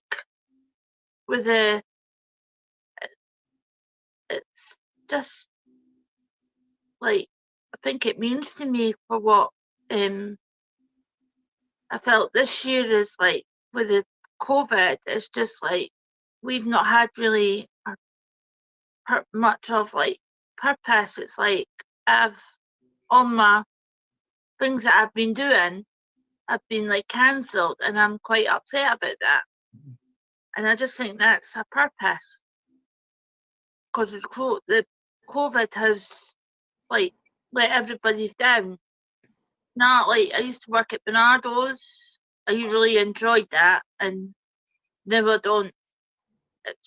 I've lost that due to this COVID, because they don't want any more staff in it. I was quite upset about the lockdown. I was quite upset about everything. just didn't like it. I just didn't enjoy it. But we can't help it. It's just one of these things that's happened. I think next year we'll all be talking about it. Like what a year it was, with all the festivals been cancelled. It's just like everything's just happened this year. It's just a not good year. I think being a citizen means being able to have my say, not being judged and being listened to. Citizens have lives that are meaningful. They have a sense of purpose. With a purpose, what is the meaning of life? You can't lose your sense of purpose if you are cut off from other people. You can gain a sense of purpose if you follow your dreams and live life to the full. We should have hope for everyone so that we don't lose self-confidence.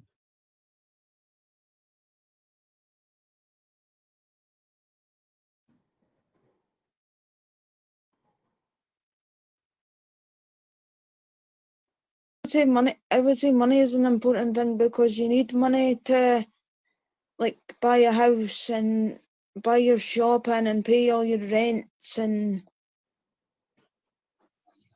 bills and all that for your house. Because if you didn't have money, what would you do? What would you do if you didn't have any money? Room would be bare.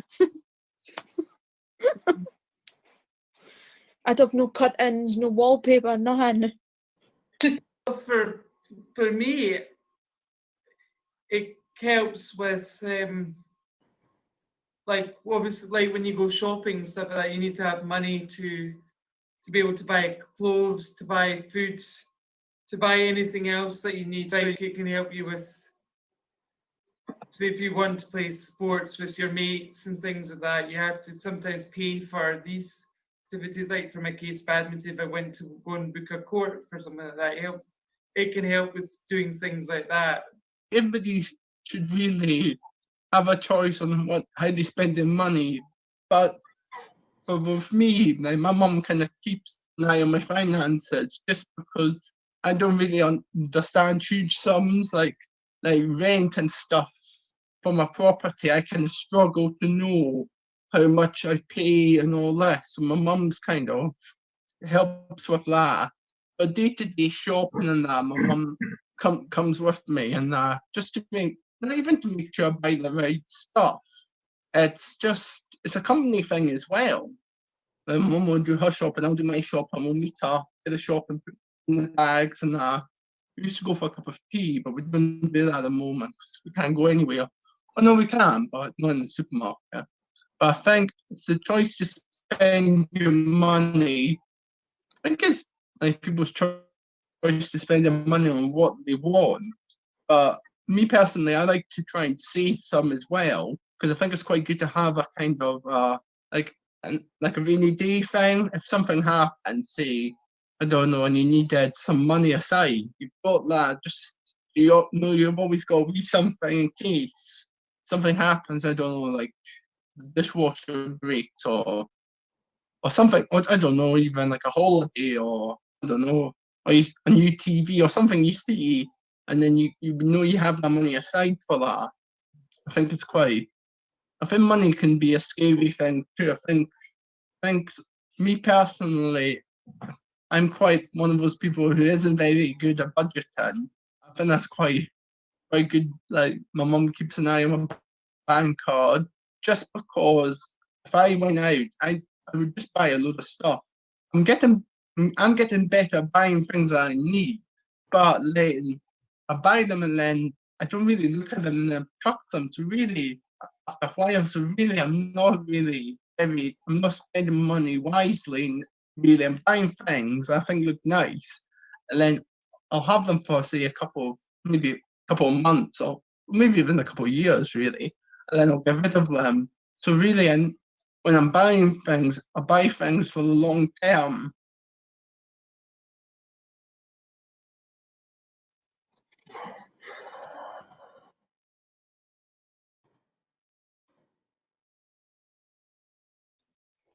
It's a place where you can feel secure, like in my parents' home, my family home, which was broken up 30 years ago because the death of my parents was very important to me.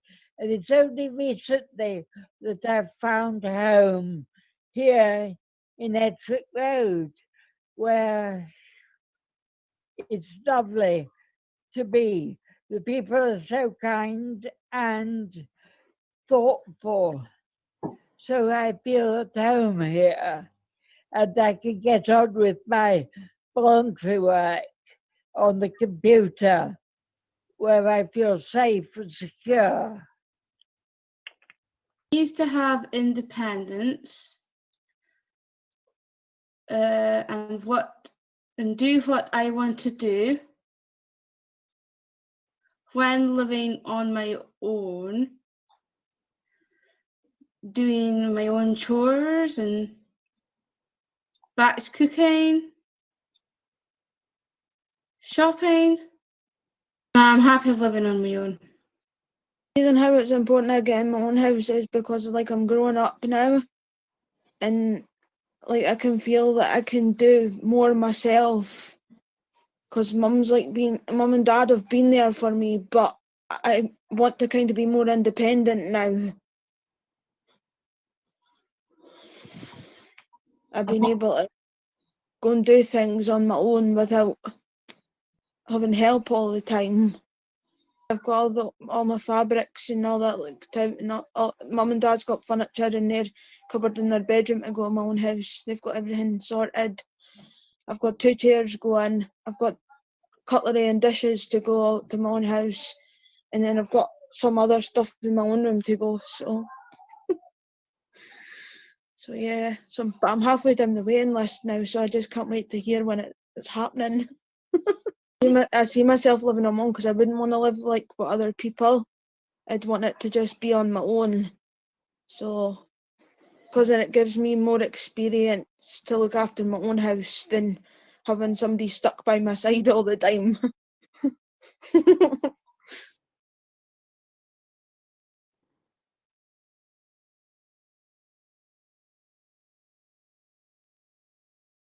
So, for example, if I was going down to the shops and I needed some help with like carrying a bag or something whilst I was crossing the road or whatever, then I wouldn't ask like a stranger. I would always make sure I had someone I knew, either I've met them or someone who I trust.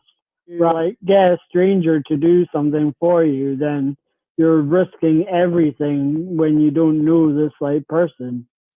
I think it's like help. I think it's just like getting somebody to like explain my worries about maybe something, and like say like if I was hypothetically worrying about something, I could maybe I would speak to one of my staff, and they would speak with me, and they could reassure me, and then they might, obviously they can't tell me what to do, but they might like explain in a way, and I might think, you know what, this isn't really what I want. You know what I mean? So it's a bit like having somebody kind of layer who you can like, because I've got like Gary Care with Hillcrest Futures, and they kind of come and tell me medication and stuff. But if I do need to speak to them, I can speak to them on the phone, or like if I have somebody on my medication, but I would speak to them. And it's quite, I think it's quite good to know you have that person. I don't think everybody can make decisions successfully themselves. I think in life, you do make decisions and they might not be the best. And kind of you move on from that and you learn. I think it's quite tricky sometimes because you make a decision, and it might be the right one for that moment, but then later down the line, it might change. Yes, something about letting the person have a bit of independence in the decisions. And like, because sometimes, yeah, you will make wrong decisions, and I think it's important, yeah, to know and to maybe have a wee setback. It's quite healthy. Then you learn, you think, okay, I'll know for the next time. We should do anyway. But I think, yeah, it's important to kind of know that, be able to have that kind of, if you have that kind of, make that mistake, you know, for the next time, you know, like, I won't do that again, because you'll know it wasn't the right decision. But again, it might be a case like, maybe it wasn't the right decision that time, but it's not to say it wouldn't be the right decision the next time. You know, it's quite tricky.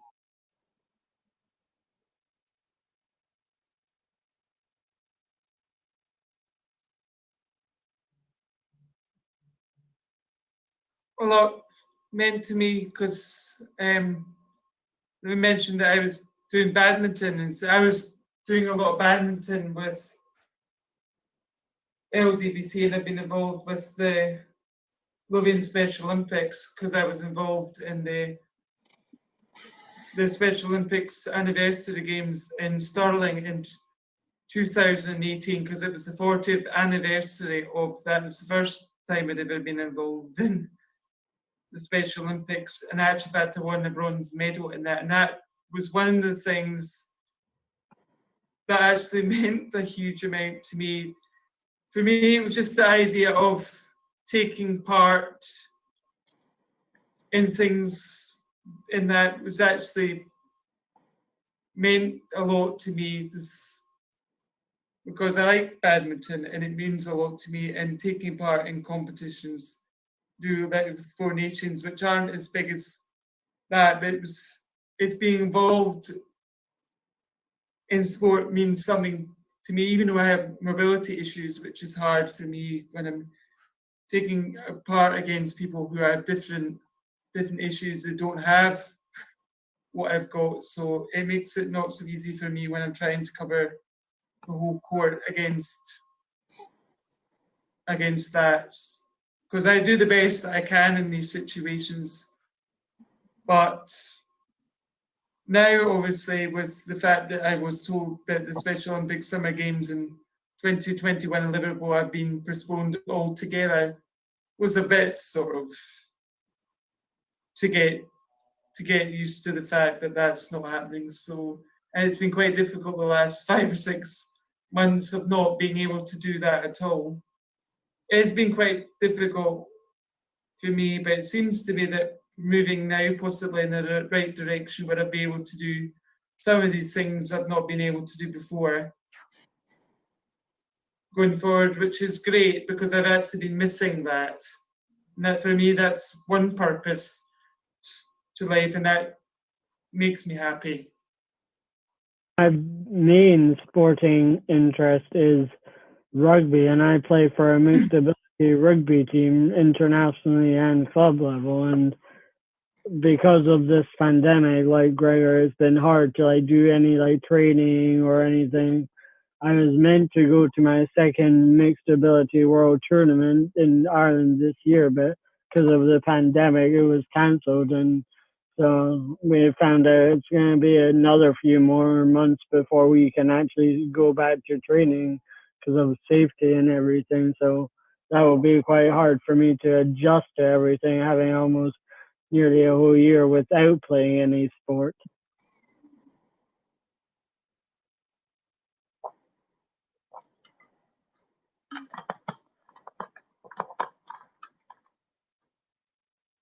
Love. Because that's the most important one for me, because I have the love of my family, I have the love of my friends, have love for people outside in the community, like to help people. No, having the love of the people that are around me just now is most important for me. And having the love to people who are not around as well, actually. Like family members that I've lost and friends that I've lost, still having the love for them is a very, very important part for me. I always loved my parents. I always known I've loved my parents, and I love my brothers. I know we argue and that since we've grown up, but the one thing I find is that I love my family. We've always have a strong bond, and the idea as well, I don't need any boyfriends for love. I don't need a boyfriend.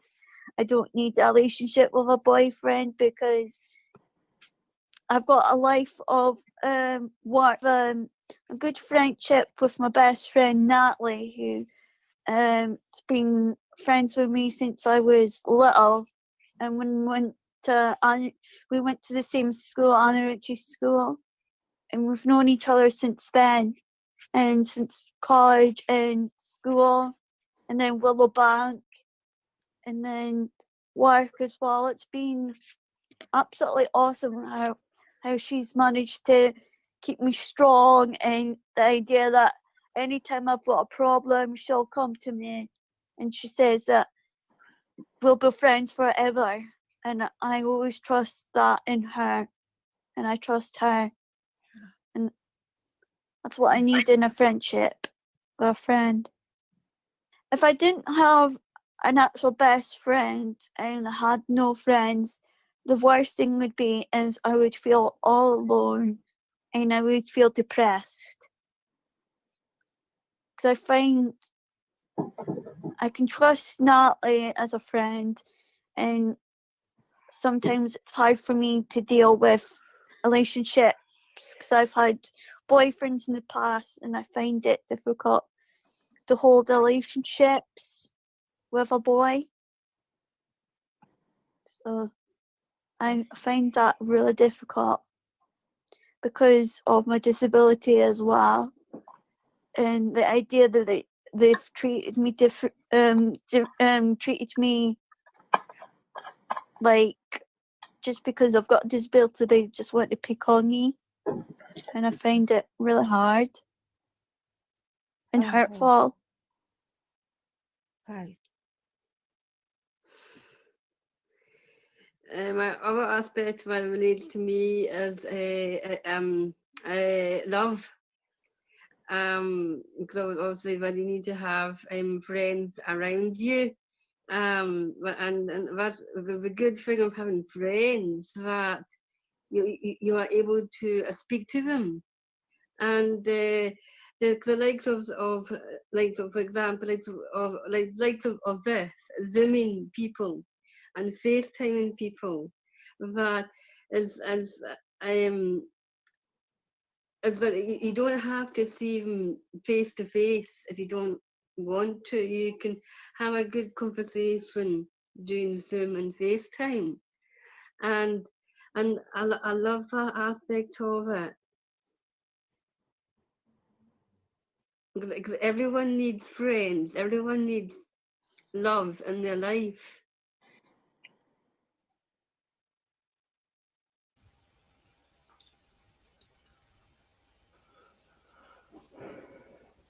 Well, that was ARC Scotland there with the 7 keys to citizenship. So a bit more depth about that.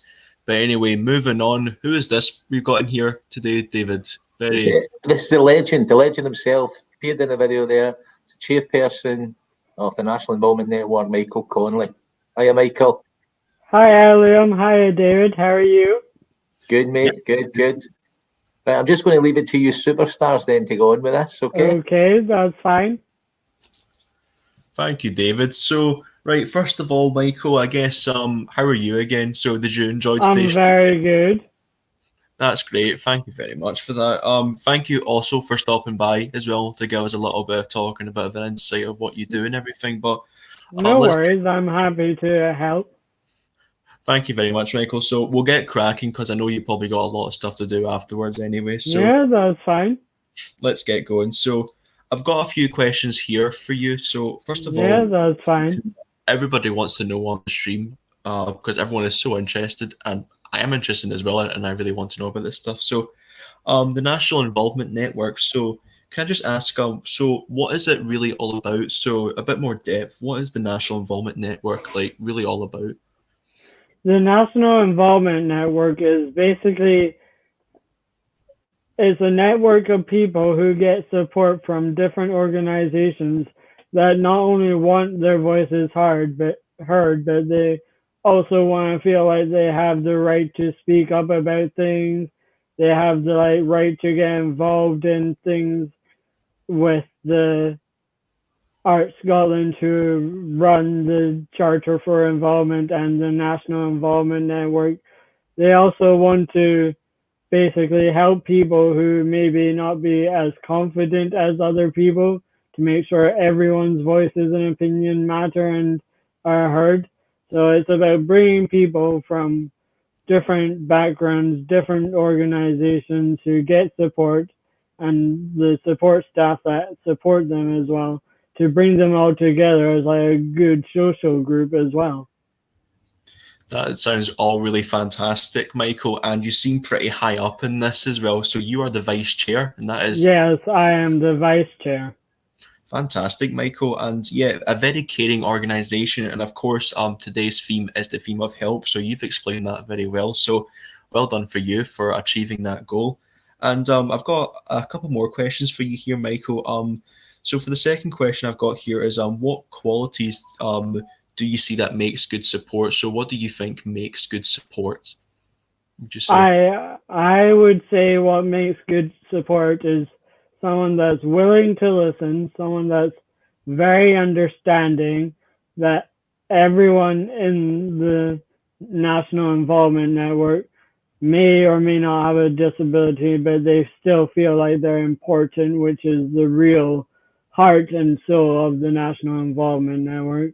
And also just basically when the like support staff come to like the like big NIN meetings we have before the like coronavirus and everything, you know, we had some support staff that maybe weren't listening to what the person they were supporting needed. And yeah, it's just having the right people, having the right kind of support, and just making sure that we're all helping one another. Because the truth, to be honest, is we're kind of like one big family in the sense that we're all there for each other through the ups, through the downs, through the highs, through the lows. We've achieved a lot as a big group, and honestly, it's just something I'm so proud to be part of. That sounds all very well and good, Michael. Yeah, and of course, obviously, as you say, having people makes all the difference. So yeah, you are quite there. So there's no point in doing something by yourself. If there's someone there to help you, you should always get the help that you can. Yeah. So we've got one last question for you here, Michael, from all your super fans out there on the stream today. So obviously we know that you're vice chair and everything, but is there anything other that you do at the network at all? So what's more of your involvement apart from being vice chair at all? Apart from being vice chair, I am also a member of the National Involvement Network planning group. I am currently a co-trainer with a group of NIN members delivering training to organizations that was just started up a couple of years ago, but it only just got started up and running last year. And of course, because of the pandemic, you know, we've kind of had to like do online Zoom meetings instead and figure out how we would do online training and everything. And I've been involved in like IACID International Congress last year that was held in Glasgow as part of my role as vice chair in the National Involvement Network. And my job is basically to support the chairperson at the meetings.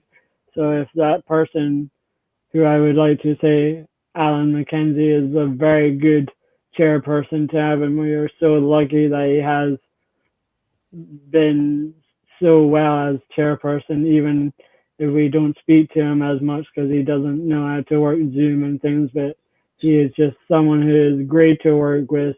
I love being able to help out with him as much as I can. And yeah, my role is more about helping people and making sure no matter what, the number one golden rule I have in my job is to make sure everybody gets their voice heard. Everyone's opinions matters. No one's dictating. No one's like saying, oh, you're right, you're wrong. And that, as I said earlier in the second question, we're all like one big family. Yeah, you're very right there, Michael. Yeah, I do have to agree with you on that fact there, that we're all one big massive family, the human race. So we're all one in a way. So no one's different. There shouldn't be any labels and everything like that. So we're all the same. So that actually just about wraps it up there, Michael. So that sounds really fantastic, Michael. Anything you might want to finish off with at all, or you might want to say to people that are viewing? The fact that I'm glad everyone took the time to watch the National Involvement Networks about the 7 keys of citizenship, because those 7 steps of citizenship are really important, no matter where you're from, no matter what background or anything you come from. The main thing is we're all together in this world, and we all need to stick by each other through the good times and bad times. Exactly. I couldn't put it better myself. Yeah, we must all stick together and we will get through these tricky times. I'd like to invite my colleague and my partner back into the stream now, just so he can say goodbye to you as well, Michael. Yeah, that's fine. And I also would like to thank you for taking the time, obviously, for coming Yeah, up here. no worries. I'm happy to do that. Hello, David. How are you? Mike. I'm good, mate. Good. That was fantastic, Michael. The video was great. Your words there, just as a perfect end to the day. We couldn't have written that any better, actually, any better. So, Liam, that's us. Yeah. Should we finish it off with a bit? The last 30 seconds, will you? Yeah, well, don't worry. Right. So, it's been a great day. Thanks for watching, everyone. It's been an absolute pleasure. So some powerful moments today, dramatic moments, just great music, some fun, some humour. Really what it's all about, coming together and shining, and we've shone brightly today. All of you have shone brightly today. Liam, I'll leave the finishing comments to you.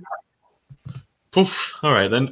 So thank you everybody, obviously, for stopping by to take the time to listen to Michael, to listen to myself, and also to listen to David's jokes. Oh, that's what they say here. They're jokes apparently, but they're more like dad jokes in my opinion. But yeah, he's a very funny guy. But anyway, thank you all for stopping by for today's day 4 of We Are One Festival. And I believe, David, we should finish this off with a bit of music. So just a bit of if you want, well, if people are willing to listen, you want the song, the anthem. We've got a wee habit now of finishing every night with the anthem, so we'll set that up, Liam. Michael. Yes, Michael. I was gonna say, could I make a request for what the song can be? Yeah. Well, you could. We won't be able to play it, but yeah, on you go. What is it? It's the Redemption song by Bob Marley. Oh, it's a great song. It's all I ever had. That one. No, we can't. Because of copyright, I'm afraid, Michael. Right. Won't be able to. But this is equally as good. You'll love this. It's called We Are One. Kind of sums up. Are you setting that up then, Liam, as we speak? Oh, yes. Yeah, because that's how we'll do it. Right, thank you again, Michael. Thank you, everyone out there. Thank you, David. Thank you, Liam. Thank you guys for having me. I really appreciate it. Superb. It was a privilege and an honour, Michael. Thank you. Okay, everyone. We'll finish with this. Goodbye. God bless. All right.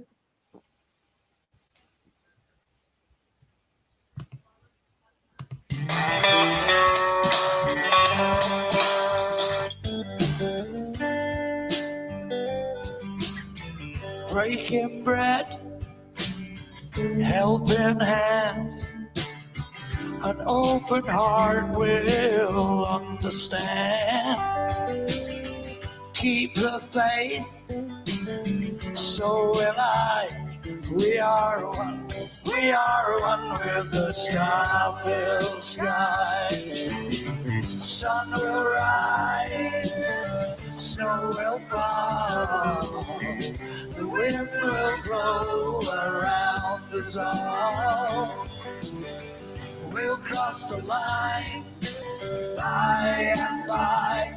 We are one with the star-filled sky. Sun will rise, snow will fall, the wind will blow around us all. We'll cross the line, by and by. We are one with the star-filled sky. We'll cross the line, by and by. We are one with the star.